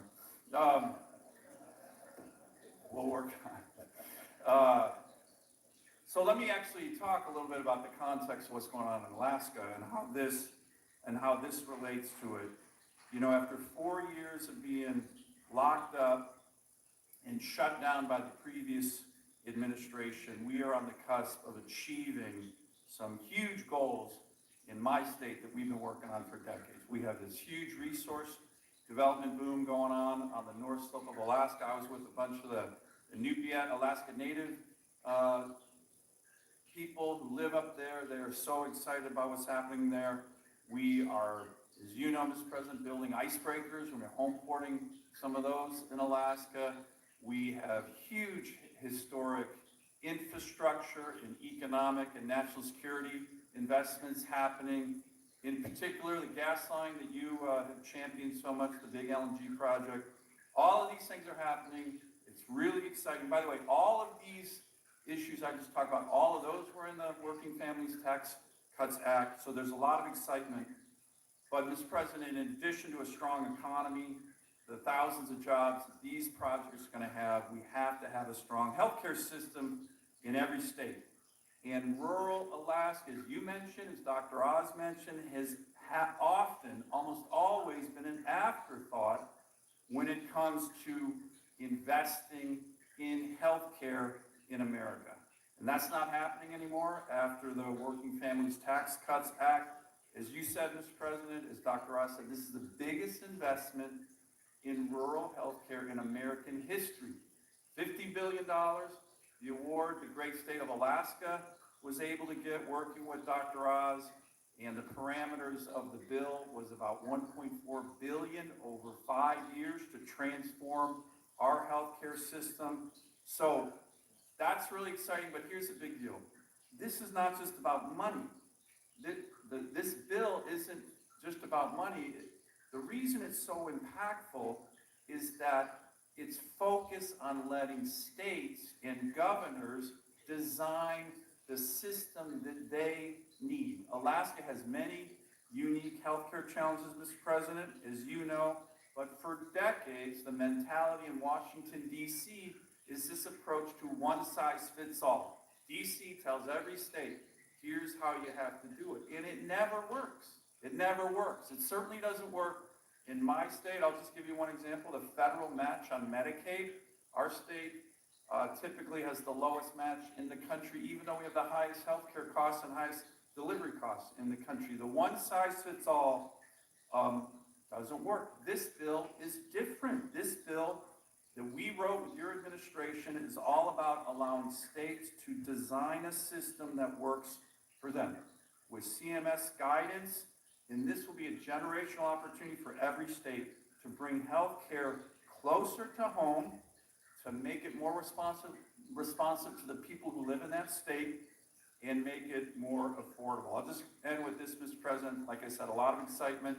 We got Governor Dunleavy, who sends his greetings, was hosting the stakeholders in Alaska who are going to be applying for these funds, working with CMS and our state. Over the last couple of days, we have over 300 people coming to these meetings on how to use this transformation fund to better healthcare in Alaska. And this is going to help my constituents, it's going to help every American, and it is really exciting. And I want to thank, again, you, Mr. President, and your team. Thank you, Dan. Thank you very much. Oh, thank you very much. We're gonna have to go very fast. We're gonna have to go we are way behind schedule, and I have a couple of meetings that are very important. Nothing more important than this, but let's go, come on, Bob. Rob? Fire round. Please. Mr. President, thank you very much for having me here today, and I represent northeastern Pennsylvania. Your governor from Scranton, Pennsylvania, so never had the opportunity to meet, but I inherited a very similar problem. Before I was even sworn into office, I had 2 hospitals, Moses Taylor and Regional in Scranton, that were eminently facing closure. And it's been, and working with Dr. Oz, Administrator Oz, and the CMS team has been absolutely incredible on so many levels. And thank you again for intervening and shepherding us through that process. But when you're looking at Pennsylvania, we're going to receive over $193 million. In 5 years, it will be over $1 billion for the Commonwealth of Pennsylvania. And when you think about northeastern Pennsylvania, clinics and regional hospitals, rural hospitals are the backbones of our communities. So making a targeted investment that is not just going to Band-Aid over poor operational procedures. It's going to actually transform rural healthcare. That's what we are so excited about. Pike County in my district is the largest growing county in the Commonwealth of Pennsylvania where there's not a hospital. The nearest community to a hospital is over 55 minutes away. So these are going to be funds that will be so imperative. The unprecedented investment is going to be incredible, and thank you for having me up here and being a part of this journey. Thank you, Rob. Appreciate it. Thank you, Mr. President. This is a great opportunity to be here with you and your team. Dr. Oz has been a tremendous asset. The $50 billion commitment to rural health transformation is critical. New York State is going to see about $212 million in the first year, which is vital for workforce development, access to care, primary, behavioral, maternal, emergency, telemedicine, et cetera. How were we able to do it? Because we rooted out waste, fraud, and abuse in the system. Democrats will just say we cut $1 trillion in Medicaid. That's not what we did. We said you need to be eligible. You need to be a citizen. You need to work if you are able-bodied without dependent children. We reined in the provider tax and state-directed payments, which have exploded over years. And we are taking this money, not only preserving Medicaid for the IDD community, our seniors, our children, our single mothers, but we're investing it in rural health. When you look at Obamacare, health insurance premiums have risen 96% since Obamacare took effect. Insurance revenues up 2,000%. Mr. President, you are 1,000% correct that the insurance companies are the problem. They wrote Obamacare, it's to their benefit, and the American people are being screwed. And so we can get a bipartisan agreement on what you are trying to do. When it comes to lowering drug prices, I will tell you, one of the largest pharmaceutical companies is in my district in Westchester County. I met with them in 2024 and I said, what would you do to lower drug prices? And the response was, go after the European price controls. You are spot on taking on the price controls that have been put in place. Most favored nation is the single best thing we can do to lower prescription drug prices here in America. The pharmaceutical companies will tell you that privately. And that is the fundamental fact. We need to go after PBM reform. Associated health care plans, we put that on the floor. Every Democrat voted against it, every Republican for it. Those would reduce costs by 11% because businesses, small businesses, would be able to pool together and purchase health care plans at a lower rate. We need to go after the PBMs and make sure that insurance companies are not owning providers and owning PBMs. That is what is driving up the cost of health care in this country. You've talked about IVF. I've been a big champion on this. We need to make sure the insurance companies cover it. I also have a tax bill to provide tax incentives to Americans, and what you have done to lower IVF costs on the drugs is critical. And you are 1,000% correct on expanding HSAs.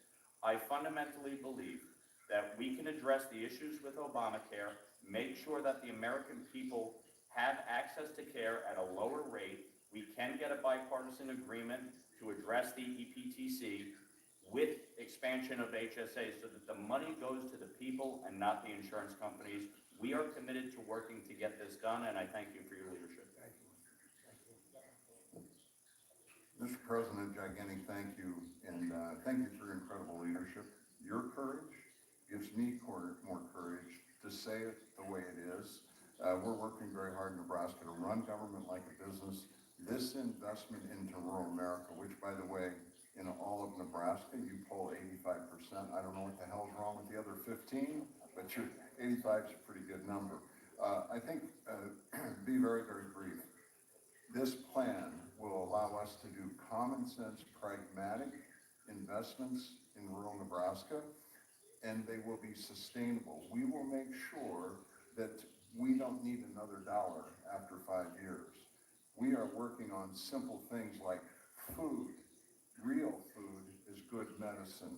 We're working on making sure that all of our veterans, Nebraska is 500 miles long, 250 miles wide, no longer are veterans going to have to drive to Omaha to get care. We're going to take care of our veterans at home. Investments in technology so we can educate our children in rural Nebraska to provide health care are really, really important issues. And I think that the other is we've developed what we call 6 regions, 1 Nebraska, and that will focus and take advantage of those. So we're working on what we have and then being able to use these resources to also help us with the mental health and drug care as well. So we're incredibly grateful. Nebraska, we work hard. We're about faith, family, hard work, the American dream, and we don't ask for much help in rural Nebraska. So we're really grateful for this investment. Thank you. Thank you. Thank you. Thank you for being here. 1 minute. How about 30 seconds? How about 30 seconds, sir? As a small town kid from Glen Rose, Texas, population 1,200, where I grew up, what you are doing today changes everything. And on behalf of our farmers and our ranchers in rural America, it is a new day, and we're so grateful. The final thing I'll say is I think about Abraham Lincoln, who also sat in this room, and I think about other presidents throughout American history. And you think about how the fundamental course of American history has changed in certain pivot points throughout history. I think about you as the peace president, 8 wars solved, more coming. I think about you as the security president, a border that is secure for the first time and more than any time in American history. I think about you as the prosperity president. We talk about, Kevin, wages going up. We'll give her poverty more coming than down. 1 minute. In fact, I'm almost done. she I'm can, almost no, done. she can speak as long as she wants. The prosperity president and what's happening. Think about you as the affordability president. Everything is coming down. Inflation is coming down. The cost of groceries is coming down. Fuel, housing, etc. And sir, today, in the last 2 weeks, you will go down in history as the greatest president for the health of this country in history. Think about our new dietary guidelines from Bobby Kennedy and I, but with your leadership, putting real food back in the middle of our healthcare conversation. Whole milk for healthy kids with those dairy farmers 2 days ago. We were in Pennsylvania talking about it yesterday. And today, putting the patient and the doctor back in charge of healthcare with great leaders like Governor Pillen. God bless you, Thank your you. leadership, and all of our leaders. Thank you so much, sir. Thank you very much. Really good. And Terry and Andrew, thank you. Thank you very much for being here. I hear you're just outstanding people and have really helped. We appreciate it. You want to say something? Thank you, President Trump, and I would just echo everything that's been said here. Thank you very much for what you're doing. I'm from the northwest corner of New Mexico. We've also worked with the Navajo Nation. Right. And so we have a lot of rural areas in our state and in our county. I'm also a county commissioner. So I take as being a nurse practitioner, county commissioner, with a heavy weight in order to see this happen. And it will help produce accessibility, which is a huge thing. People have to drive for miles in order to see a healthcare provider, workforce, quality care, and sustainability for our hospitals. That's what we're looking at. We meet next week as in Santa Fe with our legislators. And so we're going to be addressing the licensure compact as well. And they've got to clean up their elections in New Mexico. We're working. Because those elections are so corrupt, it's incredible. If they clean it up, we win by a lot, but they are really corrupt elections. So I think if you want to do this, you have to tell them to start working on that. It's unbelievably one of the more corrupt states in terms of that. But you uncorrupted, so I appreciate you being here. Well, the today. Northwest corner loves you. I know. Thank you. And now we have great love in New Mexico, but it's the elections are so corrupting. Not much you can do about it. We have that with numerous states. Thank you very much. Andrew, thank you very much. You have anything to say? Mr. President, thank you for having me here today. It's an honor to be here to represent my community. I'm from Northwest Georgia. I grew up in West Virginia. To represent my colleagues and my profession, it's truly an honor. This is so important to our patients, to put the physician and the patient back together and take everything else out of the middle. I practice in cardiology. Having efficient, effective, high-quality care is so important. And time is of the essence, and patients need to be able to have close proximity to their doctors to get the care that they deserve. Quality of care shouldn't matter about the zip code. We should be able to do what we are best at and take care of our patients on an equal playing field, and this certainly helps that. I greatly appreciate all that you've done for the American people. You are an inspiration to us. You make us believe no problem is too big to solve. I mean, you are a representative of that, and I thank you for your leadership. Thank you for this opportunity to be here, and thank you for putting healthcare at the forefront. It's so important to every patient and every family that we take care of. Thank you very much, Andrew. Great job. Great job you both did. Amazing. I've heard unbelievable things. And doctors in particular, thank you very much for being here. We very much appreciate it. Thank you, everybody. Big story. Thank you.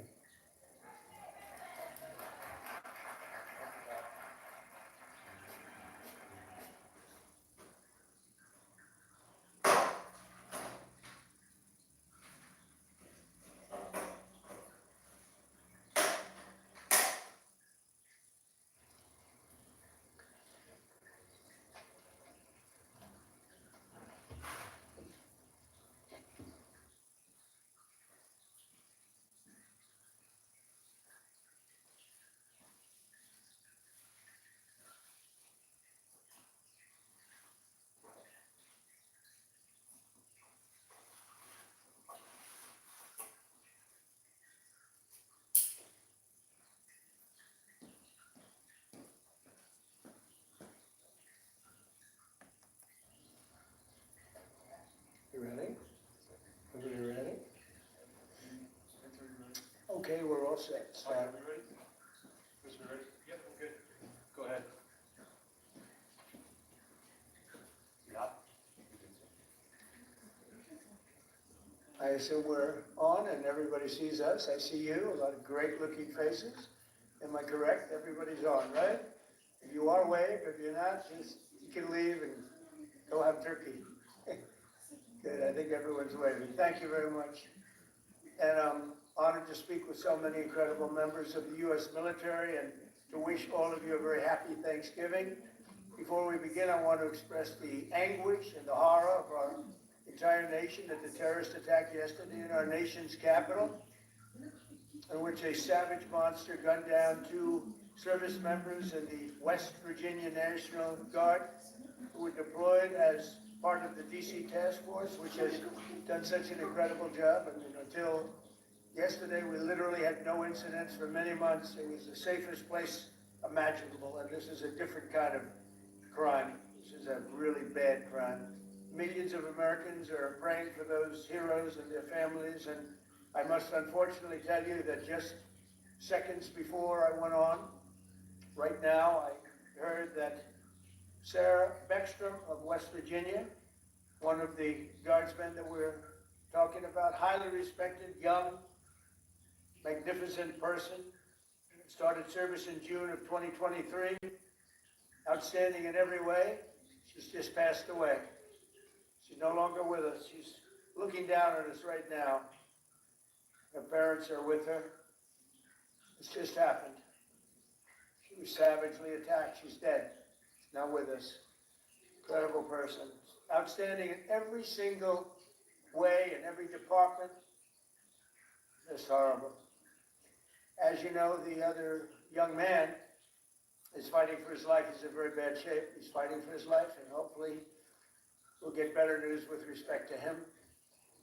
And the monster that did this is also in serious condition. But we won't even talk about him. As you may know, DHS has confirmed that the suspect is an Afghan national, flown here by the previous administration, who was such a bad administration. And I have a picture of a plane. This is what it looked like when they came in. It was total bedlam. You remember that period of time? Total bedlam. People crammed onto the plane. And the toughest, meanest, most capable physically got on the plane. Not the people that we were looking for or that they wanted to bring in. Here's a picture for you. Just take a look at that plane. Standing on top of each other, sitting on top of each other. This is what we had under the Biden administration. That whole thing should have never, ever happened. They should have left from a different base. They should have left from Bagram, as you know, and it would have been a much different story. But they didn't do that, and this was just a rout, just a terrible situation. This heinous atrocity reminds us that we have no greater national security priority than ensuring that we have full control over the people that enter and remain in our country. For the most part, we don't want them. They come in illegally, have a lot of problems. Their countries force them in because their countries are smart. They don't want them. Let's give them to the Americans to take care of. They come out of jails in many cases. mental institutions, the gang members, the drug dealers. We don't want them. Many of the service members on this call today are engaged in crucial aspects of that mission. And to each and every one of you, I just want to thank you so much. Incredible people. You make this sacrifice like few others understand. A lot of them don't even understand it. And you're keeping America safe and free. Our military is strong. My first term, I rebuilt our military, all aspects of our military. And in Afghanistan, we actually gave up a big chunk, but relatively, as much as it seemed like it's small compared to what we bought and to what we have and to what we're buying. We're spending over $1 trillion this year on our military. We have a military, the best in the world. We make the best equipment in the world. And we have the best people in the world. So joining us this evening are 6 units deployed across our hemisphere, representing every branch of the United States Armed Forces. First, I want to thank the members of Army's legendary 101st Airborne Division. You know, I've heard about that since I was a little boy. The Screaming Eagles, calling in from Fort Huachuca, Arizona, and you're led by Major General David Gardner, a real tough cookie and great general. I appreciate it, General Gardner. The 101st has done an outstanding job leading the task force, joint task force at our southern border. We have nobody coming in. They're not coming in. Under Biden, they're coming in by the millions. Now we have nobody coming in. We have a strong border. Nobody talks about it anymore. I'm not giving credit for anything, just like you guys are not giving credit for anything. We do the greatest job, but that's all right. They don't talk about the border anymore because you know why? Nobody comes in. We had 9 months now where we had nobody coming in, zero. And this is being fed. This is the people that do this they tend to be on the left.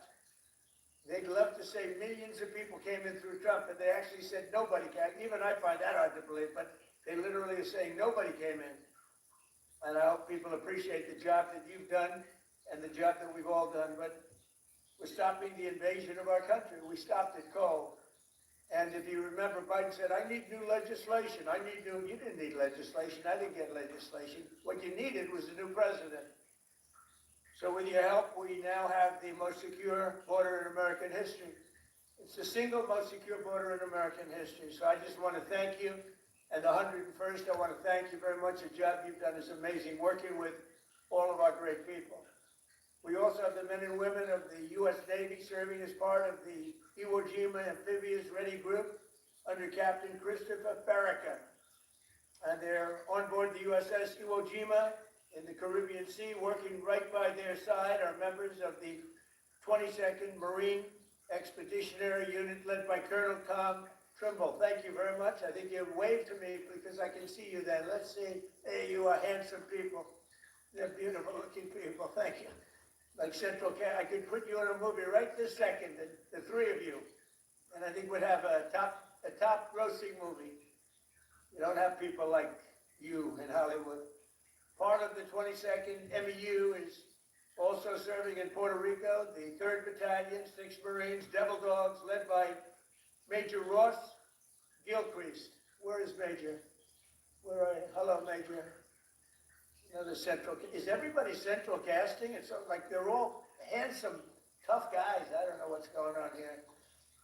But the Navy Marine Corps team is currently helping to defend our country, protect our interests, and literally decimate terrorists. The job you've done is incredible. I also want to thank you for your amazing work to quickly deliver life-saving aid to Jamaica in the aftermath of the recent hurricane, which was devastating. Thank you very much. Appreciate it, Major and everybody. Appreciate it. Next up are the airmen serving with one of the most feared bomber forces in the world, the U.S. Air Force's 7th Bomb Wing at Dyess Air Force Base in Texas under the auspices and leadership of Colonel Seth Spanier. Colonel, where are you, Colonel? Colonel, let's see, you're right there. Thank you, Colonel. All of you are backbone of America, and you really are the backbone of America's air power. And in recent weeks, you've been working to deter Venezuelan drug traffickers, of which there are many. Of course, there aren't too many coming in by sea anymore, if you probably noticed that. From sending their poisons into the United States, where they kill hundreds of thousands of people a year. But we're going to take care of that situation. We're already doing a lot. We've almost stopped. It's about 85% stopped by sea. You probably noticed that. People aren't wanting to be delivering by sea. And we'll be starting to stop them by land also. The land is easier. But that's going to start very soon. We warn them, stop sending poison to our country. We also have the 18th Space Defense Squadron at Vandenberg Space Force based in California, headed by Captain Ryan Weber. Captain, where are you, Captain? Thank you very much, Captain. Great job. Every day you maintain American dominance on the high frontier. You're the guardians of one of the most important domains we have to protect, and you make us very, very proud of the job you do, Captain. Thank you. Finally, we have the great men of the Coast Guard, and I have to tell you, there are a lot of women in the Coast Guard now, too, and we're happy about that. United States Coast Guard, aboard the Coast Guard cutter Forrest Redgar, with Lieutenant Commander Alexis Wild. Alexis, where are you? Hi, Alexis. Alexis Wild at the helm, and I'm told that just last month, the Forrest Redgar intercepted a boat with lots and lots of illegal aliens off the coast of California. It was loaded, and then turned them over to the Customs and Border Patrol, and they did it so professionally. The people were very, very impressed with the job you did, Commander, so thank you very much. It was a great job. And thank you for defending our maritime borders with skill and with pride, and the job you do. Amazing. So I want to thank all of you again for your amazing service to our country. God bless our warriors. God bless our heroes from West Virginia National Guard. What a group. I love West Virginia. And I want to wish everybody a very happy Thanksgiving.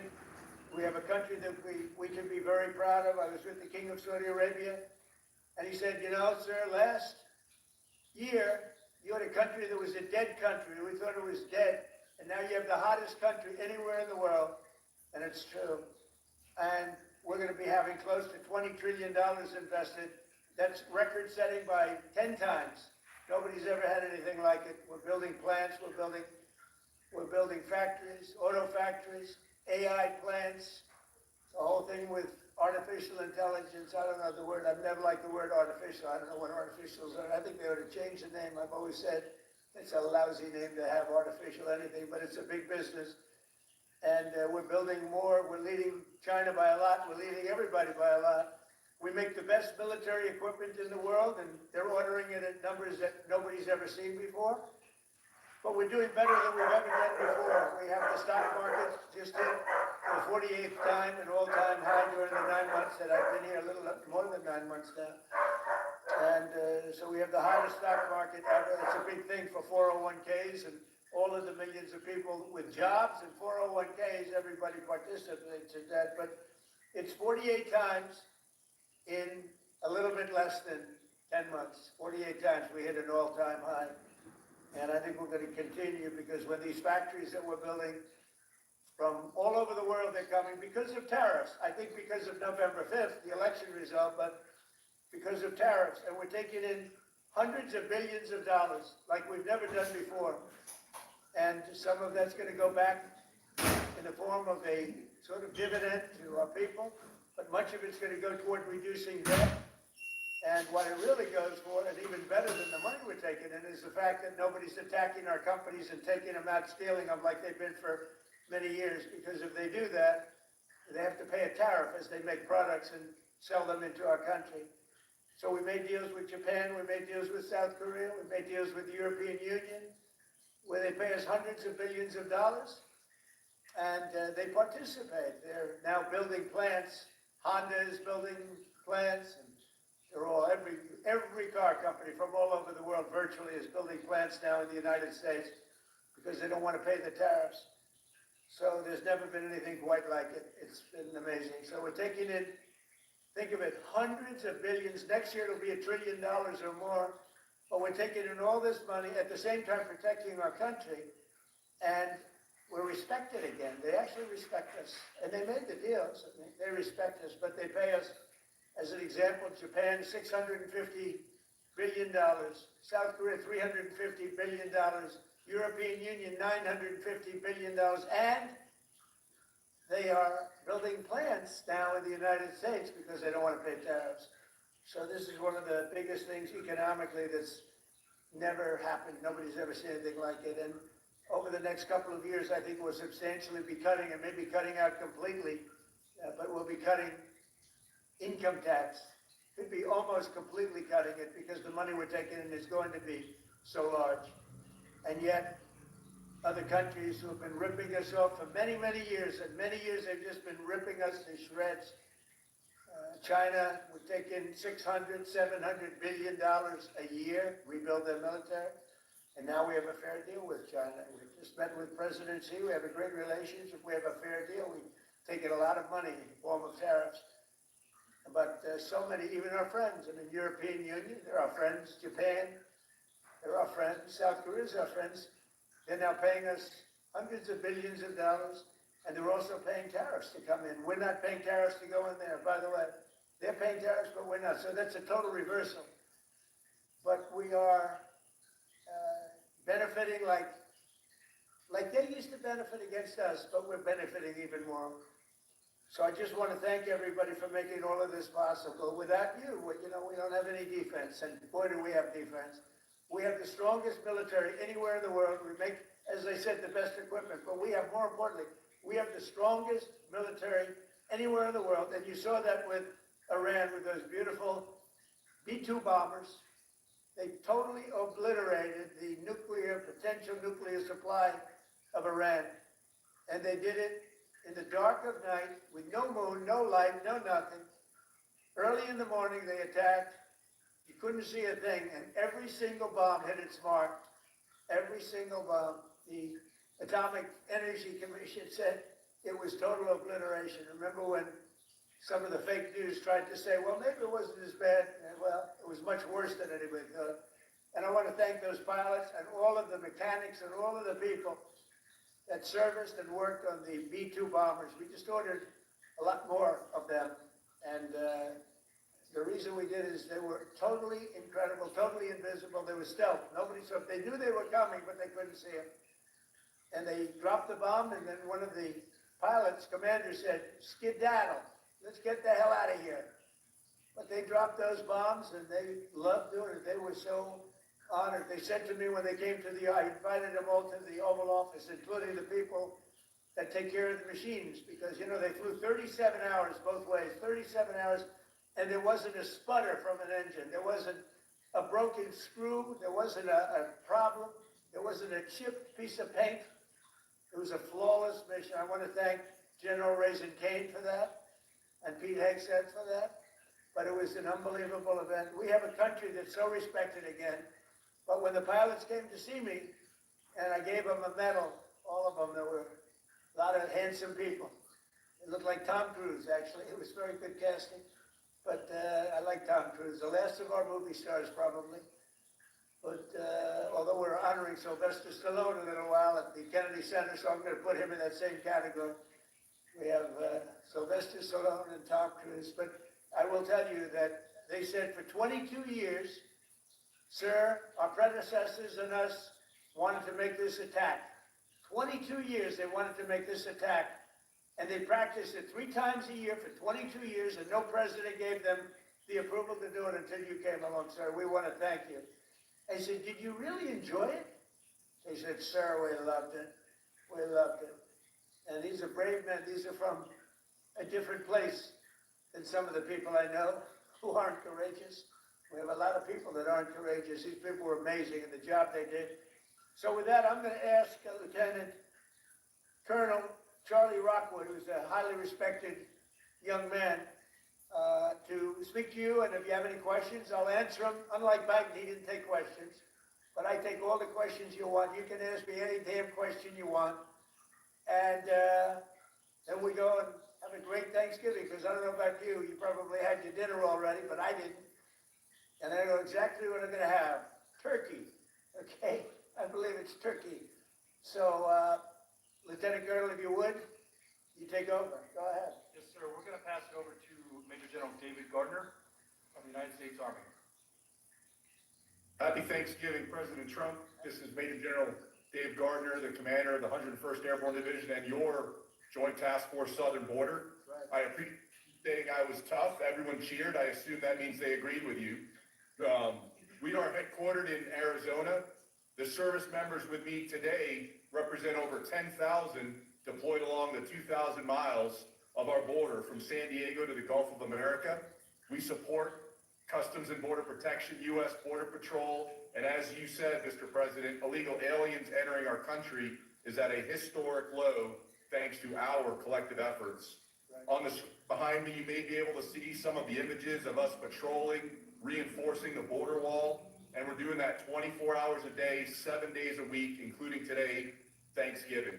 Our soldiers, Marines, sailors, airmen, guardians, and Coast Guardsmen were able to have fantastic Thanksgiving meals and engage in traditional football games against each other. We're doing well. We all appreciate you taking some time from your family to speak with us today, and thank you for your support, Mr. President, and happy Thanksgiving. Well, David, thank you very much. And one thing you said in the question or statement, probably I like a statement even better than a question, but I like that because you appreciate what we're all doing together. We're partners. But you said the Gulf of America. And there's a thing that for actually 350 years, 100 years older than us, Mexico, it was called Gulf of Mexico. And I would say to myself, why are we calling it Gulf of Mexico when we have 92% of the frontage and they have a real estate person at heart and they have 8%. And I made that change. It was amazing. It took literally a matter of hours and it was done. And nobody even, very rarely did they complain. We beat AP, Associated Press, very badly in a lawsuit. You know, they tried to get it stopped because they're not good Americans. I mean, who would want that stopped? But we beat them, as you saw, we beat them very badly in a lawsuit. But other than that, I mean, we had no complaints, and everybody's happy with it except Mexico. I wouldn't say they're thrilled, but they'll get over it. But we now have the Gulf of America, David, the Gulf of, isn't that great? And I'm very proud of it every time I see it. And now it's spoken of routinely. I saw it before. There was some event taking place down by Louisiana, and they said, we're here at the Gulf of America. And they're just talking about it like routinely now. They're not saying like Gulf of America and smiling. It's just routine. It's called now the Gulf of America. So I'm actually very glad you brought it up. That's another one of our many achievements. So thank you very much. Appreciate it. Yes, sir. Thank you, Mr. President. Great job. Please. Sir, before we go on, do you have any questions for the President?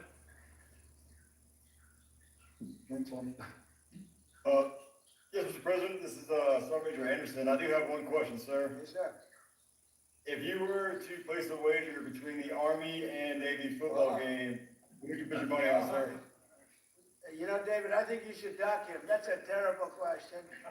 That's he'll get me in so much trouble. But I'll tell you what I will do. I'll be going, you know, you have one of those teams is having a spectacular year, and one of them, they're both doing well. But I'll be at the game. And I'm going to let you know right after the game who's going to win. It's going to be a good game, and you're going to be watching it. I'd love it. That's a place where we get a lot of cheers when we go in. You know, we won the military vote in the largest number ever gotten by a president, by far. Despite the lies that they said about me. You know, they make up stories of lies. They're disgusting people. But we won the military by the biggest vote in the history of our election. So I like the military, but I like the Navy, and I like the Army a lot. And I'm going to be at the game, and I don't know if you're going to be there. You're pretty far away, but we'll be thinking about you. I'll be thinking about that wise guy question you just asked me. Thank you very much. Thank you. All right, sir. With that, we're going to go over to Major Ross Gilcrease from the United States Marine Corps. Good evening, Mr. President. The Marines and sailors in this room from Battalion 1936 are ready, capable, and lethal to support readiness and lethality in support of Operation Southern Spear. We're here in Camp Santiago, Puerto Rico, conducting sustainment training, and recently we conducted a mobile training team employing first-person view attack drones, conducting 2 day strikes and the first ever 3 night strikes in the history of the Department of War. This represents a milestone in our combat lethality and increasing the capability of the Marine Corps and its joint service. Soon, we're going to prepare to support counter-narcotics operations in the ground, maritime, and air domains, and respond to crisis and contingency operations to provide you options, Mr. President, in support of national security objectives to protect our homeland. Marines and sailors of BLT 36, the Hellhounds, are ready. We're the first to fight at the tip of the spear as an expeditionary force in readiness. Thank you for your support, Mr. President. Semper Fidelis, happy Thanksgiving. Well, thank you, Ross, and you people are just amazing. You do a fantastic, I knew every move and every single thing you said. I know exactly what you did and who did it, and I want to just thank you. You were amazing. And Border Patrol and all of the people here, Border Patrol, every single one of them, these are great people. ICE, ICE gets not the credit they deserve. They are unbelievable, tough, smart, and they're unbelievable patriots. So, Ross, thank you very much. You really have done a great job. We appreciate it. We love working with you. Thank you. Thank you, Mr. Before we President. go over to the Navy, do you have any questions for the President? Good afternoon, sir. The only proper response to the Colonel from Fort Huachuca is go Navy, beat Army. Okay, I got to remember that. Thank you very much. I'm going to have a great game. Thank you very much. All right, sir. With Yes, that, sir. We're going to move over to Captain Chris Barricker from the United States Navy. Okay. Yes, sir. Sir, on board here, Iwo Jima, proud commander of the Iwo Jima Amphibious Readiness Group, along with the 22nd VU Expeditionary. You already met my one brother from Central Casting, Colonel Tom Tremble, and my other brother is Colonel Rick Shooter Haley. Behind me is a few of the men and women who comprise the 10,000 sailors and Marines of our Iwo ARG team, who are currently conducting maritime patrols against narcos in the Caribbean in defense of the homeland. Yes, sir. As you know, that we have also, besides the missions that you know about, sir, we also reinforce the embassy in Haiti. We're getting engaged on a routine basis, both receiving fire from some of those gang members and returning fire defending that embassy. We've also opened up operations down here in the south, conducting expeditionary advanced base operations at Roosevelt Rose, where Major Ross Gilcrease and the team are currently training. We've also done, as you mentioned, Mr. President, humanitarian support to Jamaica. We're proud to be part of this Navy Marine Corps team and being part of the defense of the homeland, sir. Thank you. Thank you very much. And really great job. Would anybody? Sir, I'd like to take part. Yes, go ahead, please. The First Lady came down to North Carolina last week and visited the Marines and Sailors, Camp Lejeune, and my wife and my daughter and my two sons were able to meet the First Lady and get a picture with her. She was really gracious, and we really appreciate the time that she spent with the Marines and Sailors. That meant a whole lot to a whole lot of people down in North Carolina, sir. Well, thank you very much. And she had enjoyed it, and she mentioned that, meeting your family. And she said those people are in good shape. They're in very good shape. I don't know if she's referring to me when she says that, because I don't know. That could be a little slight. But she was very impressed with everything she saw. Thank you very much. Sir, before we go to the Navy, Captain Barricker, do you guys have any questions for the President? I do have one selfish one, sir. My daughter's 9th birthday is here in a few days, so I was wondering if I could get a happy birthday cake, Catherine, from you, sir. And her first name is? Catherine, sir. Well, Catherine, you have a father who's a great hero and a great man and highly respected. Happy birthday, and take good care of him. Thanks, sir. Appreciate it. Say hello to him. Anybody back there have a question? I think that's it from us here, sir. Again, appreciate your time and happy Thanksgiving to you and your Happy family. Thanksgiving, sir. Thank you all very much. Great. Have a great Thanksgiving. Thank you. Sir, with that, we're going to go over to Colonel Seth Spanier from the United States Air Force. Happy Thanksgiving, Mr. President. I'm Colonel Seth Spanier, 7th Bomb Wing Commander. And here with me I have Lieutenant Colonel Brian Guyette, our 28th Bomb Squadron Commander, and Major Joseph Spada, our 28th Bomber Generation Squadron Commander. And we're here representing the 4,000 men and women stationed at Dyess Air Force Base in Texas, employing the mighty B-1. Good evening, sir. The Bomb Wing hosts multiple B-1 squadrons that are responsible for everything from training the world's best combat aviators to operational tests, in addition to projecting strength and lethality across the globe. Recently, the Bomb Wings Combat Squadron was forward deployed to the Indo-Pacific. And the men and women that you see behind me were part of the 28th Bomb Squadron and fellow squadrons that executed operations in the Caribbean. And we're responsible for demonstrating the latent combat capability of the training squadron, in addition to projecting credibility into the Caribbean on behalf of the long-range strike platform, the B-1B. Well, It is currently off station at Nellis Air Force Base, Nevada. thank you very much. And I don't know if you know, we have more planes on order in terms of dollars and planes itself. They have a new one, the F-47, and I didn't name that. It was named F-47. They think I named it. I didn't. They surprised me, but I hear it's stage 6, and it's at a level that nobody's ever seen before. But we have more planes on order right now, and things in the works than we've ever had. So from the Air Force's standpoint, I know you know exactly what's on order because we dumped with you and what you like. But we've never had so many planes being built at one time, and we're reinvigorating everything. I know the F-35 has been very good, and we're working on some maintenance issues to get some of them back sooner, as you know. So some of them are out, and rather than having them sit there, we're getting them fixed. Should have happened a long time ago. But we've never been in the position where we've ordered so many, and I think the Air Force has to be very happy about that.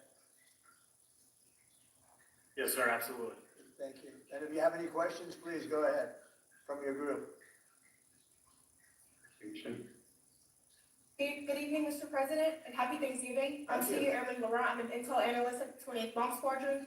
My question for you today is, what is the most memorable obstacle or hardship that you've encountered in your life, and how did this shape you to be the leader you are today?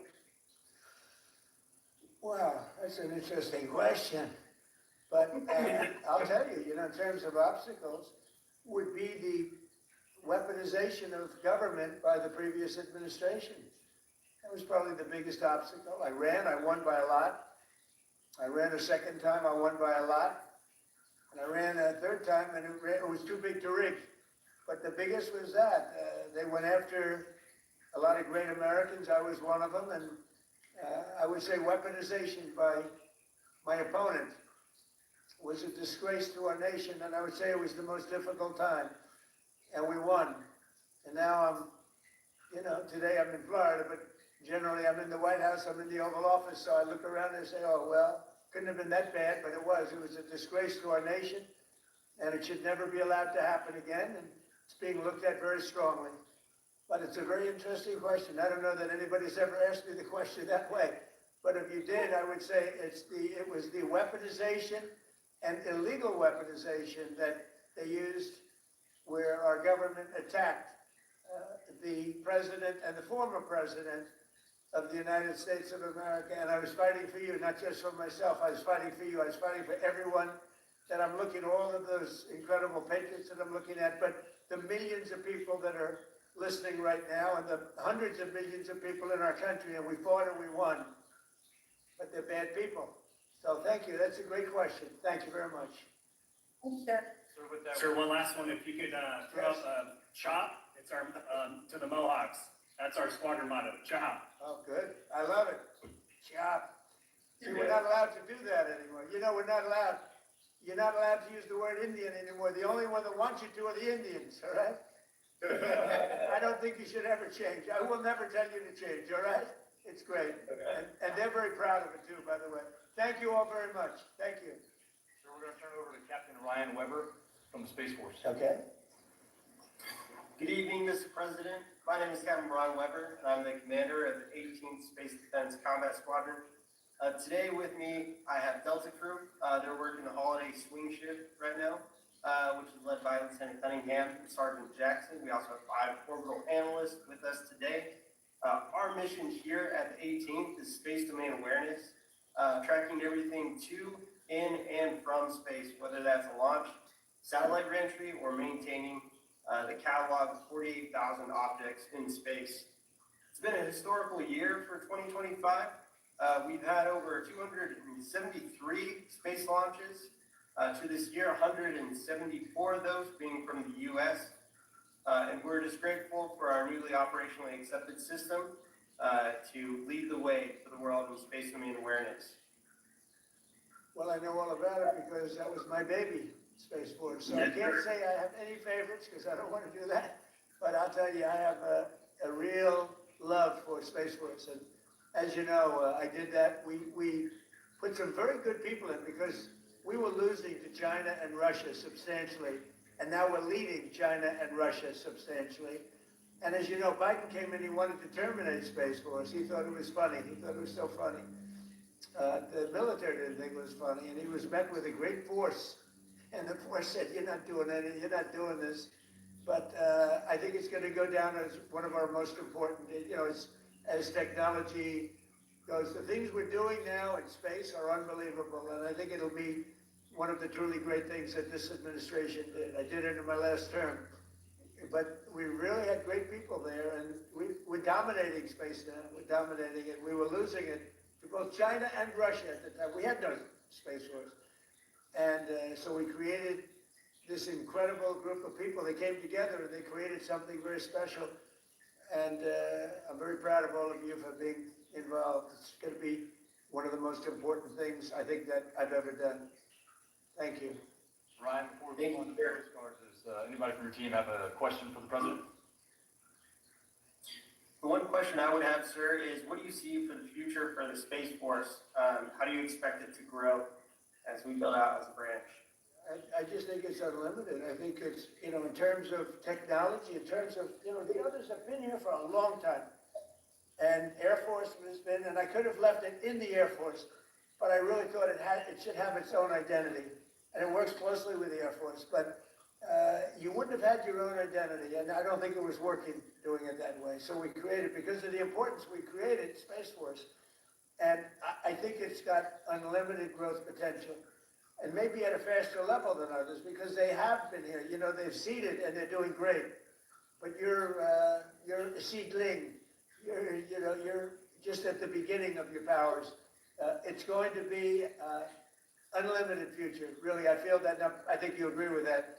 But it's going to be unlimited future. And thank you all for being involved. Very proud of you. Thank you. Thank you, sir. On behalf of the 18th, thank you for your support and happy Thanksgiving. Well, you have my support totally. And you too. Happy Thanksgiving. Thank you very much. So around the we're going to go over to Lieutenant Commander Alex Wild, United States Coast Guard. Good evening, Mr. President. Lieutenant Commander Alex Wild, Commanding Officer, Coast Guard Code Force, Redmar. We're currently patrolling the southwest border off the coast of California in support of Operation Border Trident to protect the maritime boundary. With a crew of 25, our fast response center has contributed to mission success in securing the border, as you mentioned. Last month alone, we had 3 at-sea interdictions and apprehended 45 illegal aliens. I'd like to recognize to my right the boarding team and pursuit team from our most recent interdiction. To my right, Lieutenant Junior Grade Fuller, Bosun Mate First Class Garcia Cosby, Electrician's Mate First Class Reza, Bosun's Mate Third Class Gerhards, and Machinery Technician Second Class Samano. We've had a real nice day, as you said. It's been pretty quiet on the water, to be honest. Our 2 culinary specialists gave us a real treat today for Thanksgiving by smoking 2 turkeys. And this evening we'll be trying to have some trivia here on the mess deck. We're truly grateful for this opportunity to speak with you today. Thank you very much. Thank you. I've loved the Coast Guard for a long time, and more than anything else, all the lives you saved in Texas and various places, all of these places that got hit by the hurricanes and all of the different, the storms, the big water storms, as they call them, but mostly hurricanes. The jobs you do, the way you go into those seas, I wouldn't want to do it. You want to do it, but I wouldn't want to do it. And I just want to thank you for that. As you know, we've ordered a lot of Coast Guard cutters, brand new, beautiful, the best machines in the world, the fastest, the best maneuverability, they tell me. I said, how's the speed and the maneuverability? I'm a looks person. I wanted the hull to be perfect. I sort of redesigned the hull a little bit, the hulls. But we ordered a lot, and we're ordering icebreakers, too, that you're going to be in charge of. We have 11 of them being built right now. We had none. We only have 1 in the whole country. Russia has 48, and we have 1. And that's just ridiculous. So We're doing them in conjunction with Finland and some other people. And they make the big, they're known as the people that do, I guess, 90% of the icebreakers, so they have great expertise. But we're doing them also as a joint venture where they're going to be built in this country, and they've already started. So we've ordered 11. You were going to build one, and the one was going to cost almost as much as the 11. And every one of the 11 is much better than the one. So that didn't sound like a good deal. So you know exactly what you're getting. You're getting the best icebreakers in the world, the top of the line. And they're going to be delivered very soon, actually. They're moving along very quickly. They're building them. And you'll end up with 11, but before we even start that, we're going to end up doing another 11 pretty soon. So you're going to have a lot of icebreakers pretty soon, which is very important, I assume. Is that important for the Coast Guard? Because if it's not, I'll cancel the order immediately. Very important. Okay, good, then I won't cancel the order. That's good. You're going to have the best icebreakers there are, so it's really great, very important to us. Thank you. Any other questions? Yes, Mr. President. Yes. I'm Petty Officer Riza. First question is, what is your true golf handicap, not according to fake news? And are you and President Biden going to play that golf match? I'd love to. I mean, I've invited him, but he doesn't want to show up. Look, I know a lot about golf. I've won 38 club championships, and I don't get to practice much. I won one last year. I won a club championship at a big club, beating a 27-year-old kid. I said, I'm decades older than you. But I said, the fairway doesn't know how old you are as you walk up the middle, and he's in the rough. And I've been a good golfer over the years. When you win, club championships are our majors. You know that. Most people can't play in them. We're talking about no strokes or anything else. So I'm a very low handicap, and I've won 38 of them legitimately, everyone legitimately. It has to be legitimate because you have a lot of people following you during club championships, as you know. So I guess I'm very, I got to be right around scratch or better. I beat a +3, that's 3 better, 3 below par. If you look at it for those that don't know, in the finals of the club championship last year with all I was going through and with no practice. So I'm a good golfer, yeah, I would have to say that. I want to be honest. I have to be honest. I played with Bryson DeChambeau on his show, the Breaking 50, and we had a good time. But a lot of people thought that was a great ratings hit, and we had a lot of fun. But golf is great. It's sort of a microcosm of life. And you have a lot of people talk, but they can't play, like Biden. Biden can't hit a ball 30 yards, I'm telling you. I looked at his swing. He cannot hit a ball 30 yards. He said he was a 6 handicap. He said that was the only thing that made me angry during the debate with him. He said he was a 6. I said, you're not a 6. And he said, well, I'm an 8. I said, that was quick. I picked up 2. But he's not 100. He's not 100. So, but it's a great game, and I hope you guys get to play a little bit of it. But frankly, I'm more excited about the icebreakers, if you want to know the truth. So anyway, I want to thank you. A great job. Coast Guard, great job. We're proud of you. You're going to have the best equipment in the world, and it's coming rapidly. Thank you very much. Thank you. Thank you for support. So that concludes presentations. If you have any closing remarks, that'll be it. Well, I do have closing remarks. I just want to say how proud I am. You look at the people that we just dealt with. These are the top people in our country. These are just beautiful people inside and out. They're brave, they're smart, they're brilliant. And I just want to say it's an honor to be with you. It's an honor to be working with you. We have the strongest country we've ever had. We make the best equipment in the world. We have the best military in the world. Nobody can even come close. And everybody knows it. And they respect us now again. A year ago, 2 years ago, 4 years ago, 3 years ago, they didn't respect us at all. They laughed at us. Nobody's laughing anymore. So I just want to thank you all very much. I'm very proud of you. Thank you. Thank you. Thank you very much. Okay. We can cut that then. We can cut that. Hello. Thank you. A question about this tragic shooting in Washington, D.C. U.S. officials say that the suspect worked very closely with the CIA in Afghanistan for years, that he was vetted, and the vetting came up clean. He went cuckoo. I mean, he went nuts. And that happens too. It happens too often with these people. You see them. But look, this is how they come in. This is how they're standing on top of each other. And That's an airplane. There was no vetting or anything. They came in unvetted. And we have a lot of others in this country. We're gonna get them out. But they go cuckoo. Something happens soon. Your DOJ IG just reported this year that there was thorough vetting by DHS and by the FBI of these Afghans who were brought into the U.S. So why do you blame the Biden administration? Because they let them in. Are you stupid? Are you a stupid person? Because they came in on a plane along with thousands of other people that shouldn't be here, and you're just asking questions because you're a stupid person. And there's a law passed that it's almost impossible not to get them out. You can't get them out once they come in. And they came in, and they were unvetted, they were unchecked, there were many of them, and they came in on big planes, and it was disgraceful. And if you look, you'll see there was a law passed. It makes it almost impossible not to let them in, not to certify them, so to speak, once they come in. And they came in, and they shouldn't have come in. And frankly, the whole thing was a mess. The whole Afghanistan situation was a mess. It should have never taken place. If we're going to go out, and we would have gone out, because I had everybody ready to go, we were going to go out with strength and dignity and precision, and we would have left from Bagram, and we would have kept Bagram, by the way, because of its very close relationship to China and where they make their missiles. But when you let the people come in by the thousands and thousands and thousands, they made a terrible mistake. But they were incompetent, yeah.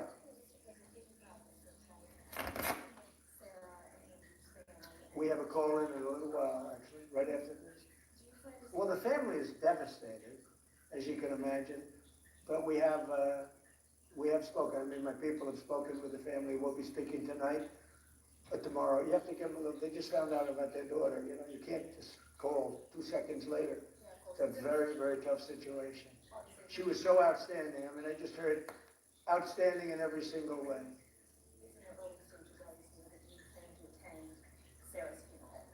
I haven't thought about it yet, but it certainly is something I could conceive of. I love West Virginia. You know, I won West Virginia by one of the biggest margins of any president anywhere.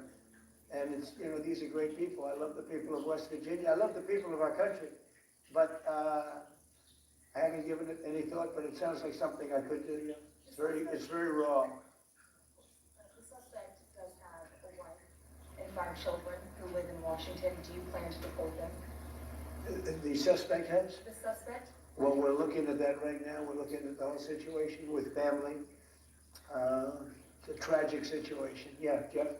President, are there any changes you want to make to improve safety for National Guardsmen who are being sent into these cities? No, just I want to have more. As you know, we're sending 500 more. We had very little crime in Washington now for, you know, many months. Record-setting low crime, and this happened. And I don't know how you put this on the scale of that. This is sort of different. This is a terrorism threat, and this was done because they're so effective. If they weren't effective, we probably wouldn't have had this done. But this was done because the National Guard has been so effective. You know, you went from having a tremendous amount of crime and death, killing, everything else, to having none. And this happened, I assume, because it was so effective. And maybe this man was upset because he couldn't practice crime. Who knows what his motivation was? But what he did was horrible. You've made changes for Afghani's ability to apply for asylum. Do you blame all Afghans for this one man not? No, but we've had a lot of problems with Afghans because we had a lot of them coming in on these planes. Again, I show you this picture. We had a lot of them coming in on these planes that are, there was no checking. They just poured into the plane. And many of these people are criminals. Many of these people are people that shouldn't be here. And many of them have been gotten out. I mean, we've gotten out a lot of the people that, you know, we've taken a lot of them out of here. But they came in, yeah, I know, this deal story. Many are wonderful, yeah, I'm sure. I said many are here legally, though. What should they think in terms of their prospects? Well, they can't be happy, okay? They can't be happy. Because what's taking place between that, if you look at Somalia, they're taking over Minnesota, and we got a lot of problems with the gangs, with all of the things taking place in Minnesota. We have an incompetent governor, a dope. We have a dope governor. They can't be happy about what's going on. And If you talk about the Afghans, there's a problem because so many Bedouins came in on the planes. They just walked in. Whoever the strongest people were physically in a way, but whoever the strongest, they got on the planes. There was no checking. They just swamped the planes. They took off. We had no idea who they were. Yeah, do you want to ask a question behind? Hi, sir. Sure. Hi.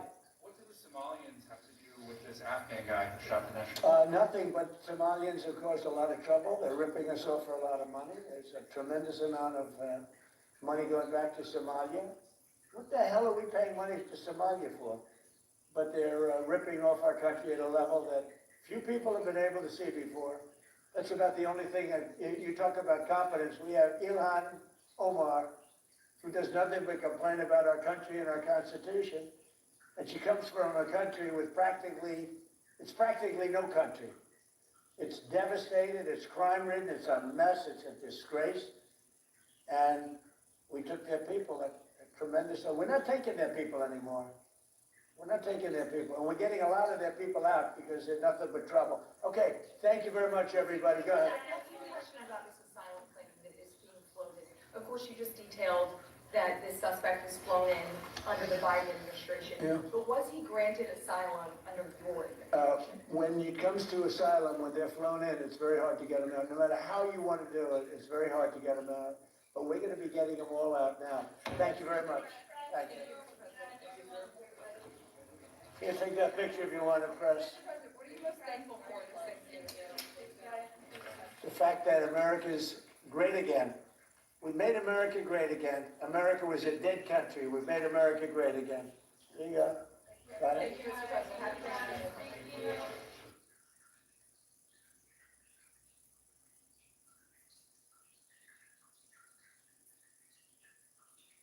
Good afternoon, everybody, and welcome. I guess we don't have enough seats today. Wow. In the last quarter century, a sitting president of the United States has come to Davos only twice. Both times it was Donald Trump. So when I asked to serve in this new role that I have, he was one of the first leaders I called and invited to return. I first met the president about 25 years ago, but I worked most closely with him during the early months of COVID. This was March 2020. Markets were under extreme stress. Some economists were warning we could be headed towards a second Great Depression. What stood out to me during the extraordinary period was a president's willingness to bring together people from governments, from business, across institutions, across perspective, to think differently, and importantly, to act decisively. That instinct to act, especially in pivotal moments, is one reason I think he values the World Economic Forum. It is a unique institution that brings together the largest combination of government officials, business leaders, technology leaders, civil society and NGO leaders, anywhere in the world for a genuine dialogue. And particularly, importantly, this year. Thankfully, this group is meeting under better economic circumstances than during the pandemic. But once again, we're forcing very serious different economic conditions around the world. One of the central challenges that is impacting me is how capitalism can benefit more, and how can we broaden our global economy for greater and greater participation. That is a question where the president has shown real leadership through investing in infrastructure, reducing barriers to growth, and initiatives like the Trump account, designed to give more Americans a direct stake in the growth of the U.S. economy. As he enters the second year of his second term, we are interested in hearing his plans for 2026 and beyond, and will no doubt create more and more conversation.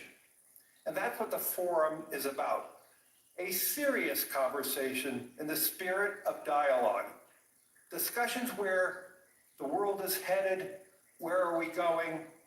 And these discussions would be incomplete without the President of the United States, the most important leader in the world. We appreciate him here, so let me introduce and welcome back to Davos the President of the United States, Donald J. Trump.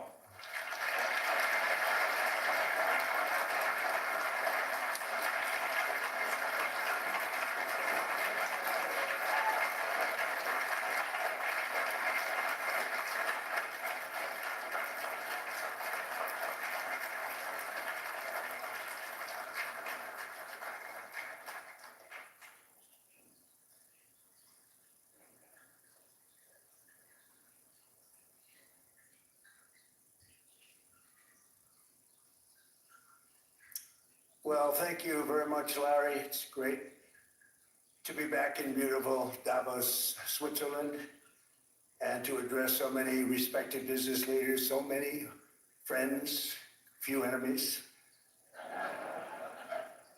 and all of the distinguished guests. It's a who's who, I will say that.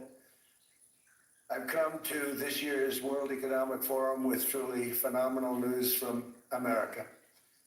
Yesterday marked the one-year anniversary of my inauguration, and today, after 12 months back in the White House, our economy is booming, growth is exploding, productivity is surging, investment is soaring, incomes are rising,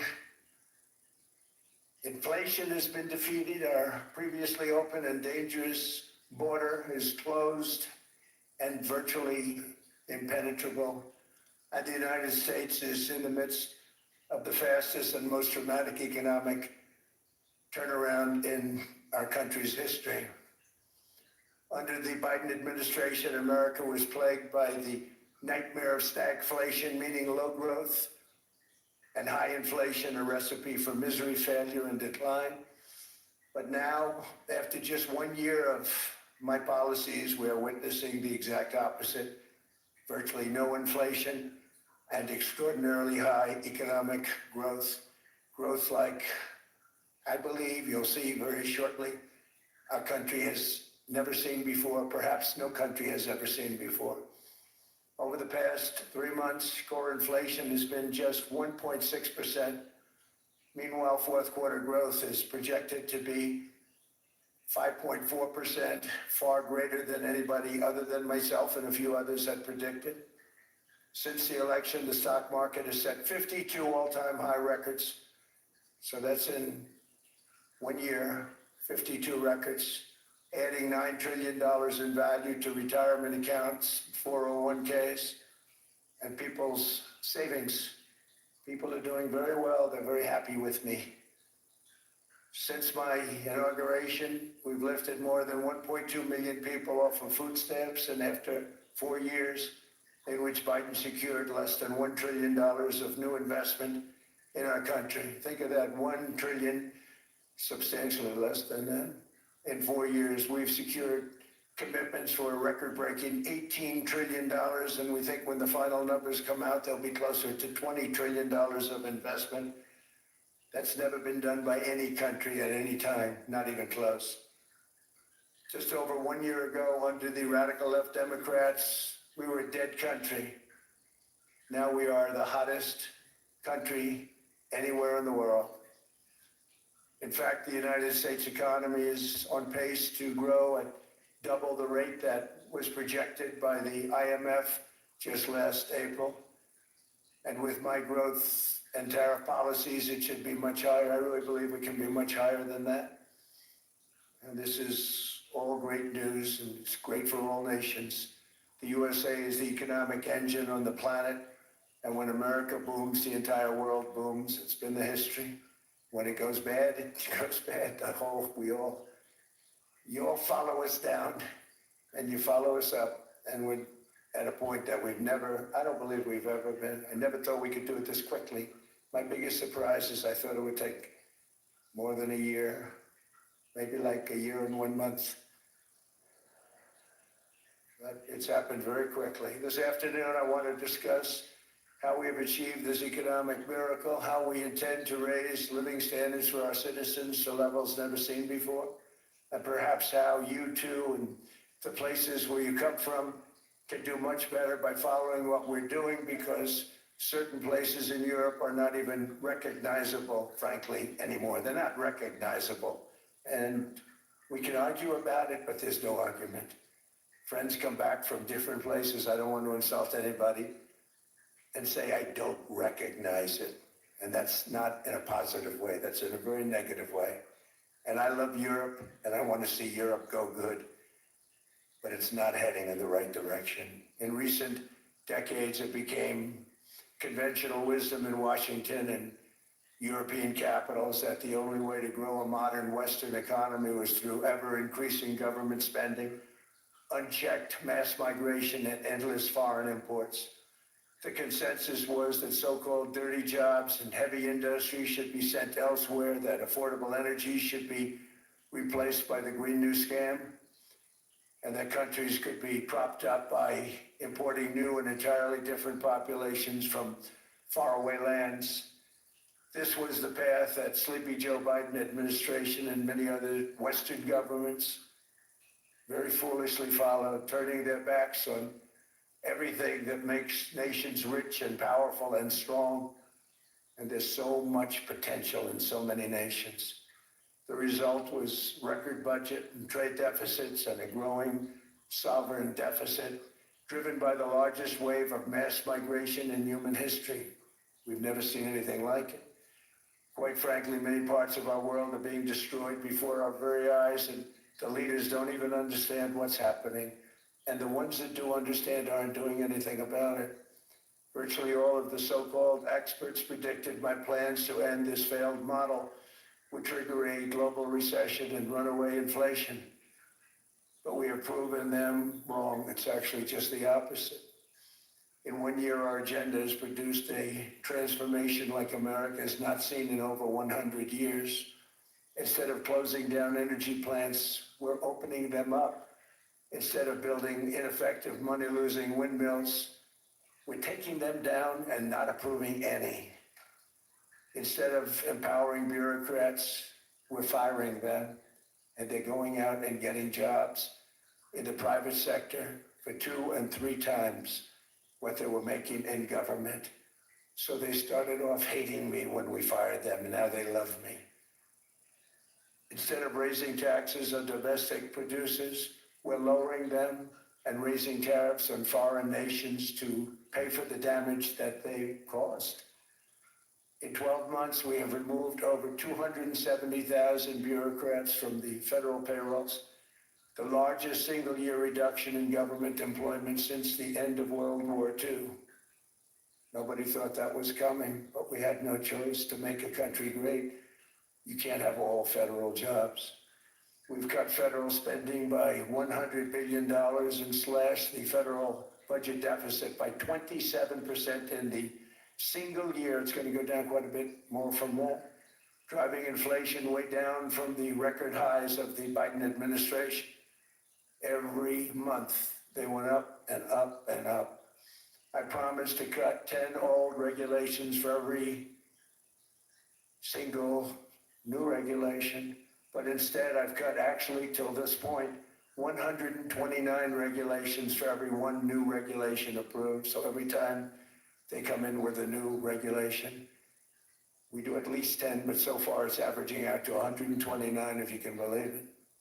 In July, we passed the largest tax cuts in American history, including no tax on tips, no tax on overtime, no tax on Social Security for our great seniors. We also provided 100% expensing, that's the one they like, and bonus depreciation for all new equipment and capital investments to help companies expand and shift production to America. They are so in love with it. They build a plant, they're able to deduct it immediately, the whole thing, rather than waiting 38 to 41 years in the old days. This is a miracle taking place. Nobody thought it would ever be done by any country. It's done by us.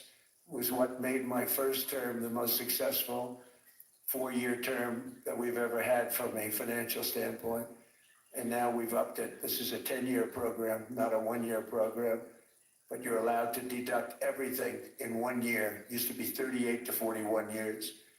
With tariffs, we've radically reduced our ballooning trade deficit, which was the largest in world history. We were losing more than $1 trillion every single year, and it was just wasted. It was going to waste.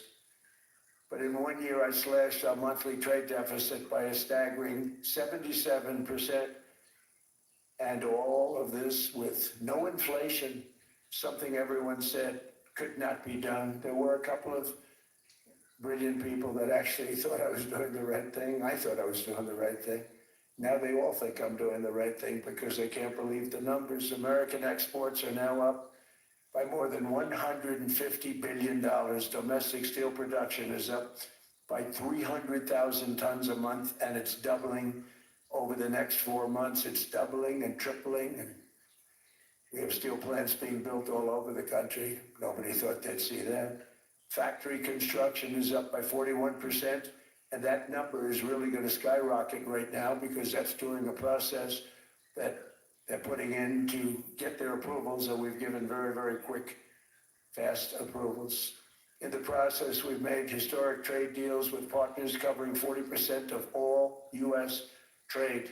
Some of the greatest companies and countries in the world. We have countries as our partner too. The European nations, Japan, South Korea. They're our partners. They've gone into massive deals with us, especially on oil and gas. And these agreements raise growth and cause stock markets to boom, not only in the U.S., but virtually every country that came to make a deal, because as you've learned, when the United States goes up, you follow. It's really become a staple. In America, I've stopped the nation-wrecking energy policies that drive up prices while sending jobs and factories to the world's worst polluters. They are indeed polluters. Under Sleepy Joe Biden, new domestic oil and gas leases fell by 95%. Think of that. And they wonder, why was gasoline going up so fast? The gasoline actually topped $5 a gallon, and some places $7 a gallon, and more than 100 major power plants were violently shut down by incompetent people that had no idea what the hell they were doing. Under my leadership, U.S. natural gas production is at an all-time high by far. U.S. oil production is up by 730,000 barrels a day, and last week we picked up 50 million barrels from Venezuela alone. Venezuela's been an amazing place for so many years, but then they went bad with their policies. 20 years ago it was a great country, and now it's got problems, but we're helping them. And those 50 million barrels, we're going to be splitting up with them, and they'll be making more money. But they've made it a long time. Venezuela's going to do fantastically well. We appreciate all of the cooperation we've been giving. We've been giving great cooperation. Once the attack ended, and they said, let's make a deal. More people should do that. But Venezuela's going to make more money in the next 6 months than they've made in the last 20 years. Every major oil company is coming in with us. It's amazing. It's a beautiful thing to see. The leadership of the country has been very good. They've been very, very smart. The price of gasoline is now below $2.50 a gallon in many states, $2.30 a gallon in most states, and will soon be averaging less than $2 a gallon. In many places, it's already down even lower, $1.95 a gallon. Numerous states are at $1.99, numbers that nobody has heard for years. Actually, since my last administration, we got it down to around those numbers. I've signed an order directing and approval of many new nuclear reactors. We're going heavy into nuclear. I was not a big fan because I didn't like the risk, the danger. But they have, the progress they've made with nuclear is unbelievable, and the safety progress they've made is incredible. We're very much into the world of nuclear energy, and we can have it now at good prices and very, very safe. And we're leading the world in AI by a lot. We're leading China by a lot. I think President Xi respects what we've done, in part because I've allowed these big companies building these massive buildings to build their own electric capacity. They're building their own power plants, which when added up is more than any country anywhere in the world is doing. I read recently an article in the Wall Street Journal that China's creating so much energy, and they are, I gotta hand it to them, but we're creating as much or more, and we're letting them do that. I'm very proud of it. It was my idea. I said, you can't create this much energy. We needed more than double the energy currently in the country just to take care of the AI plants. And I said, we can't do that. We have an old grid system. And I came up with the idea, you know, you people are brilliant, you have a lot of money. Let's see what you can do. You can build your own electric generating plants. And they looked at me, they didn't believe me. All of the names that are really, I think, in the room right now, if you want to know the truth, they didn't believe it. And I said, no, you can't. They came back 2 weeks and they didn't have the plant. They said, we thought you were kidding. I said, no, not only am I not kidding, you're going to have your approvals within 2 weeks. I always say nuclear will take 3 weeks. But most aren't going that. They're going oil and gas. They're even going coal in some cases. Because of my landslide election victory, the United States avoided the catastrophic energy collapse which befell every European nation that pursued the Green New Scam, perhaps the greatest hoax in history. The Green New Scam, windmills all over the place, destroy your land, destroy your land. Every time that goes around, you lose $1,000. You're supposed to make money with energy, not lose money. Here in Europe, we've seen the fate that the radical left tried to impose on America. They tried very hard. Germany now generates 22% less electricity than it did in 2017. And it's not the current chancellor's fault. He's solving the problem. He's going to do a great job. But what they did before he got there, I guess that's why he got there. And electricity prices are 64% higher. The United Kingdom produces just 1/3 of the total energy from all sources that it did in 1999. Think of that, 1/3. And they're sitting on top of the North Sea, one of the greatest reserves anywhere in the world, but they don't use it. And that's one reason why their energy has reached catastrophically low levels with equally high prices. High prices, very low levels. Think of that, 1/3. And you're sitting on top of the North Sea, and they like to say, well, you know, that's depleted. It's not depleted. It's got 500 years. They haven't even found the oil. The North Sea is incredible. They don't let anybody drill. Environmentally, they don't let them drill. They make it impossible for the oil companies to go. They take 92% of the revenues. So the oil companies say, we can't do it. They came to see me. Is there anything you can do? I want Europe to do great. I want UK to do great. Sitting on one of the greatest energy sources in the world, and they don't use it. In fact, their electricity prices have soared 139%. There are windmills all over Europe. There are windmills all over the place, and they are losers.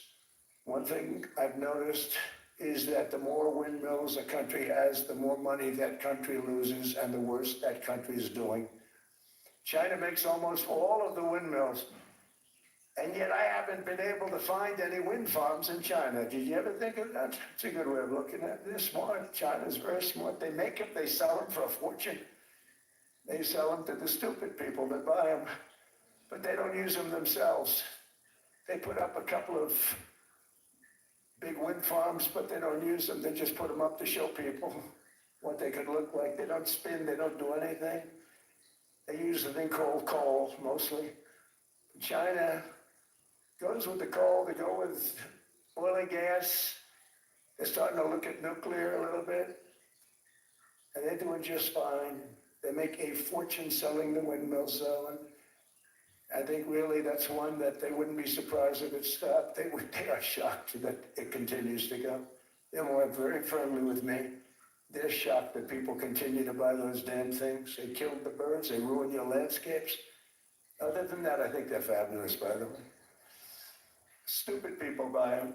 The consequences of such destructive policies have been stark, including lower economic growth, lower standards of living, lower birth rates, more socially disruptive migration, more vulnerability to hostile foreign adversaries, and much, much smaller militaries. The United States cares greatly about the people of Europe. We really do. I mean, look, I am derived from Europe, Scotland and Germany. 100% Scotland, my mother, 100% German, my father. And we believe deeply in the bonds we share with Europe as a civilization. I want to see it do great. That's why issues like energy, trade, immigration, and economic growth must be central concerns to anyone who wants to see a strong and united West. Because Europe and those countries have to do their thing. They have to get out of the culture that they've created over the last 10 years. It's horrible what they're doing to themselves. They're destroying themselves. These beautiful, beautiful places. We want strong allies, not seriously weakened ones. We want Europe to be strong. Ultimately, these are matters of national security, and perhaps no current issue makes the situation more clear than what's currently going on with Greenland. Would you like me to say a few words of Greenland? I was going to leave it out of the speech, but I think I would have been reviewed very negatively. I have tremendous respect for both the people of Greenland and the people of Denmark, tremendous respect. But every NATO ally has an obligation to be able to defend their own territory. And the fact is, no nation or group of nations is in any position to be able to secure Greenland other than the United States. We're a great power, much greater than people even understand. I think they found that out 2 weeks ago in Venezuela. We saw this in World War II, when Denmark fell to Germany after just 6 hours of fighting and was totally unable to defend either itself or Greenland. So the United States was then compelled, we did it, we felt an obligation to do it, to send our own forces to hold the Greenland territory. And hold it we did, at great cost and expense. They didn't have a chance of getting on it, and they tried. Denmark knows that. We literally set up bases on Greenland for Denmark. We fought for Denmark. We weren't fighting for anyone else. We were fighting to save it for Denmark. Big, beautiful piece of ice. It's hard to call it land. It's a big piece of ice. But we saved Greenland and successfully prevented our enemies from gaining a foothold in our hemisphere. So we did it for ourselves also. And then after the war, which we won it big. Without us, right now you'd all be speaking German and a little Japanese, perhaps. After the war, we gave Greenland back to Denmark. How stupid were we to do that? But we did it. But we gave it back. But how ungrateful are they now? So now our country and the world face much greater risks than it did ever before because of missiles, because of nuclear, because of weapons of warfare that I can't even talk about. 2 weeks ago, they saw weapons that nobody ever heard of. They weren't able to fire one shot at us. They said, what happened? Everything was discombobulated. They said, we got them in our sights. Press the trigger, and nothing happened. No anti-aircraft missiles went up. There was one that went up about 30 feet and crashed down right next to the people that sent it. They said, what the hell is going on? Those defensive systems were made by Russia and by China. So they're going to go back to the drawing boards, I guess. Greenland is a vast, almost entirely uninhabited and undeveloped territory, sitting undefended in a key strategic location between the United States, Russia, and China. That's exactly where it is, right smack in the middle. Wasn't important nearly when we gave it back. You know, when we gave it back, it wasn't the same as it is now. It's not important for any other reason, you know, everyone talks about the mineral. There's so many places, there's so rare earth. No such thing as rare earth. There's rare processing, but there's so much rare earth. And this, to get to this rare earth, you got to go through hundreds of feet of ice. That's not the reason we need it. We need it for strategic national security and international security. This enormous unsecured island is actually part of North America, on the northern frontier of the Western Hemisphere. That's our territory. It is therefore a core national security interest of the United States of America. And in fact, it's been our policy for hundreds of years to prevent outside threats from entering our hemisphere, and we've done it very successfully. We've never been stronger than we are now. That's why American presidents have sought to purchase Greenland for nearly 2 centuries. You know, for 2 centuries they've been trying to do it. They should have kept it after World War II, but they had a different president. That's all right. People think differently. Much more necessary now than it was at that time, however. In 2019, Denmark said that they would spend over $200 million to strengthen Greenland's defenses. But as you know, they spent less than 1% of that amount. 1%, there's no sign of Denmark there. And I say that with great respect for Denmark, whose people I love, whose leaders are very good. It's the United States alone that can protect this giant mass of land, this giant piece of ice, develop it and improve it and make it so that it's good for Europe and safe for Europe and good for us. And that's the reason I'm seeking immediate negotiations to once again discuss the acquisition of Greenland by the United States, just as we have acquired many other territories throughout our history, as many of the European nations have. They've acquired, there's nothing wrong with it. Many of them, some went in reverse, actually, if you look. Some had great vast wealth, great vast lands all over the world. They went in reverse. They stuck back where they started. That happens too. But some grow. But this would not be a threat to NATO. This would greatly enhance the security of the entire alliance, the NATO alliance. The United States is treated very unfairly by NATO. I want to tell you that. And when you think about it, nobody can dispute it. We give so much and we get so little in return. And I've been a critic of NATO for many years. And yet I've done more to help NATO than any other president by far, than any other person. You wouldn't have NATO if I didn't get involved in my first term. The war with Ukraine is an example. We are thousands of miles away, separated by a giant ocean. It's a war that should have never started, and it wouldn't have started if the 2020 U.S. presidential election weren't rigged. It was a rigged election. Everybody now knows that. They found out. People will soon be prosecuted for what they did. It's probably breaking news, but it should be. It was a rigged election. You can't have rigged elections. You need strong borders, strong elections, and ideally good press. I always say it.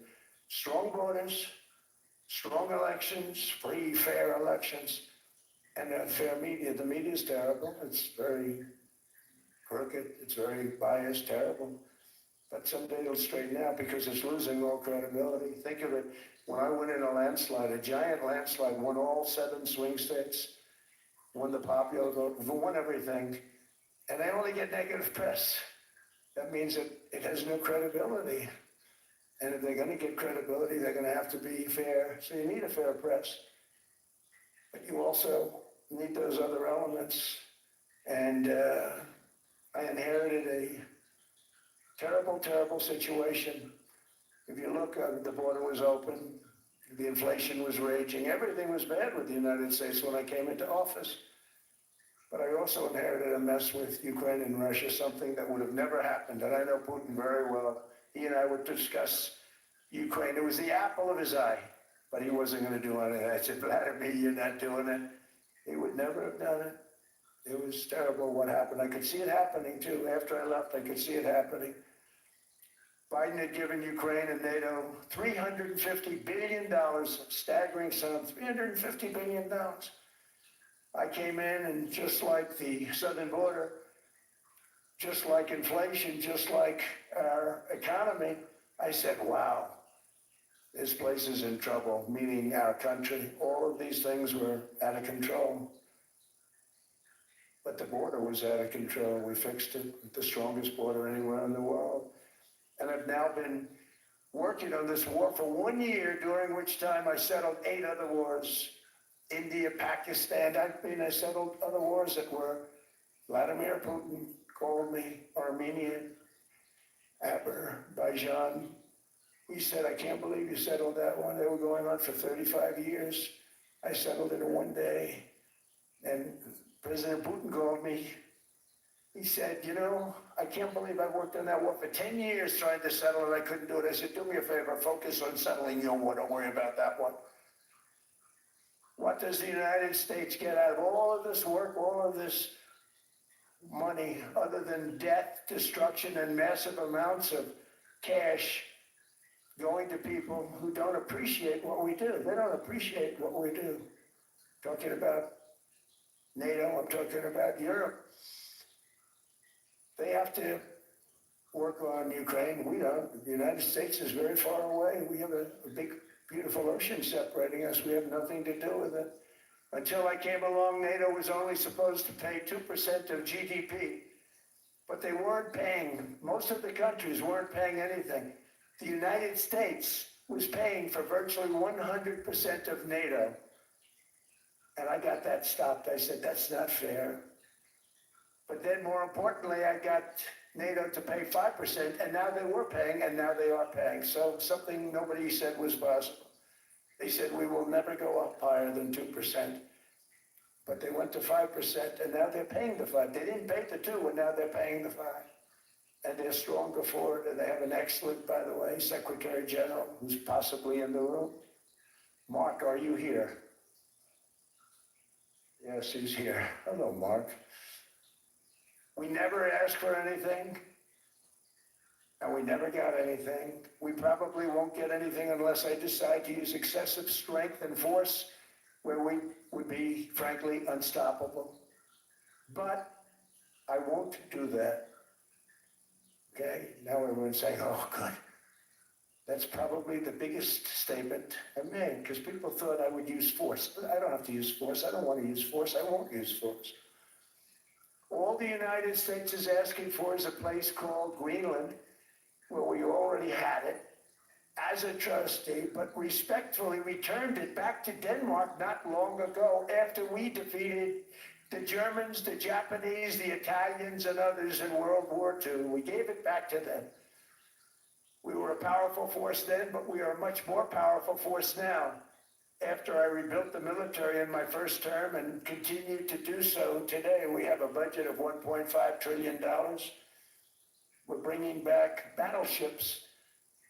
The battleship is 100 times more powerful than the great battleships you saw in World War II, those great, big, gorgeous ships, the Missouri, the Iowa, the Alabama. Because I thought maybe we could take them out of mothballs. They said, no, sir, these ships are 100, think of that, 100 times more powerful than those big, big, magnificent pieces of art that you saw so many times ago, that you still see on television. You say, wow, what a force. 100 times, each ship 100 times more powerful than the big battleships of the past. So that was the end of the mothball story. So what we have gotten out of NATO is nothing except to protect Europe from the Soviet Union and now Russia. I mean, we've helped them for so many years. We've never gotten anything, except we pay for NATO. And we paid for many years until I came along. We paid for, in my opinion, 100% of NATO because they weren't paying their bills. And all we're asking for is to get Greenland, including right title and ownership, because you need the ownership to defend it. You can't defend it on a lease. Number one, legally, it's not defensible that way, totally. And number two, psychologically, who the hell wants to defend on a lease? Which is a large piece of ice in the middle of the ocean where if there is a war, much of the action will take place on that piece of ice. Think of it. Those missiles would be flying right over the center of that piece of ice. All we want from Denmark for national and international security and to keep our very energetic and dangerous potential enemies at bay is this land on which we're going to build the greatest golden dome ever built. We're building a golden dome that's going to, just by its very nature, going to be defending Canada. Canada gets a lot of freebies from us, by the way. They should be grateful also, but they're not. I watched your Prime Minister yesterday. He wasn't so grateful. They should be grateful to us. Canada lives because of the United States. Remember that, Mark, the next time you make your statements. What we did for Israel was amazing, but that's nothing compared to what we have planned for the United States, Canada, and the rest of the world. We are going to build a dome like no other. We did it for Israel. And by the way, I told Bibi, stop taking credit for the dome. That's our technology. That's our stuff. But they had a lot of courage, and they were good fighters, and they did a good job, and we wiped out the Iran nuclear threat like nobody can believe. Nobody's ever seen anything like it. That, Venezuela, taking down Soleimani, wiping out al-Baghdadi when he tried to reinstitute ISIS. We did a lot. I did a lot of big things, all perfectly executed. Everyone was perfectly executed. Somebody told me that, a military expert told me, sir, everything you've done has been perfectly executed. I said, I know. So other presidents have spent, whether foolishly or not, trillions and trillions of dollars on NATO and gotten absolutely nothing in return. We've never asked for anything. It's always a one-way street. Now they want us to help them with Ukraine. And let me say, we're going to. I'm really helping, not even them. I want to see, last week, if you saw, it was 10,000 soldiers, but last month it was 31,000 soldiers died. 31,000, that's this room times, the number of people in this room times 30. Think of it, 30,000 soldiers died in 1 month. The month before it was 27,000. The month before that it was 28,000. The month before that it was 25,000. It's a bloodbath over there. And that's what I want to stop. It doesn't help the United States, but these are souls. These are young people. Look like you, look like some of you right in the front row. They go to war, their parents are so proud. Oh, there he goes, comes back. 2 weeks later, they get a call, and your son's head's been blown off. I want to stop it. It's a horrible war. It's the worst since World War II. They keep going, they'll exceed World War II. The numbers are staggering, how many people they've lost. They don't want to talk about it. Ukraine and Russia lost just tremendous amounts. And I'm dealing with President Putin, and he wants to make a deal, I believe. I'm dealing with President Zelensky, and I think he wants to make a deal. I'm meeting him today. He might be in the audience right now.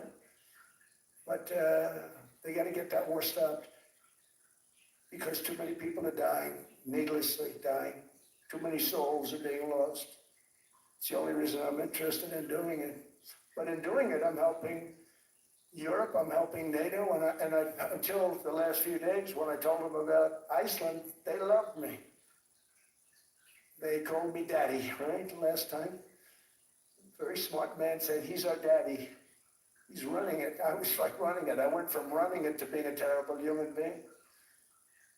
And now what I'm asking for is a piece of ice, cold and poorly located, that can play a vital role in world peace and world protection. It's a very small ask compared to what we have given them for many, many decades. But the problem with NATO is that we'll be there for them 100%. But I'm not sure that they'd be there for us if we gave them the call. Gentlemen, we are being attacked. We're under attack by such and such a nation. I know them all very well. I'm not sure that they'd be there. I know we'd be there for them. I don't know that they'd be there for us. So with all of the money we expend, with all of the blood, sweat, and tears, I don't know that they'd be there for us. They're not there for us on Iceland, that I can tell you. I mean, our stock market took the first dip yesterday because of Iceland. So Iceland's already cost us a lot of money. But that dip is peanuts compared to what it's gone up. And we have an unbelievable future in that stock. That stock market is going to be doubled. We're going to hit 50,000 and that stock market's going to double in a relatively short period of time because of everything that's happening. But this is a good example. After giving NATO and European nations trillions and trillions of dollars in defense, they buy our weapons. We make the greatest weapons in the world, but now we're going to make them faster, much faster. You saw that. I put a cap on the salaries. Then I put no buybacks, no stock buybacks, no various other things that they were doing. I mean, they were making $50 million, but it would take them 3 years to give you a Patriot missile. I said, that's not good. My chauffeur can do a better job than that, and he makes slightly less than 50. They make big salaries. If they're going to make those big salaries, they're going to have to produce a lot faster. The good news is we have the greatest equipment in the world. Now we're going to start making it a lot faster. They're going to build additional plants. And all of the money that goes into stock buybacks is going to go into building plants. We're not allowing stock buybacks by defense companies any longer. They're going to build new plants to make Tomahawks, Patriots. We have the best equipment, F-35s. F-47, the new one just coming out. They say it's the most devastating plane, fighter jet ever. Who knows? They called it 47. If I don't like it, I'm going to take the 47 off it. I wonder why they called it 47, what to think about that. But if I don't like it, I'm going to take that 47 off. But it's supposed to be the stage 6. It's supposed to be the first stage 6 plane, undetectable, like our B-2 bombers were undetectable. They flew right over Iran. They were undetectable. And they did their job and they got the hell out of there. So we want a piece of ice for world protection, and they won't give it. We've never asked for anything else, and we could have kept that piece of land, and we didn't. So they have a choice. You can say yes, and we will be very appreciative, or you can say no, and we will remember. A strong and secure America means a strong NATO, and that's one reason why I'm working every day to ensure our military is very powerful, our borders are very strong, and above all, our economy is strong because national security requires economic security and economic prosperity, and we have the greatest that we've ever had. Biden and his allies destroyed our economy and gave us perhaps the worst inflation in American history. They say 48 years, I say forever, but I think 48 years is the equivalent to forever. Whether it's 48 years or ever, it's terrible. Costing the typical family $33,000. What they did to this country should never, ever be forgotten. It's early. But he has to be rated as the worst president we've ever had by far. The auto pen did much of the damage. The auto pen, he was the auto pen president. Because I don't believe a sane president would have ever signed the kind of things that he signed. But now grocery prices, energy prices, airfares, mortgage rates, rent, and car payments are all coming down, and they're coming down fast. We inherited a mess. But we've done a hell of a job in 12 months. Under my most favored nation policy for drug prices, the cost of prescription drugs is coming down by up to 90%, depending on the way you calculate. You could also say 5, 6, 7, 800%. There are two ways of figuring that. But we have a favored nations policy that every president wanted, no president was able to get. I got it, and other nations approved it. And I had to use tariffs in order to get it, because they said, no way. In other words, a pill that costs 10% in London costs $130. Think it costs $10 in London, costs $130 in New York or in Los Angeles.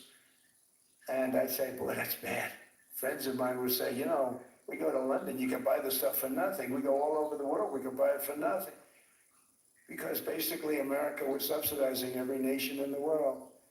Because presidents allowed them to get away with it. It became very tough. So when I called up Emmanuel Macron, I watched him yesterday with those beautiful sunglasses.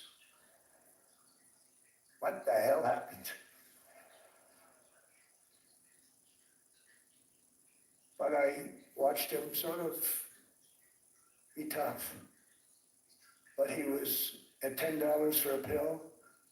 And I said, Emmanuel, and I have all the big pharmaceutical companies are in total agreement. It wasn't easy, by the way. They're tough, smart. They've been getting away with this scam for a long time. But they gave it up. But they said, you'll never get the countries to approve it. I said, why is that? Because they won't. They always said, we're not paying any more. Get the rest for the United States. So over the years, they stayed the same. We just went up, up, up. And I mean, we would pay 13, 14, 15 times more than some certain countries would. So I said, no, they'll approve it 100%. So you'll never get them to approve it. I said, I guarantee you. But I actually sided with Emmanuel, who probably is in the room too. And I like him. I actually like him. Hard to believe, isn't it? And I said, Emmanuel, you're going to have to lift the price of that bill to $20, maybe $30. Think of that. So that means it's a doubling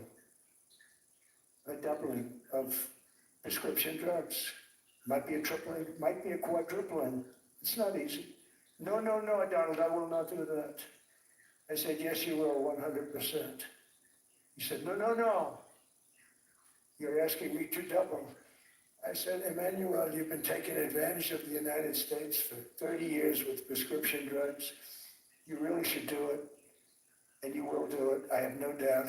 In fact, I am 100% sure you're going to, no, I will not do it. Because yes, in all fairness, he has to double or triple. Because the world being a bigger place than the United States, it's not that you meet in the middle. You just have to go up some, and we come down a lot. They go up a little, we come down a lot. So we're at $130, they're at 10. So they may have to go to 20 or 30. No more than that. I said, Emmanuel, you're going to be doubling or tripling. No. I said, here's the story, Emmanuel. The answer is you're going to do it, you're going to do it fast. And if you don't, I'm putting a 25% tariff on everything that you sell into the United States and a 100% tariff on your wines and champagnes. And that's about 10 times more than what I'm requesting. And you're going to do it. I don't want to go public with it, but you may make me do that. No, Donald, I will do it. I will do it. It took me, on average, 3 minutes a country saying the same thing. You will do it. They all said, no, I will not do it. You're asking me to double the cost of prescription. I said, that's right, because you've been screwing us for 30 years. And they said, we will not do it. I said, that's all right. On Monday morning, we're putting a 25, 30, 50, I gave different numbers for different countries. This is also national security we're talking about. Not fair. We're not going to subsidize the whole world. And every one of those countries have agreed to do it. So one of the biggest things that I've done is the fact that we have now most favored nation. We will pay whatever the lowest price is in the entire world. So our drug prices are going to be coming down by a staggering 90%.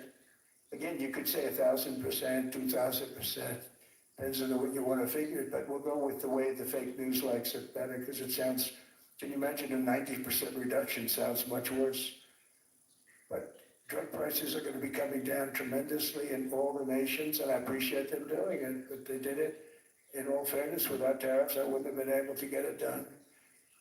After declining $3,000 under Biden, real incomes are up in the United States by $2,000, $3,000, and even $5,000 and more. Home ownership has always been a symbol of health and vigor. of American society, but that goal fell out of reach for millions and millions of people in the Biden era because interest rates went up so high. Today, I'm taking action to bring back this bedrock of the American dream. In recent years, Wall Street giants and institutional investment firms, many of you are here, many of you are good friends of mine, many of you are supporters. Sorry to do this, Joe, I'm so sorry. But you've driven up housing prices by purchasing hundreds of thousands of single-family homes, and it's been a great investment for them. Often, as much as 10% of houses on the market. You know, the crazy thing is a person can't get depreciation on a house, but when a corporation buys it, they get depreciation. Okay, that's something we're gonna have to think about too. I don't know if too many people think about that. You buy a corporation, they buy 500 houses, they buy hundreds of thousands, they buy 500 houses, they can take depreciation. A person sweats and works and buys one house, they can't. But homes are built for people, not for corporations, and America will not become a nation of renters. We're not going to do that. That's why I have signed an executive order banning large institutional investors from buying single-family homes. It's just not fair to the public. They're not able to buy a house. And I'm calling on Congress to pass that ban into permanent law, and I think they will. One of the biggest barriers to saving for a down payment has been surging credit card debt. The profit margin for credit card companies now exceeds 50%, one of the biggest. And they charge Americans interest rates of 28%, 30%, 31%, 32%. Whatever happened to usury? So to help our citizens recover from the Biden disaster, all caused by this horrible precedent, just horrible precedent, I'm asking Congress to cap credit card interest rates at 10% for 1 year. And this will help millions of Americans save for a home. They have no idea they're paying 28%. They go out there a little late in their payment and they end up losing their house. It's terrible. To unleash innovation in savings and financing, I'm also working to ensure America remains the crypto capital of the world. And to that end, last year I signed the landmark Genius Act into law. Now Congress is working very hard on crypto market structure legislation, Bitcoin, all of them, which I hope to sign very soon, unlocking new pathways for Americans to reach financial freedom. And I did it for two reasons. Number one, I thought it was politically good, and it was. I got tremendous political support. But more importantly, China wanted that market too. It's just like they want the AI. And we've got that market, I think, pretty well locked up. If I didn't do it, you know, Biden was totally against it until before the election when they realized that, you know, there were millions of people voting against him over crypto. And all of a sudden they loved it very much, but it was too late, they blew it. But it is politically popular, but it's much more importantly, we have to make it so that China doesn't get the hold of it. And once they have that hold, we're not going to be able to get it back. So I'm honored to have done it. Finally, I've instructed government-backed institutions to purchase up to $200 billion in mortgage bonds to bring down interest rates. And I'll be announcing a new Fed chairman in the not-too-distant future. I think he'll do a very good job. So they gave away some of it. He did give that away. So we have something, got something, but somebody that's very respected. They're all respected. They're all great. Everyone that I interviewed is great. Everyone could do, I think, a fantastic job. Problem is they change once they get the job. They do. You know, they're saying everything I want to hear, and then they get the job. They're locked in for 6 years. They get the job, and all of a sudden, let's raise rates a little bit. I call them, sir, we'd rather not talk about this. It's amazing how people change once they have the job. It's too bad. Sort of disloyalty, but they got to do what they think is right. We have a terrible chairman right now, Jerome Too Late Powell. He's always too late. And he's very late with interest rates, except before the election, he was just fine for the other side. So we're going to have somebody that's great, and we hope he does the right job. Last week, the average 30-year mortgage rate dropped below 6% for the first time in many years. Another major factor in driving up housing costs was the mass invasion of our borders. And I have to say one thing about housing, because nobody ever says this. I am very protective of people that already own a house, of which we have millions and millions and millions. And because we have had such a good run, the house values have gone up tremendously. And these people have become wealthy. They weren't wealthy, they become wealthy because of their house. And every time you make it more and more and more affordable for somebody to buy a house cheaply, you're actually hurting the value of those houses, obviously, because the one thing works in tandem with the other. And I don't want to do anything that's going to hurt the value of people that own a house who for the first time in their lives are walking around the streets of whatever city they're in, very proud that their house is worth $500,000, $600,000, $700,000. Now, if I want to really crush the housing market, I could do that so fast that people could buy houses, but you would destroy a lot of people that already have houses. In some cases, they'd mortgage their house, and the mortgage would be very low, and all of a sudden the mortgage without any changes becomes very high, and they end up losing the house. I'm not going to hurt, and I speak with Scott, who's doing a fantastic job, and Howard, who's doing a fantastic job, and all of my people.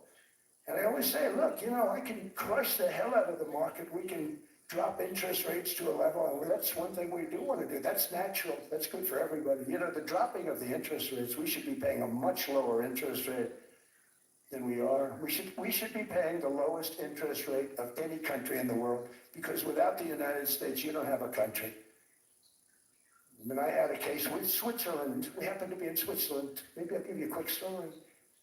But they were paying nothing. They make beautiful watches, great watches, Rolex, all of them. They were paying nothing to the United States when they sent their product in. And we had a $41 billion deficit. $41 billion with this beautiful place. Flew over it, isn't it nice? So I said, let's put a 30% tariff on them so that we get back some of it, not all of it at all. We still have a deficit, big deficit. We had 41 million. That's a big deficit. And I said, let's put a tariff on. Different tariffs, different places. You're all party to them. In some cases, victims to them. But in the end, it's a fair thing. And most of you realize that. But we put a 30% tariff on Switzerland. And all hell broke loose. They were calling, like you wouldn't believe. And I know so many people from Switzerland, incredible place, incredible, brilliant place. But I didn't realize that they're only good because of us. And there's so many other examples. Us, probably other places, but a majority of the money they make is because of us, because we never charged them anything. So they come in, they sell their watches, no tariffs, no nothing. They walk away, they make $41 billion on just us. So I said, no, we can't do that, so I'm going to bring it up. I still would have a deficit pretty substantial, but I brought it up to 30%. And I guess Prime Minister, I don't think President, I think Prime Minister called a woman, and she was very repetitive. She said, no, you cannot do that, 30%. You cannot do that. We are a small, small country. I said, yeah, but you have a big, big deficit. You may be small, but you have a bigger deficit than big countries. He said, no, please, you cannot do it. Kept saying the same thing over and over. We are a small country. I said, but you're a big country in terms of, and she just rubbed me the wrong way, I'll be honest with you. And I said, all right, thank you, ma'am, appreciate it. Do not do this. Thank you very much, ma'am. And I made it 39%. And then all hell really broke out. And I was paid visits by everybody. Rolex came to see me. They all came to see me. But I realized, and I reduced it, because I don't want to hurt people. I don't want to hurt them. And we brought it down to a, lower level. Doesn't mean it's not going up. But we brought it down to a lower level. But they pay now, tariff.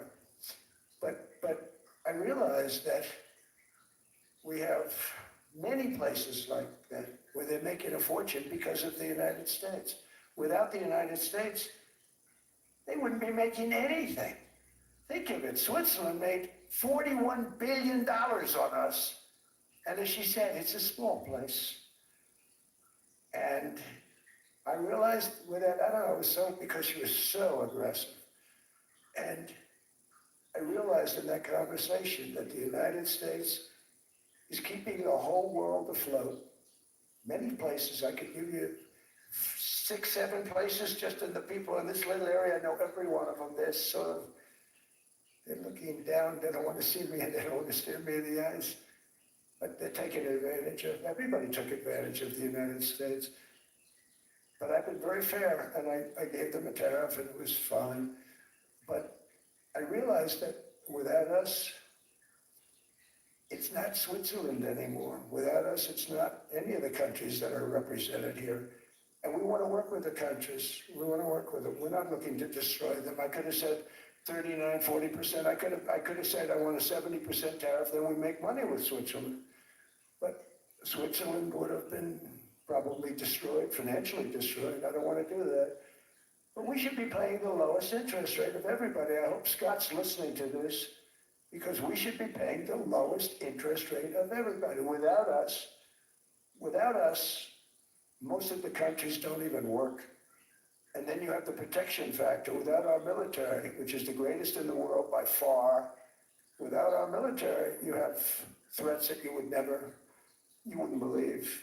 You wouldn't believe. You don't have threats because of us, and that's because of NATO. One other thing, and I have to say it so importantly, in the old days, and I used to say I'm the youngest in the room. Now I'm among the older. I hate to say it. I don't feel old, but I'm among the older. But I remember not long ago, 20, 25 years ago, when good news came out about, let's say, the United States. The United States had a great quarter. The United States had a great month. All the stocks went up. And that's the way it's supposed to be. Now when they say the United States had a record quarter, it's unbelievable how well it's doing. All the stocks crash because they say, oh no, inflation, they're going to raise interest rates. And they do. Some of these stupid people like Powell, they raise interest rates. And what they do is they stop you from being successful. It used to be when we had a great quarter, a great month, great earnings, great anything, any good news, the stock market went up. That's the way it's going to be. We got to do that again, because that's the way it should be. Now when we have a great month, they want to kill it. Like we did over 5%. People were surprised. We should do 20%. We could do 25%. When we announce good numbers, and the reason is they're so petrified of inflation. And growth doesn't mean inflation. We've had tremendous growth with very low inflation. In fact, growth can fight inflation, proper growth. So we want to get back to the days when we announce great numbers, because we're going to be announcing phenomenal, all these factories that are being built at record, thousands of businesses are being built right now. Remember, $18 trillion is invested. I think the second number is 3, and that was China many years ago. Investments in the country from outside. 18 trillion, nobody's ever seen that. That's money coming in and building things, factories. Thousands of businesses are being built, thousands. Hundreds of big factories, car plants are moving back to the United States. They're coming in from Canada, they're coming in from Mexico, from Japan. Japan's coming in and building plants here in order to avoid tariffs. They're coming in from China, they're coming in from all over the world. We have more plants being built now, car plants, than we've ever had built, even in the heyday from the 1940s and 50s. And they're bigger. They don't use renovations anymore, where they take an old plant, they rip it down, they build a brand new plant, super modern plant. But it's happening at levels that nobody's ever seen. In 2024, the U.S. built less than 2 million new homes, but Biden admitted more than 8 million new migrants. And those days are over. In 2025, for the first time in 50 years, the United States had reverse migration. Boy, that was nice. And these were criminals that were being taken out of our country because they allowed people to come into our country from jails, from gangs, drug dealers, murderers, 11,888 murders. We've gotten most of them out. And then ICE gets beat up by stupid people from leadership in Minnesota. We actually are helping Minnesota so much, but they don't appreciate it. Most places do. You know, Washington, D.C. is the safest place now in the United States. It was a very dangerous place to walk, and now you can walk with your wife, your kids, right through the middle of the city. Right now, Washington, D.C. is as safe as it gets. It was one of the most unsafe, I had to admit. We sent in the military, the National Guard.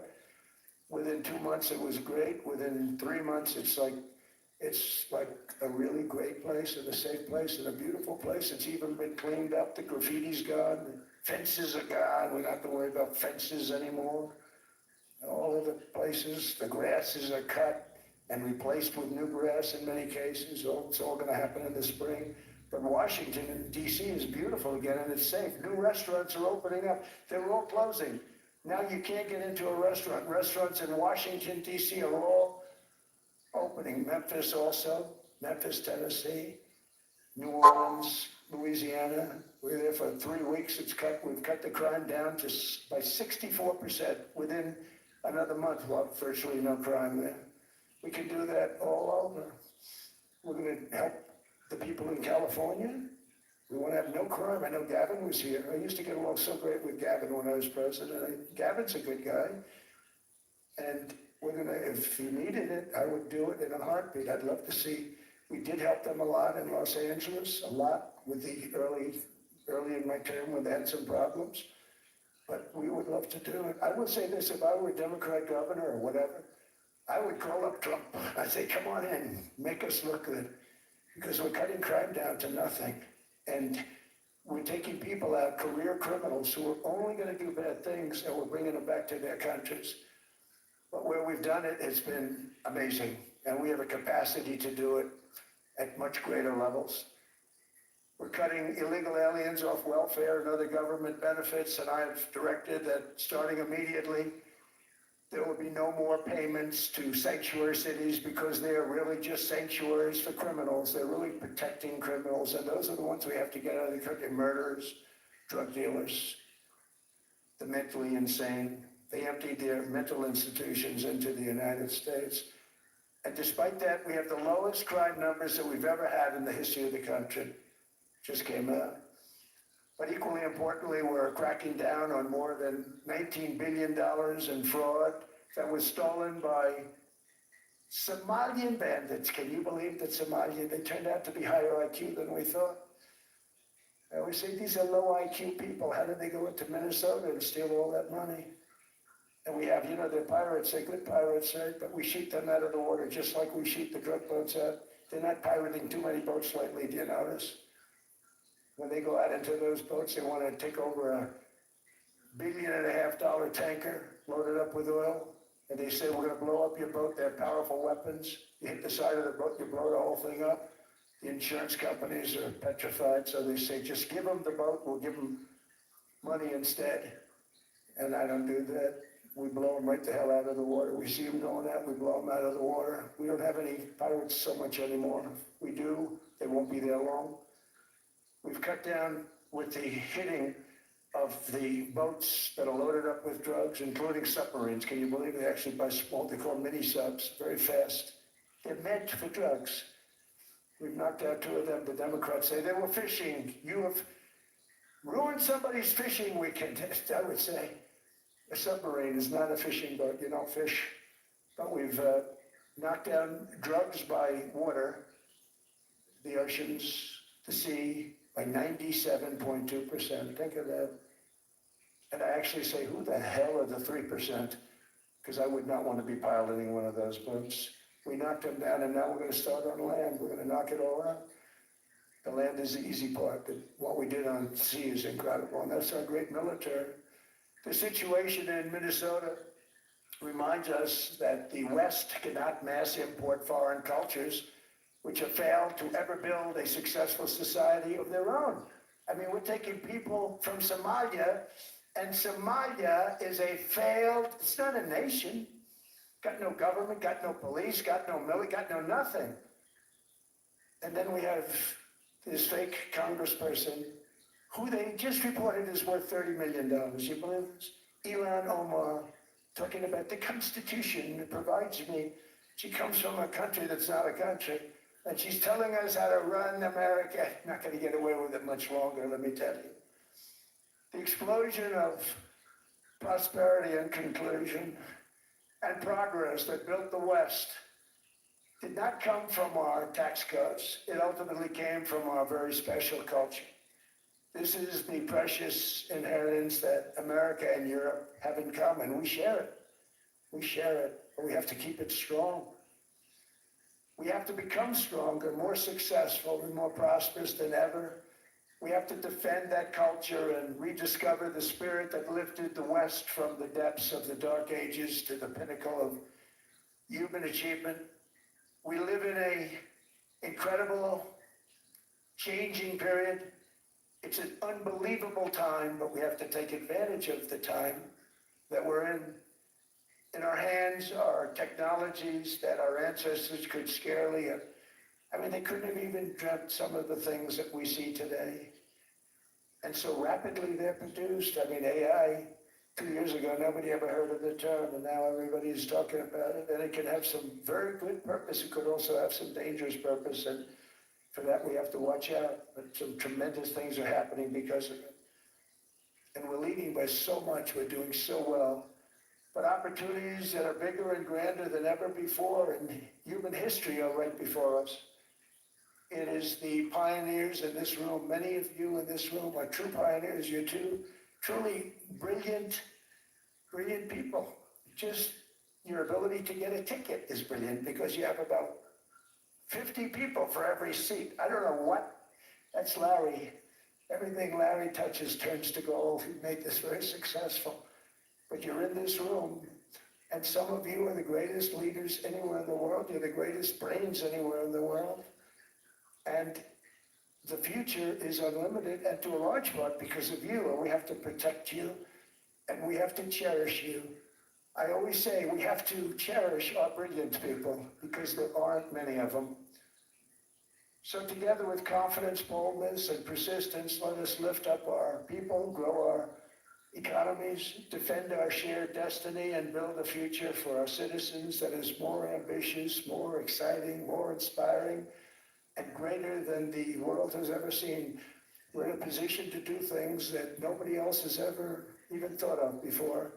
And many of the people in this room are the ones that are doing it, and I want to congratulate you, and I'm with you all the way. You can do things that nobody else can even think about. So I congratulate you on your tremendous success. And the United States is back, bigger, stronger, better than ever before. And I'll see you around. Thank you all very much. Thank you very much.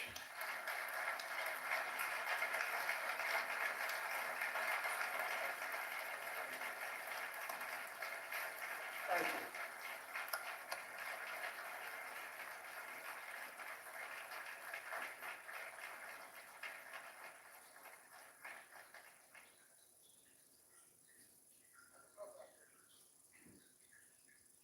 This was supposed to be a nice fire chat, Mr. President. Yes, good. I got set up. I did though. You made a job for the moderator really easy. Thank you, Mr. President, for your speech. I do have a few follow-up questions, if it's okay. I don't think I should start with Greenland, maybe. I'll start with the economy. The U.S. economy is doing really, really well. But how to sustain this growth moving forward? Because there's always a recession looming around the corner. Well, you know, the one thing about economies and recessions is sometimes you get hit unexpectedly and there's nothing you can do about it. We're all brilliant people, but there's nothing. One example was COVID. We had an economy going at levels like nobody had ever seen my first 2.5, 3 years. And then I heard the word pandemic, not COVID. They came up with that name over a period of time. We won't get into that. But I heard the word pandemic. And I had a poll come out that was so strong just prior to that. And I was with the two best pollsters, McLaughlin, Fabrizio. And they said, sir, George Washington and Abraham Lincoln, if they came back and ran as president and vice president, they couldn't beat you. And then what happened is the following day, I was told to stay tuned because there's something really bad happening in China. There are bodies lying all over Wuhan, right around that certain building that we talk about. I always said it came from Wuhan. It did come from Wuhan. And there were body bags. We saw it by satellite. And they said, there are strange things happening in China. And so it began. And we ended up with the COVID and the whole world suffered. We did a phenomenal job. I don't think we got the credit we deserve. We did something that Operation Warp Speed, which some people say was one of the greatest military feats ever. We did a great job. Use our military, use a lot of people. But sometimes you get hit with things, nothing you can do. You get hit with things like that unexpectedly. And we got through it. And when I left, the stock market was higher than it was previous to the COVID coming up. And that was, I call it a great achievement. But things happen, bad things happen. The things that we can stop are wars if we're smart. That we can stop. Those are a matter of being intelligent and having intelligent people on the other side. Because wars are the worst of all. Wars are worse than anything. But we can stop wars because that's sort of up to us. But things like dust flying in the air, wherever COVID comes from or whatever comes, sometimes you have to be a little bit lucky. But we are poised to have an economy like no other, not only in this country, but anywhere. And you know, when you hear the kind of numbers that, I can tell you that Scott Bessent was with me the other day, and he's looking at numbers, he said, I can't, and that's all he's done his whole life, pretty much your whole life. Scott, you weren't gonna be a football player, I don't think. Scott was not that great at football, but he was always good at numbers, right? And he was looking at numbers, he said, I've never seen anything like this.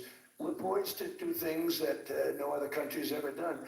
And, you know, luck, I hate to say it, but we need a little luck. We don't want to get hit by something that nobody could have thought. Whoever thought we were going to hit by a pandemic? You know, when I heard the word pandemic, I said, oh, that's an ancient problem. World War I, they lost 100 million people. It actually ended World War I. A lot of people don't know. The Spanish flu in World War I ended because all the soldiers were sick. The soldiers were so sick on both sides, and that war was raging, and they were all dying from the Spanish flu. They were sick as dogs. They couldn't fight. So, you know, you don't know how that would have turned out. But so we do, I mean, subject to that, and I always have to put a caveat in for it, but we're poised to have the greatest growth of any large country, I think any country that there's been. When you look at what's happening in the United States, it's really amazing. Thank you.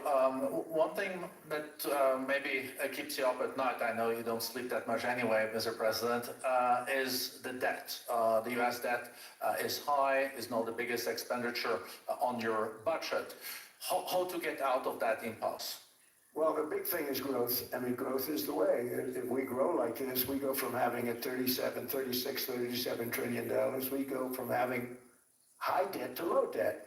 But we also are cutting expenses, you know, the old-fashioned way. And we have extraordinary growth. I think we're going to be growing our way out. I think we're going to be paying off debt. We're taking in tremendous money from tariffs fairly. And again, I'm using them judiciously. You know, Switzerland's a case study. I could have gotten much more. I could have asked for much more.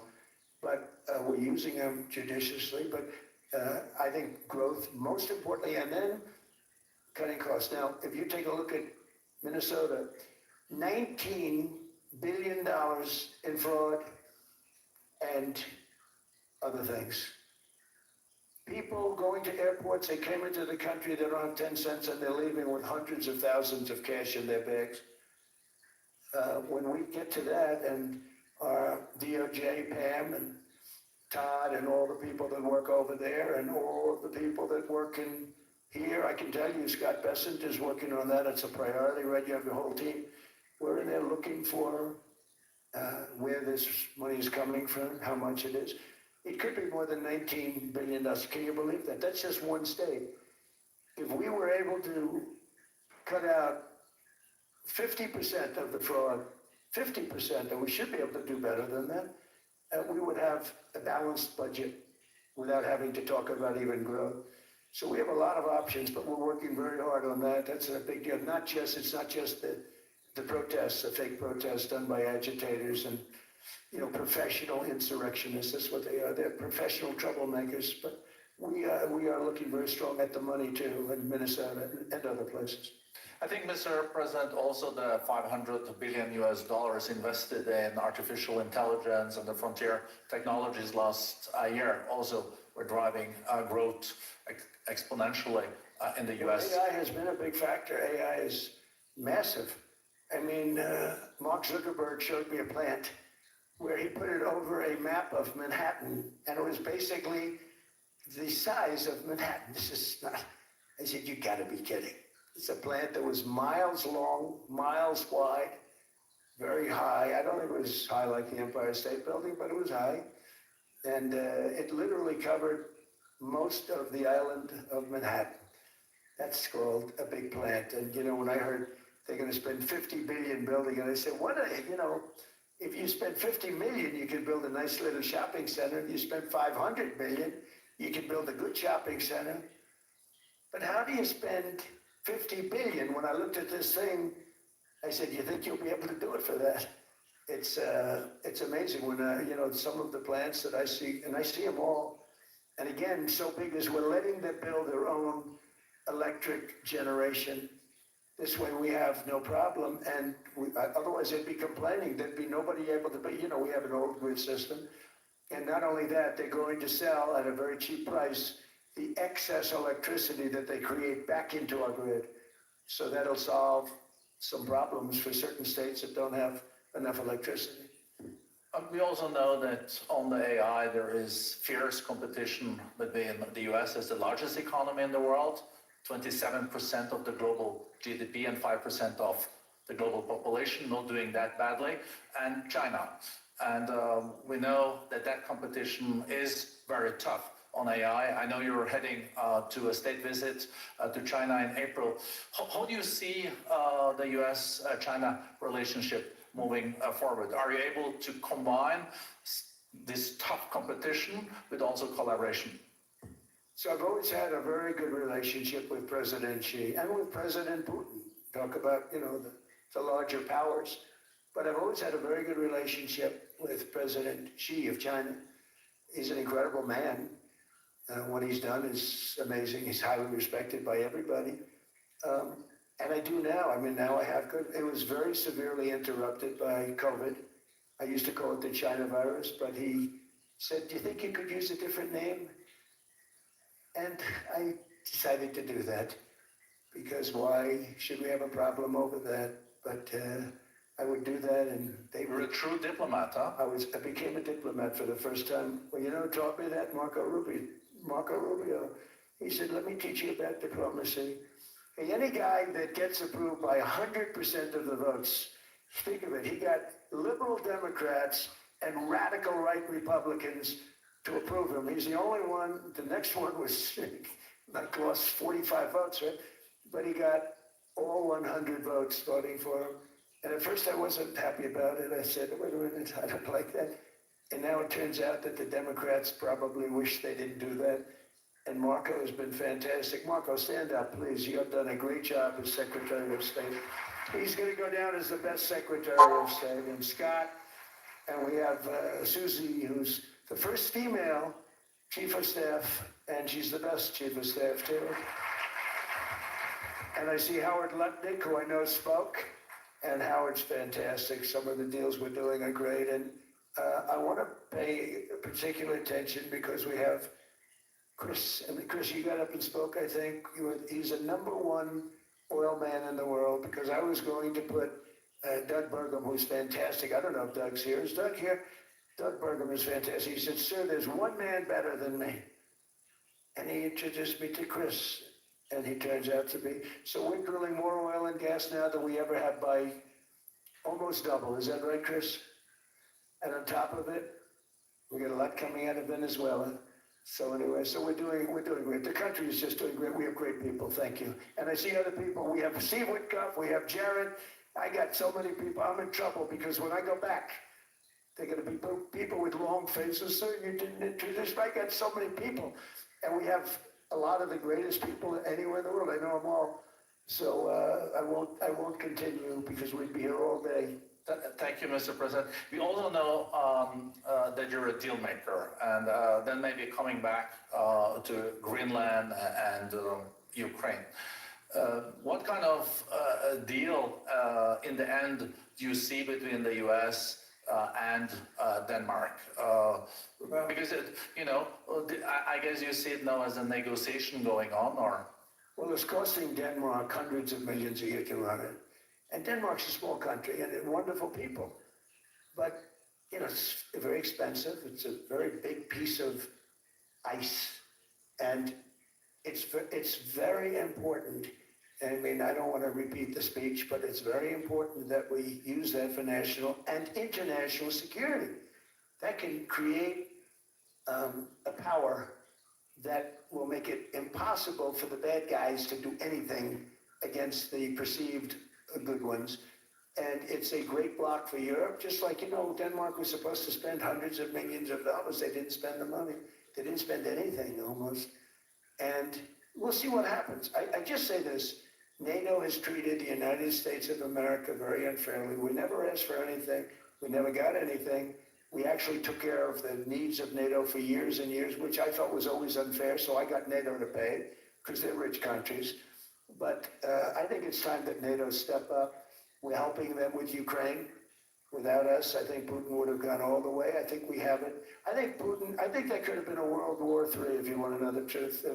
If Kamala was elected, or Joe, any one of those, those thinkers, I think you could have ended up in World War III. And I will say Steve Witkoff has been dealing incredibly with, we're not going to have World War III. We want to get it stopped, but we're not going to have World War III. I think if I wasn't elected, I think that could have evolved into World War III. It was a very, very bad situation, and it still is, but it's not that kind of bad. It's bad because so many young people are being killed.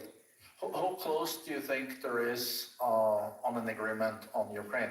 I had the pleasure of speaking with Steve Witkoff and Jared Kushner yesterday. I know they're working hard on it. I know that they're also traveling now. Do you see this very close or still? Well, I hate to say it. I thought that was going to be, so I settled 8 wars plus. And I thought that was going to be one of my easier ones. Not the easiest, some I settled in a matter of hours. Because I'm good at that stuff. The United Nations should be doing this. I shouldn't be doing it, but it doesn't matter. It's got to get done, saving a lot of lives. We're saving millions of lives. With Ukraine, Russia, there's tremendous hatred between President Zelensky and President Putin. That's not good. That's not good for settlements. We know from dealing this abnormal hatred. With that being said, I think Russia wants to make a deal. I think Ukraine wants to make a deal. And we're going to try getting a deal done. I think, Steve, I can say that we're reasonably close. But what happens is oftentimes we'll have a deal with Russia. Russia's set, and President Zelensky will not do. And you saw that when he was in the Oval Office. I was not happy. And then we'll have President Zelensky who wants to make a deal, and Putin doesn't want to make the deal.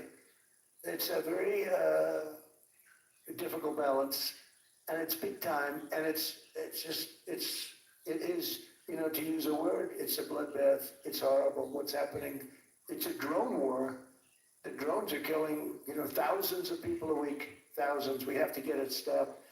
So I believe they're at a point now, I'm going to meet with President Zelensky later today. I believe they're at a point now where they can come together and get a deal done. And if they don't, they're stupid. That goes for both of them. And I know they're not stupid, but if they don't get this done, they are stupid. So I don't want to insult anyone, but you got to get this deal done. Too many people are dying. It's not worth it. President Sisi is sitting on the first row here. He spoke earlier today and also complimented you on the Gaza deal. I think there will be a signing tomorrow. Of course, there are different views on this, but how important do you think this signing is on the board of peace? And do you think this is going to sustain? Do you think we now will see Gaza reconstructed and the billions of US dollars invested? I do. I think we have peace in the Middle East. There are some little situations like Hamas, and Hamas has agreed to give up their weapons. Now, you know, they were born with a weapon in their hand, so it's not easy to do. When they were born with a rifle in their hand. It's not an easy thing for them, but that's what they agreed to. They've got to do it. And we're going to know, Jared, over the next 2 or 3 days, certainly over the next 3 weeks, whether or not they're going to do it. If they don't do it, they'll be blown away very quickly. They'll be blown away. You know, we have 59 countries that are part of that whole peace deal. And some of those countries aren't even they're near the Middle East, but they're not in the Middle East traditionally. And they want to come in and take out Hamas. They want to come in. They want to do whatever they can. There's a problem with Hezbollah in Lebanon, and we'll see what happens there, but that's a problem. But there are these little flames, but there's peace in the Middle East now.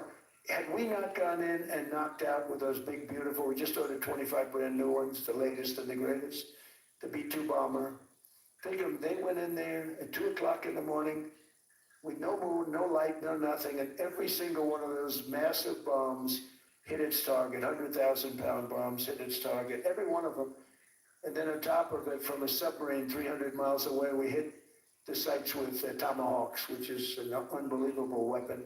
So, you know, we did our job. If we didn't do that, you would have never had peace in the Middle East.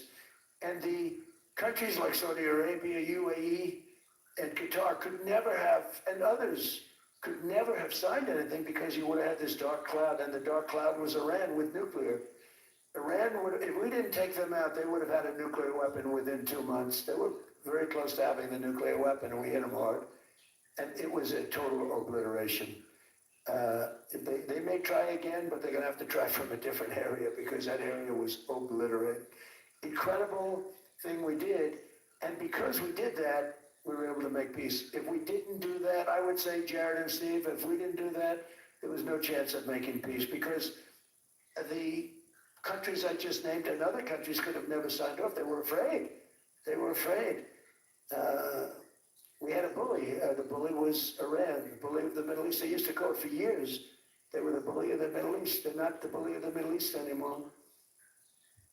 Mr. President, I know you even had to change plane last night, so I guess you didn't have much sleep, but I think you're on the, but your energy is still there. I know you have several bilateral meetings. I know you're also hosting a reception. So thank you so much for coming back to Davos.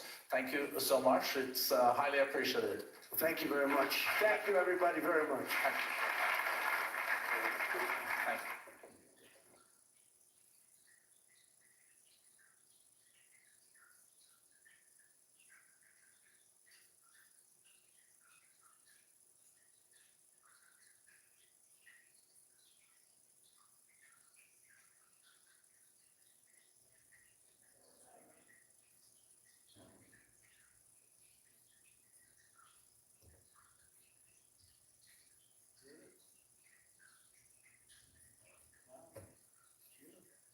First renderings of what we're doing.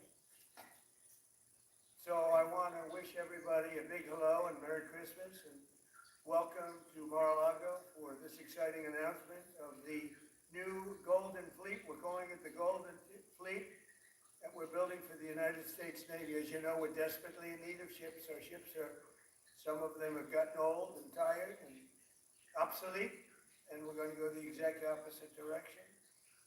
We're delighted to be joined by Secretary of War Pete Hegseth, who's doing a fantastic job, and Secretary of the Navy, John Phelan.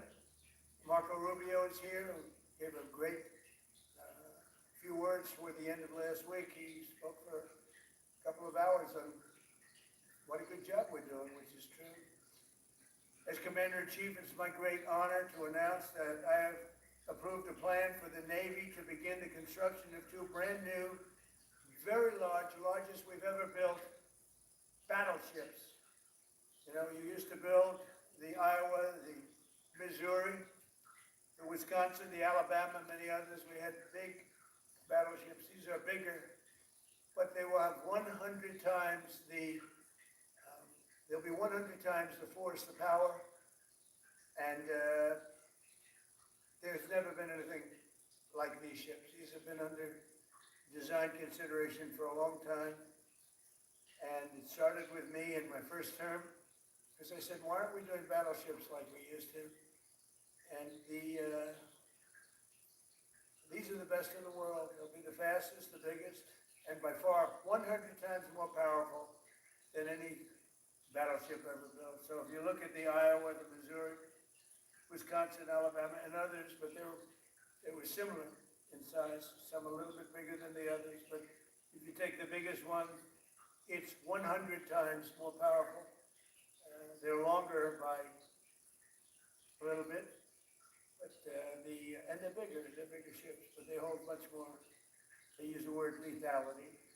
Battleships are the largest, sturdiest, and most heavily armed vessel built specifically for naval combat. While America has built many new warships over the years, they've tended to be smaller, much smaller, and not conducive to where we are and where we're going, peace through strength. But including, we've been building aircraft carriers. We're going to be upping that also. We're going to be going to a superior aircraft. We have the Ford class. We're going to be upping that to a different class of aircraft carrier. And we haven't built a battleship since 1994. These cutting-edge vessels will be some of the most lethal surface warfare ships. It will be actually the most ever built other than our submarines. We have submarines which will have, in many ways, even more lethality, and we have many of them under construction. Each one of these will be the largest battleship in the history of our country, the largest battleship in the history of the world ever built. And again, it's 100 times more powerful than the previous Iowa class, it's called. Those are the big ones that you see on the show. Victory at Sea. I don't know if anyone's seen Victory at Sea, but it was a classic. They'll help maintain American military supremacy, revive the American shipbuilding industry, and inspire fear in America's enemies all over the world. We want respect. We're going to have it. We already have it. More respected now than we ever were. A year and a half ago, they laughed at us. Now they respect us again at levels that they've never respected us. We envision that these two ships, we're talking about 10, but we're going to start with 2, and we're going to quickly morph into 10. And ultimately, we think it's going to be anywhere from 20 to 25 of these. But we're starting with the first 2 immediately, and we're going to then be very quickly involved with, I think, we're going to do another 8, and then we're going to ultimately and pretty quickly have a total of about 20 to 25. We'll make that determination. We envision that these ships will be the first of a whole new class of battleships to be produced in the years to come. From Theodore Roosevelt, the Great White Fleet, you remember that, the Great White Fleet, to the legendary USS Missouri, whose massive guns helped win World War II. America's battleships have always been unmistakable symbols of national power. We stopped making them for whatever reason, I don't know. And I want to congratulate John Thalen, who is your secretary of the Navy. He came to me the first day we met. He talked about battleships, and I said, you're absolutely on the right track. He said, why are we doing other things? We have missiles, which are much more expensive. By the way, these battleships have tremendous numbers of missiles, but they also have guns. And in many ways, guns can do the trick just as well as missiles at a tiny fraction of the cost. Once completed, these new 30 to 40,000 ton plus vessels will be the flagships of the American naval fleet, and there has never been anything built like them. And I just want to, be very clear that we're building them here. We're working with others. We're building them here. We have great Navy yards.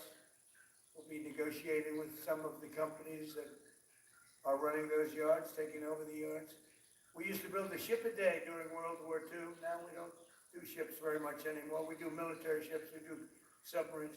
By the way, we're 15 to 20 years advanced in our submarines over anybody else. That was one of the things that I did in my first term. We make the best submarines by far in the world. We're we're at least 15 years advanced ahead of anybody else in submarine development. Most powerful, that's right, the most powerful weapon anywhere in the world, undetectable. So the battleships are going to be armed just in terms of guns and missiles at the highest level. They'll also have hypersonic weapons, many hypersonic weapons, state-of-the-art electric rail guns, and even the high-powered lasers that you've been starting to read about. You have lasers where you aim the laser at a target, it just wipes it out. We're going to have, there'll be the most sophisticated lasers in the world, and the most sophisticated laser in the world will be on the battleships that we're building. They'll also carry the nuclear-armed, sea-launched cruise missiles currently under development, which will be instituted pretty quickly, but they're under development and they've proven to be extremely lethal. The U.S. Navy will lead the design of these ships along with me, because I'm a very aesthetic person, alongside our partners in American industry, and we're going to have Pete Hegseth and Marco and a lot of very talented people involved, but a lot of it's already been done. We've been doing this for months. The construction will create thousands of American jobs. We're going to have the jobs created. I mean, already we have factories being built unrelated to this, although AI will be a big factor when it comes to these ships. They'll be very AI controlled. Today's announcement is yet another step in our mission to make the United States Navy stronger than ever before.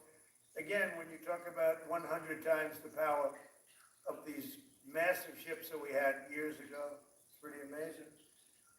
And next week I'm going to meet with the defense prime contractors. I'm going to meet with them here, Florida.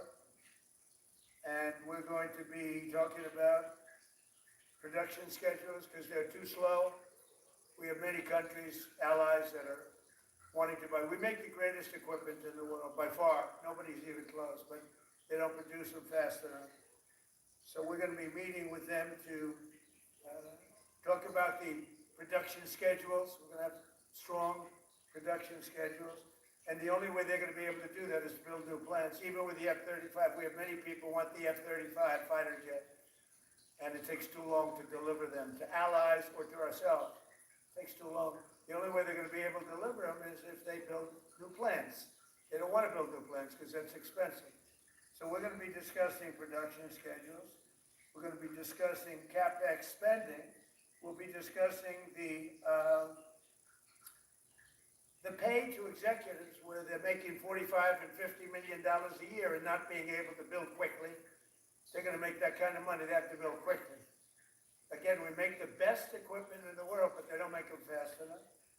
And we're going to be also discussing dividends. We want the dividends to go into the creation of production facilities. So we'll be talking about all CapEx, dividends, and the pay. We're also going to be talking about buybacks. They spend so much money on buyback. They want to buy back their stock. I don't want them to buy back their stock. I want them to put the money in plant and equipment so they can build these planes fast, rapidly, like immediately. I mean, I have sold more planes than any president by far, times probably 20. So every time I go someplace, I sell 100 planes. That includes commercial planes, Boeings, etc., but it also includes fighter jets. And I'm always having to say 5 years, 6 years, 7 years, helicopters, Apache helicopters, many years. India bought them. They want to get them. They don't want to wait a long time. So we don't want to have executives making $50 million a year, issuing big dividends to everybody, and also doing buybacks. And then they say, well, we don't have the money to build a plant. They got to build plants. Plants to make F-35s. Plants to make helicopters. Plants to make the F-47 new jet. And that's it. And that's what I'm going to be talking to them about. They're going to start spending money on building airplanes and ships and the things that we need. Not in 10 years and 15 years. We need them now. And we're strong about it. Last week, the Navy announced a brand new class of frigate, and they're going to be working with the South Korean company. Hanwha, a good company, recently agreed to invest $5 billion in Philadelphia Naval Shipyard. We're opening up the Philadelphia Shipyard. Once a great yard, Now it was a long time ago decommissioned, but now it's reopened. Working with the Navy and working with private companies.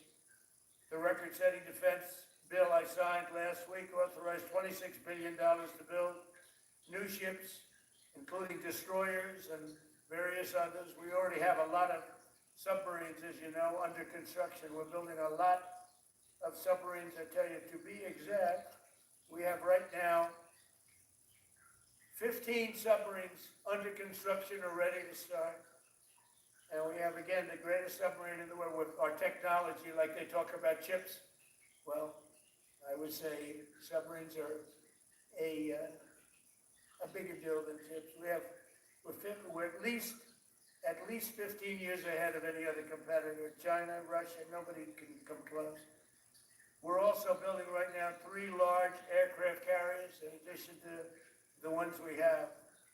And we have, actually, interestingly, we have a lot of submarines. How many submarines do we have now altogether, approximately? Huh? What? We have over 30. But these are the super duper subs, and there's nothing like them. So we're going to be doing from 12 to 15 brand new submarines. We have a couple of other things going on. We'll be building other elements of Navy. We'll be fixing up headquarters. We'll be fixing up places for our great sailors to live. And we're going to be working very hard with companies, but we're also going to be penalizing companies that aren't doing a good job. For instance, when they built the Gerald Ford, the cost overruns were ridiculous. That was done in Norfolk, Virginia. We're going to be talking about that with that company. The cost overruns were out of control. In World War II, the United States built upwards of 4 ships per day. Can you believe it? 4 ships a day, on average. And now they weren't all big warships, but there were ships, freighters, tankers. And it's a tragedy that we allowed this incredible capability just go astray. We don't do that much anymore. We do build our warships, but that's about it. But that's a lot. We're going to restore America as a major shipbuilding power. We're going to ensure the USA is the most powerful fleet anywhere in the world. And long into the future, with battleships helping lead the way, and the submarines, and again, nobody competes with us on submarines. So I just want to thank everybody, and I'd like to ask Secretary Hegseth to say a few words, followed by the Secretary, but if you would, Secretary of the Navy. But Pete's doing a fantastic job. By the way, we have drugs are down 96.2% coming into the United States. 92.6 by sea. And soon we'll be starting the same program on land. The land is much easier. But every one of those boats that we knocked out saved 25,000 lives. So we saved 25,000 lives every time we knock out one of those boats with the drugs pouring in. And you just have to see it. I mean, people say, oh, gee, do you think it was really drugs? Well, just take a look. Bags all over the place. That's not fishing equipment. There's no fishing rods on those boats. They move fast. When you see a boat with 4 engines or 5 engines on, going 40, 50 miles an hour, well, they get hit. We save 25,000 lives every single time we knock out a boat. And it's over 96% stopped by sea. We're trying to figure out who the other 4% are, frankly. And we're going to have the same success, but even quicker, because it's much easier on land. If they want to come by land, they're going to end up having a big problem. They're going to get blown to pieces, because we don't want our people poisoned. 300,000 people died. Probably last year, 300,000. A lot of people say it was 200. Somebody said last night, it was only 175,000 people. That's like 3 stadiums, big football stadiums filled up with people died. But I think the real number is 300,000. We're not going to have that anymore. So we're doing a great job, and we enjoy doing it. Our border is secure. Our country is strong. Trillions of dollars is coming into our country from other countries and companies. They're building factories and plants, including auto plants, all over the United States of America. Without tariffs, they wouldn't be doing anything, although they were very happy with the November 5th election. But it's only because they want to avoid paying tariffs that they're all coming in. And again, the biggest number was $3 trillion in history. That was China many years ago. Now it's $18 trillion, and that's just in 10 months. We think we could hit $20 trillion. That's investment in the United States, including plant and equipment. So thank you very much, and I'll ask Pete to say a few words, and then John, if you have any questions, we'll take them. Thank you. Well, Mr. President, you're exactly right. There are no fishing poles, no fishermen, and no fishing boats. Just drug dealers and narco-terrorists. And with every strike, we're saving American lives. No other president is willing to do real deterrence. That's exactly what's happening. It's an honor to be here, Mr. President, Mr. Secretary, Secretary Rubio, to talk about what peace through strength really looks like. You can talk about it, or you can invest in it, and you can build it. And that's exactly what President Trump is doing. At the Department of War, we're restoring the warrior ethos. In fact, the President mentioned NDAA. We put into law merit-based. We put into law getting rid of DEI and political correctness. That's now part of how our military operates. And you've seen it in record recruiting, the spirit of the Department of War. We're rebuilding the military. President Trump did it once. He's doing again with historic investments today in shipbuilding. And we're reestablishing deterrence, whether that's at the border, whether it's through Golden Dome, what happened with Midnight Hammer and what Iran found out, those drug boats, and of course the Houthis opening up the shipping lanes. American strength is back on the world stage. And the announcement of the Golden Fleet, anchored by new battleships, the biggest and most lethal ever, accomplishes all three of those things and marks a generational commitment to American sea power. Across the entire department, we are developing new operational concepts, deploying cutting-edge technologies, and making major investments, including in our Navy. This is happening in all domains, including space, as the President has talked about before anyone else. So it's the highest of domains and the lowest of domains under sea, and especially today in sea power, that always has to be decisive, has been in the history of America, and will continue to be under the leadership of President Trump. We will make sure that anything that flows from our country and with our allies flows freely and uncontested. New and better ships will provide that deterrent today and for generations to come. This new class, these new investments, will be the types of things that for decades, for centuries, the American people will look back and thank President Trump for having the vision and the willingness to invest right now in capabilities we need today, tomorrow, and long into the future. So, Mr. President, thank you for this investment, and I'll hand it over now to the Navy Secretary.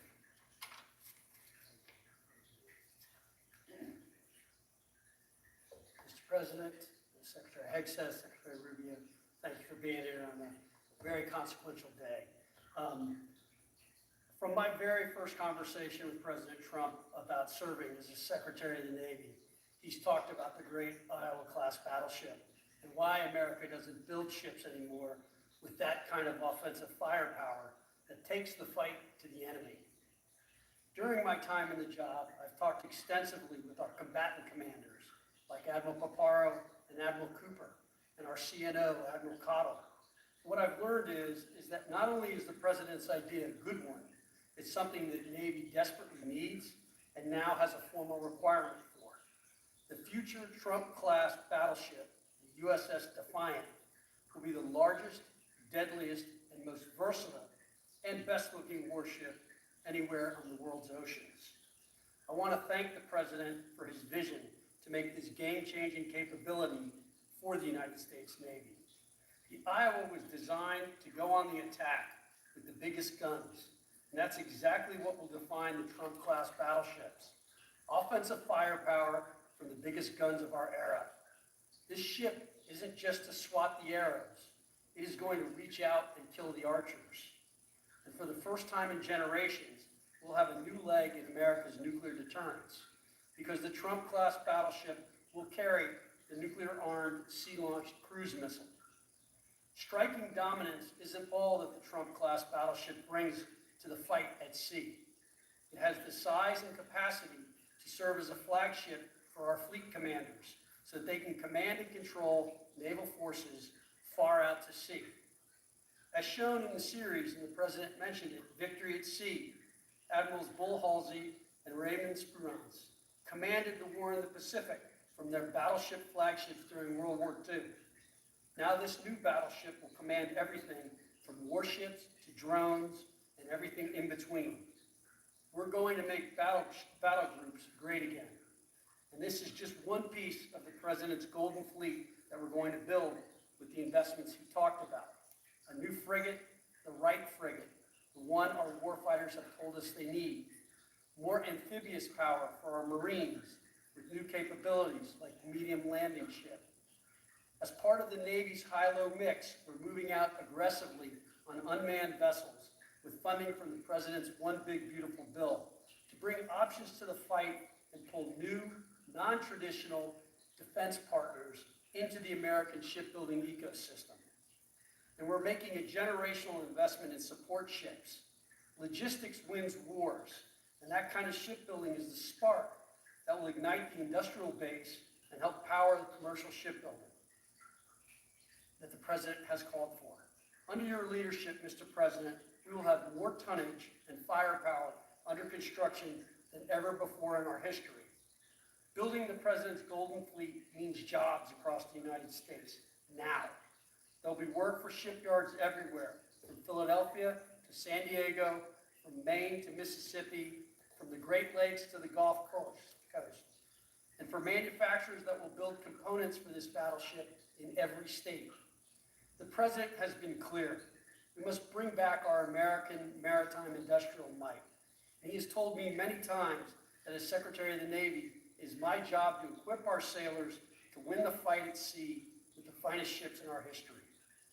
To conclude, the USS Defiant battleship will inspire awe and reverence for the American flag whenever it pulls into a foreign port. It will be a source of pride for every American when it brings home our brave sailors who will sail defiant, raise their fists, and say, "We are peace through strength." And our adversaries will know when the Trump-class USS Defiant appears on the horizon, American victory at sea is inevitable. Thank you, Mr. President. Now when a conflict arises, you are going to ask not one, but two questions. Where are the carriers and where are the battleships? Thank you. I just want to mention that John Phelan is one of the most successful businessmen in the country, in our country. Been a tremendous success, and he wanted to do this. And for nothing, he's taken probably the largest salary cut in history. But he wanted to do it. He wants to rebuild our Navy, and you needed that kind of a brain to do it properly. So I just wanted to give you a little information on him, which is probably enough.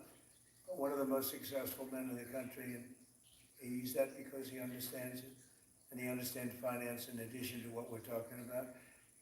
Somebody's doing a fantastic job is Marco Rubio, Secretary of State. And Marco, maybe say a few words, and then we'll answer some questions. Thank you.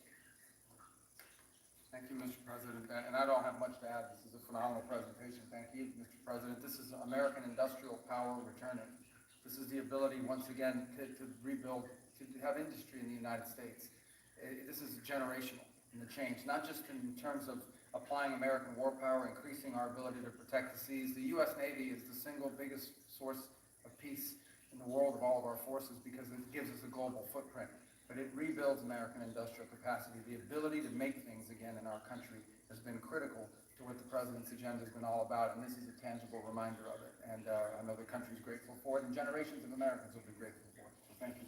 Thank you, Mark. By the way, I think I'd just like to point out that these ships are made of steel as opposed to aluminum. It's a big difference, as you know. Battleships, the great battleships, at 6 and 7 inch steel hulls. And these are going to be likewise made out of very powerful steel. Our steel industry is coming back very strongly, by the way. It's coming back at record numbers. And we're going to be using them for the steel as opposed to an aluminum side, which, in all fairness, is not the same. So, John, we're going with all steel, I understand.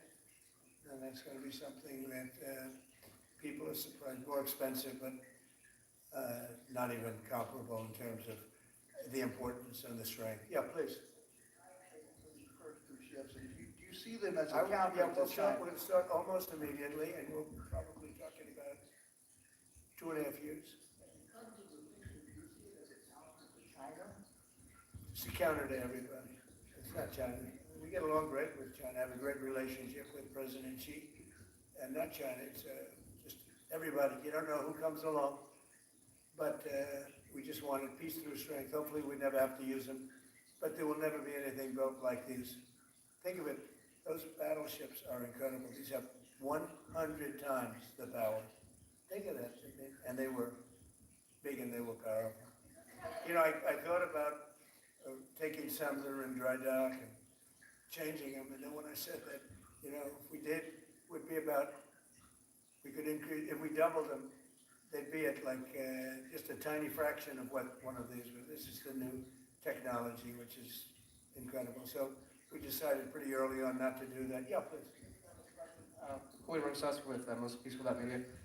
You just referenced the lower amount of illegal drugs that are coming by sea, and you just said that you're going to start that same program on land soon. Are you just referring to Venezuela, or are you referring to other countries of Latin America? Anywhere drugs are pouring in, anywhere, not just Venezuela. Yes. Speaking of Venezuela, oil. What are we going to do with the oil that we have? Going to do with what? The oil that has been seized. The United States seized 1.9 million barrels of oil on December 10th. We're going to keep it. Where's it going? Are we going to sell it or put it in the strategic Maybe oil we'll sell it, maybe we'll keep it. Maybe we'll use it in the strategic reserves. We're keeping it. We're keeping the ships also. Yeah, please. About Venezuela, sir, have you spoken to American oil companies that have had their assets seized about what a post-Maduro Yes. Venezuela would mean for them, of what coming I have. back and restarting All operations? the big ones, yeah. I have. Yeah, please. Why do you feel like this initiative was neglected for so many years? And does this come amidst the rising tensions between the U.S. and Venezuela? We're talking about with Venezuela? Yes. Well, you had a different kind of a president before me. They didn't mind being ripped off. They didn't mind being robbed. They didn't mind drugs pouring into our country. They didn't mind the jails of Venezuela and Nicaragua being emptied into the U.S. where they take over Colorado and other places. I do mind. So you had a different kind of a president. I hope people are enjoying it because we've never been respected more than we are now. Yeah, please. Thank you. Thank you, Mr. President. Were you surprised by the number of photos of Bill Clinton and the Epstein files? And can you commit to their By full? what? And were you surprised by the number of photos of Bill Clinton and the Epstein files? And can you commit to their full release by the end of the year? Some of the victims were protesting that too many of them were redacted. I know there are a lot of people that are angry about all of the pictures of other people, you know, but I think it's terrible. Look, I like Bill Clinton. I've always gotten along with Bill Clinton. I've been nice to him. He's been nice to me. We've always gotten along. We respect him. I hate to see photos come out of him, but this is what the Democrats, mostly Democrats, and a couple of bad Republicans are asking for. So they give you their photos of me too. Everybody was friendly with this guy, either friendly or not friendly, but they, you know, he was around. He was all over Palm Beach and other places. The head of Harvard was his best friend, Larry Summers, and Bill Clinton was a friend of his. But everybody was. I actually threw him out of Mar-a-Lago, and as a person who was in Mar-a-Lago, I threw him out. Mar-a-Lago, this is Mar-a-Lago. It's the hottest place I think it's the hottest place in the world, but it's the hottest place in Florida. And everybody would come here, he'd come here. We actually threw him out. But no, I don't like the pictures of Bill Clinton being shown. I don't like the pictures of other people being shown. I think it's a terrible thing. I think Bill Clinton's a big boy, he can handle it, but you probably have pictures being exposed of other people that innocently met Jeffrey Epstein years ago, many years ago, and they're, you know, highly respected bankers and lawyers and others, and they'll end up, because of guys like Massey, who's a real lowlife, his polls are down to about 9%, by the way, in the great state of Kentucky. If you look at Kentucky, Kentucky is such a great place, but I don't know, they've got a couple of people in there that are very strange in terms of leadership, but Massey's a loser, and he likes it, and that he works with the Democrats. He's just being used by the Democrats, because what this whole thing is with Epstein is a way of trying to deflect from the tremendous success that the Republican Party has. Like, for instance, today we're building the biggest ships in the world, most powerful ships in the world, and they're asking me questions about Jeffrey Epstein. I thought that was finished. I believe they gave over 100,000 pages of documents. And there is tremendous backlash. It's an interesting question because a lot of people are very angry that pictures are being released of other people that really had nothing to do with Epstein, but they're in a picture with him because he was at a party. And you ruin a reputation of somebody. So a lot of people are very angry that this continues. A lot of Republicans are angry because of the fact that it's just used to deflect against a tremendous success. Look, we have $18 trillion coming into our country. We have, I believe, we're going to have the most successful economy in history. We inherited a mess. Now prices are coming way down. Gasoline is less than $2 in some states. $1.99, $1.97, $1.95 a gallon.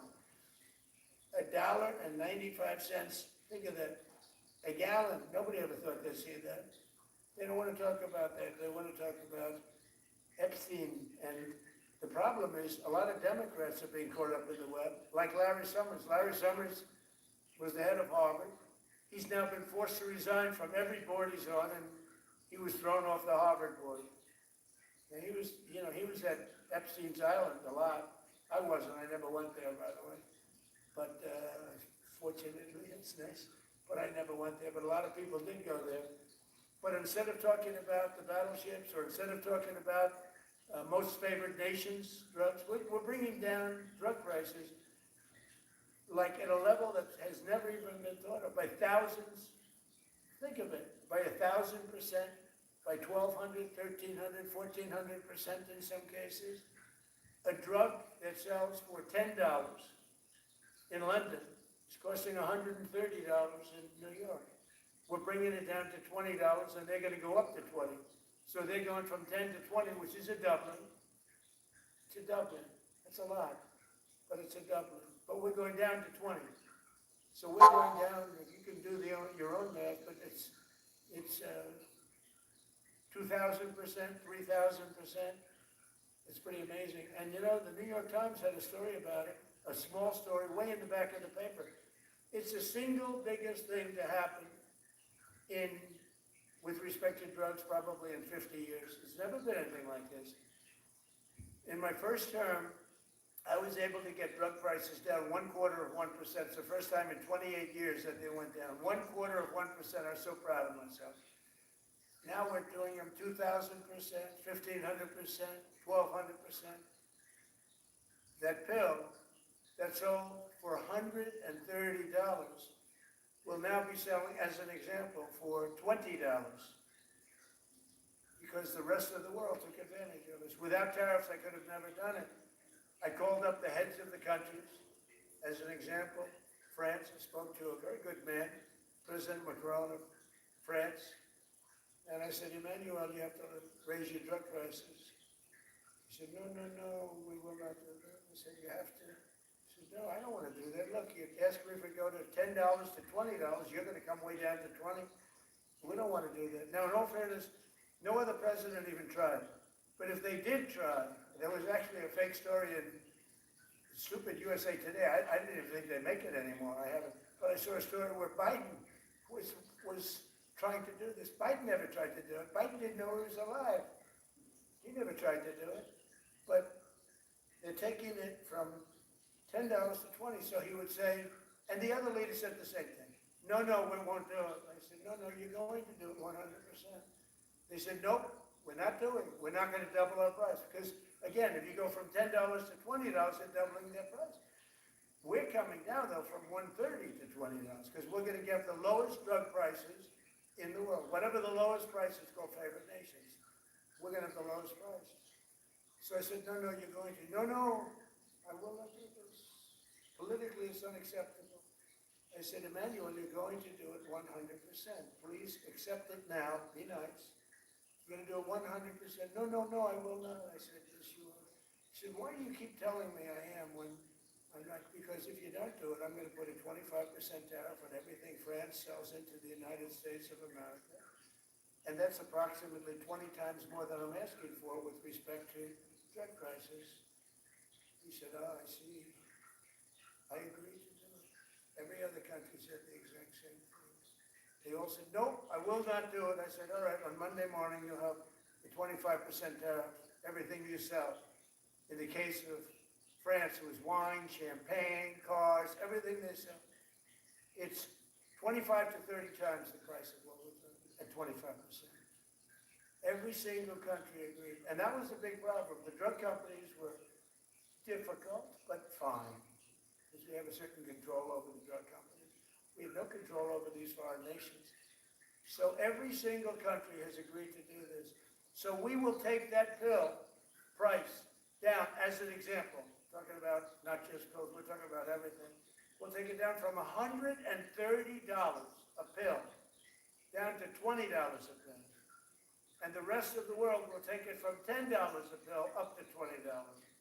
It's the biggest thing ever to happen, and it's covered, barely covered in the New York Times, because it's a fake newspaper, yeah. Or that there's sufficient workforce availability as you're producing these ships. Could you speak up? How does the administration plan to ensure there is sufficient workforce availability as you're producing these ships? We're going to have tremendous workforce availability. We're also going to have robots helping us. We're going to have a lot of robots helping us because we need it. And because we're going to town, we're building a lot between the AI and the auto plants. So we're going to need robots. We're going to have robots, but that's going to help us. We're going to have a tremendous workforce. And in order to operate you're always going to need people.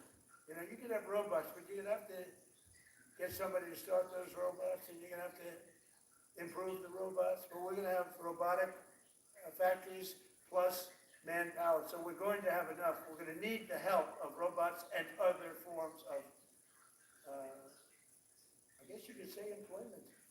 We're going to be employing a lot of artificial things, but the beauty is we're going to have more jobs than we've ever had. Just so you know, I think a number came out the other day. We have more jobs right now in the United States. More people are working right now in the United States than at any time in the history of our country. Think of that. Pretty amazing. So we'll have the help of, you know, mechanical help, if you want to call it that. But we'll have tremendous employment. They'll be paid a lot of money. They'll do better than they ever did.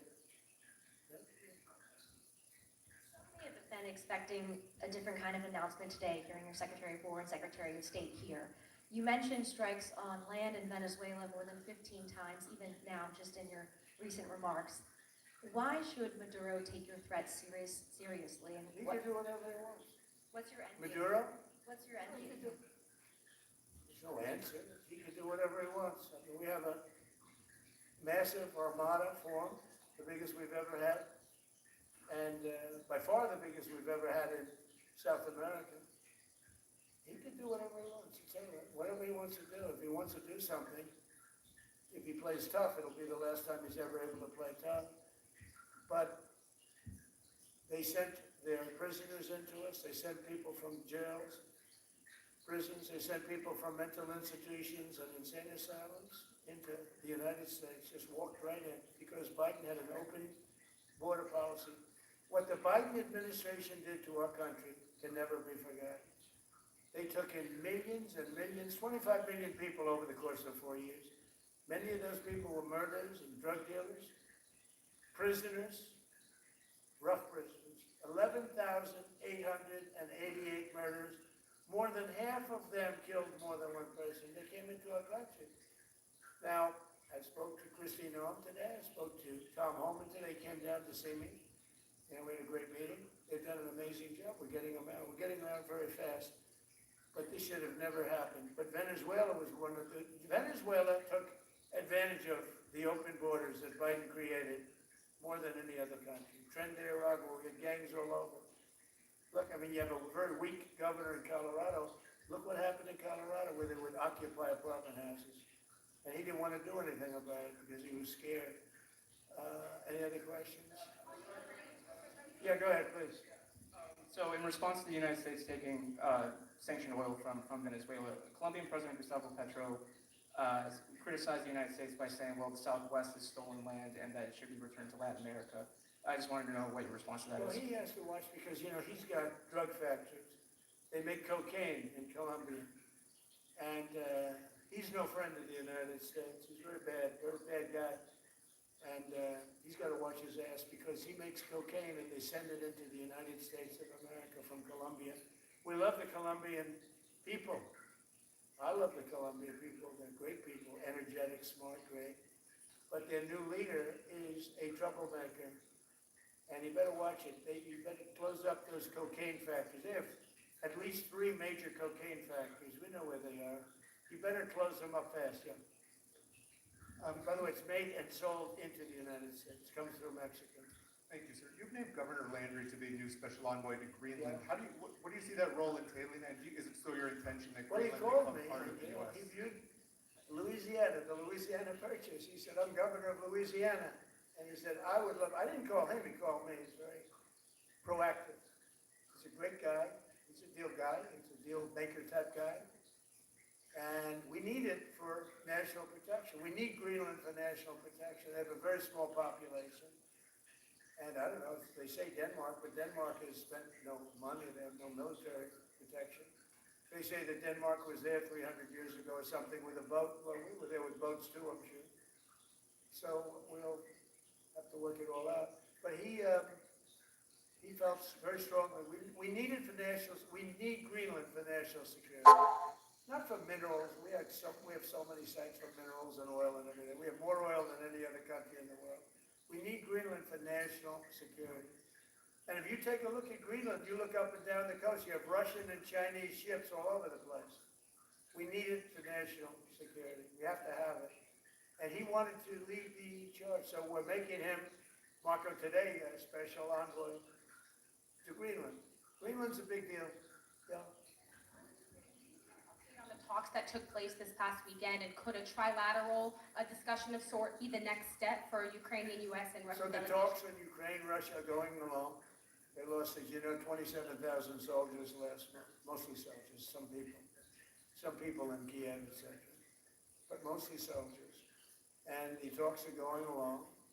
And I say that, you know, there's tremendous hatred between these two leaders, between President Putin, President Zelensky, tremendous hatred. And I hope we can get it done. We are talking.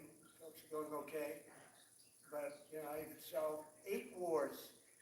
And Thailand is starting to shape up. You know, they started in Cambodia, they started up again. But I think, Marco, we have that in pretty good shape to have that stop. So we stopped 8 wars.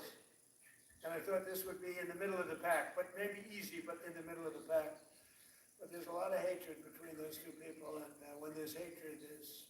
But we stopped one war 38 years, one war 35 years, one war was going on for 32 years. And we stopped, think of it, we stopped a potential nuclear war between Pakistan and India. And the head of Pakistan, highly respected general, he's a field marshal, and also the Prime Minister of Pakistan said President Trump saved 10 million lives, maybe more, by getting that war. You know, 8 planes were shot down. That war was starting to rage. And he actually said the other day that President Trump saved 10 million lives, maybe more. So we solved all these wars. The only one I haven't solved yet is Russia, Ukraine. Russia and Ukraine, and have you spoken with Putin or Zelensky or plan to Well, push I'll do the deal? whatever I have to do. I mean, I'd like to see it stop. Look, we don't lose any money in that war anymore. You know, Biden gave $350 billion, and who knows what happened to it. We now sell missiles, planes, all of the best military equipment. We sell it to NATO. We got NATO to go from 2% GDP to 5%. Nobody believed that to this day. Nobody's going to write that. Nobody believed it. And they take that money and they pay it to the United States for weapons. So we sell weapons to NATO. We sell full price. We sell weapons to NATO, and NATO takes those weapons and probably distributes them, but gives a lot of them to Ukraine. So we don't lose any money like we did with Biden. He was spending money like a fool. He was a fool. What he did to our country is so horrible. But he gave $350 billion between cash, gave a lot of cash. 350 between cash and weapons. You remember at the beginning of that whole thing, I gave them javelins. Javelins are the anti-tank busters. And President Obama at the time gave them sheets. I gave them javelins. They gave them sheets. But you know, the bottom line is time. I think they're all tired of that war. Everyone's tired of that war. It's got to stop. Yeah, please. Pursuit of a sanctioned oil tanker yesterday. Are you able to share what became of that tanker? Was the U.S. able to seize No, it? it's moving along. And we'll end up getting it. Yeah, we're actually pursuing it. Can you imagine? Because it came from the wrong location. It came out of Venezuela. And it was sanctioned. Yeah, please. Venezuela to force Maduro from power. Well, I think it probably would. I can't tell that. That's up to him what he wants to do. I think it'd be smart for him to do that. But again, we're going to find out. Look, Venezuela did terrible things to the United States. They sent hundreds of thousands of people, millions of people into our open border. They sent their criminals. They sent their prisoners. They sent their drug dealers. They sent their mentally insane and incompetent people into our country more than any other country. Others did too. The Congo did. Others did too. And we just let them come right in because we were run by a stupid president. But you don't have a stupid president anymore. Mr. President, have you set up the meeting with the healthcare insurers just yet? What are you hoping to get? How I'll are you be hoping setting to it up. I lower think we're costs? going to meet with healthcare, the healthcare insurers, the insurance companies.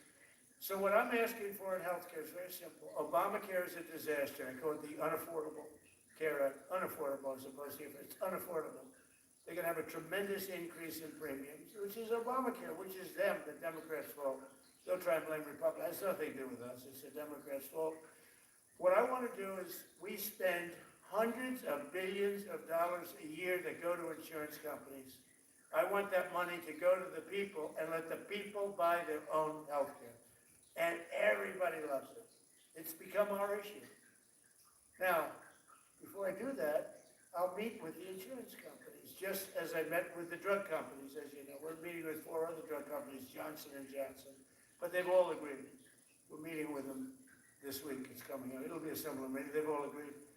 But nobody would have thought the drug companies were going to do what they did, where they're giving away free drugs. And they've been so great. Okay? And we have most favored nations. Nobody thought that was possible. I don't think any other president ever tried to get it because they never thought they could. But with respect to the insurance companies, I want to meet, there's essentially 14 of them, 10 big, but there's a total of 14 pretty much, pretty big. And I want to meet with them and I want to say, I want you to cut your rates way down, way down. And maybe if they do that, we'll be able to not cut them out. We'll be able to continue to deal with them, which is probably a little easier process. I think the best process is pay the money directly to the people, let them buy their own health care. But I'm going to meet with them the first week back. I do it now, but they're trying to come up with a schedule. They want to meet badly. They told me, but they want to come up with a schedule. I said, make it a good schedule.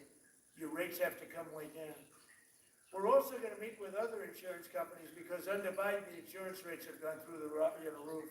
Auto insurance, home insurance. I mean, insurance companies are making far more than they're entitled to make. So we're going to be doing that. But just in the meantime, we'll be meeting with the insurance companies in the first week, the first few days back in Washington, because they're trying to come up with a proposal that will satisfy me. Thank you very much, everybody. Appreciate it. I hope you're going to enjoy the battleships. They're going to be beautiful. Thank you. And have a great Christmas if I don't speak to you. Thank you very much.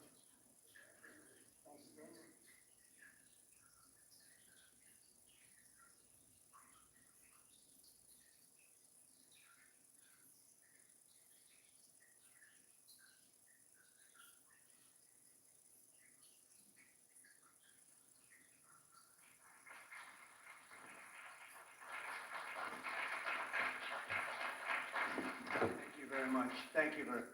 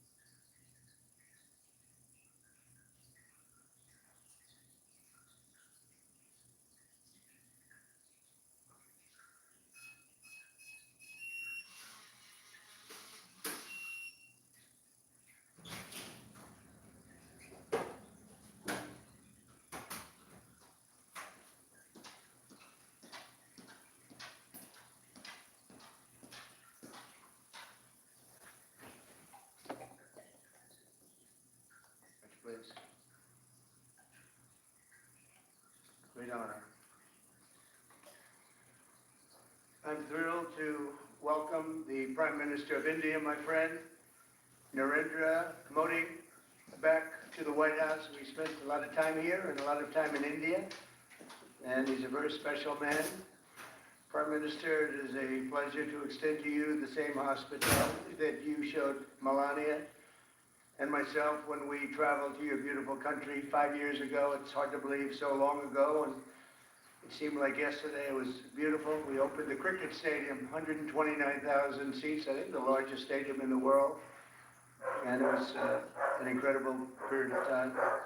There is truly a special bond between the United States and India, the world's oldest democracy and the world's largest democracy.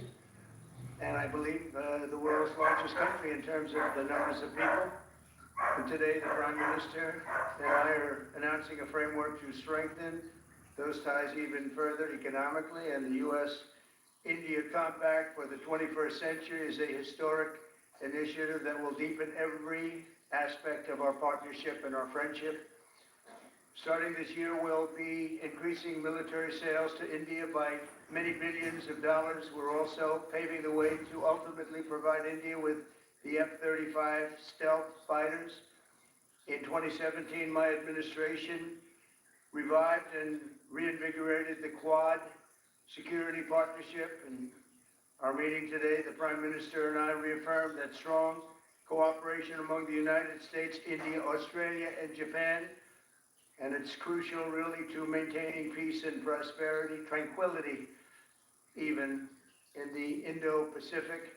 In addition, the United States and India will be working together like never before to confront the threat of radical Islamic terrorism, a threat all over the world, actually.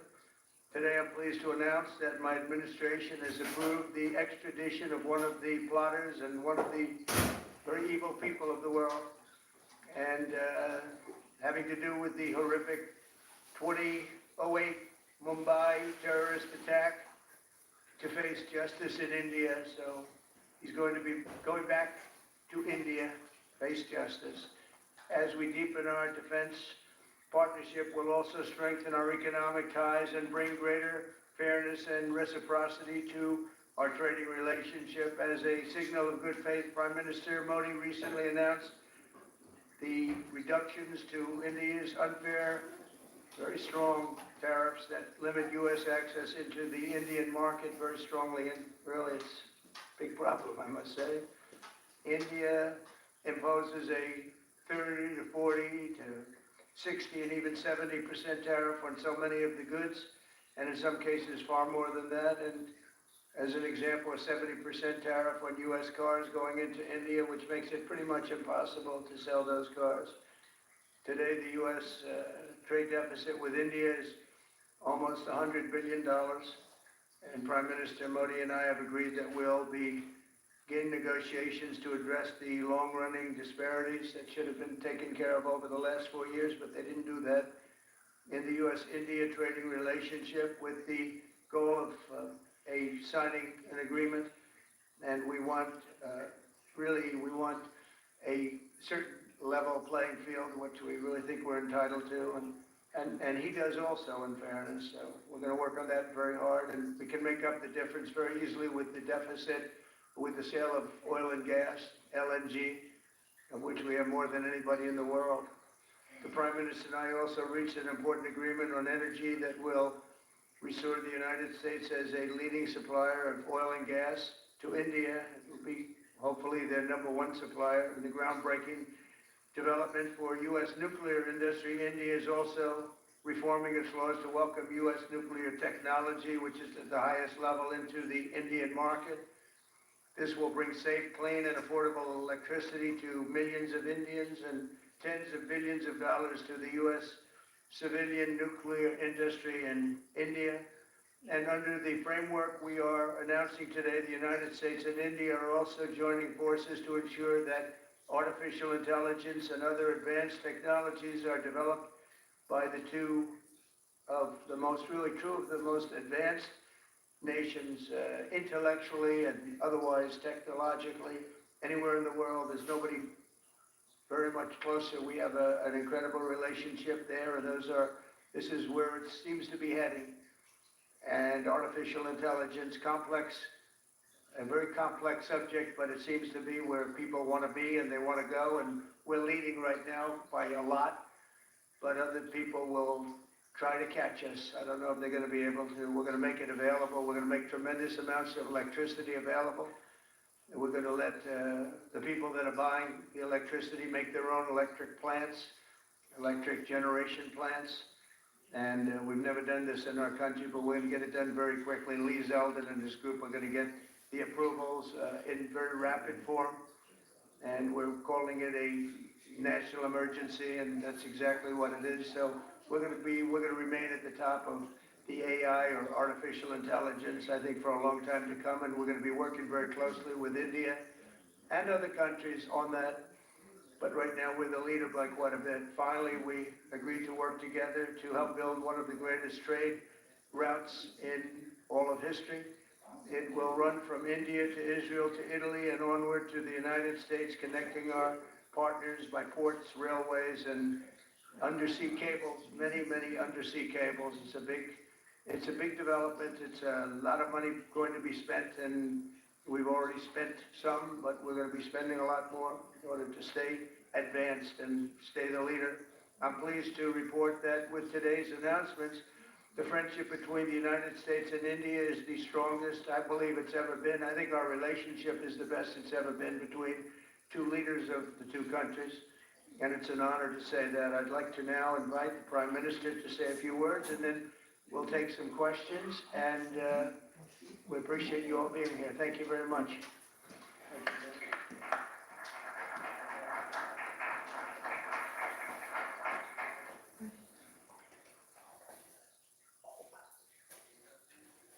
Your Excellency, President Trump,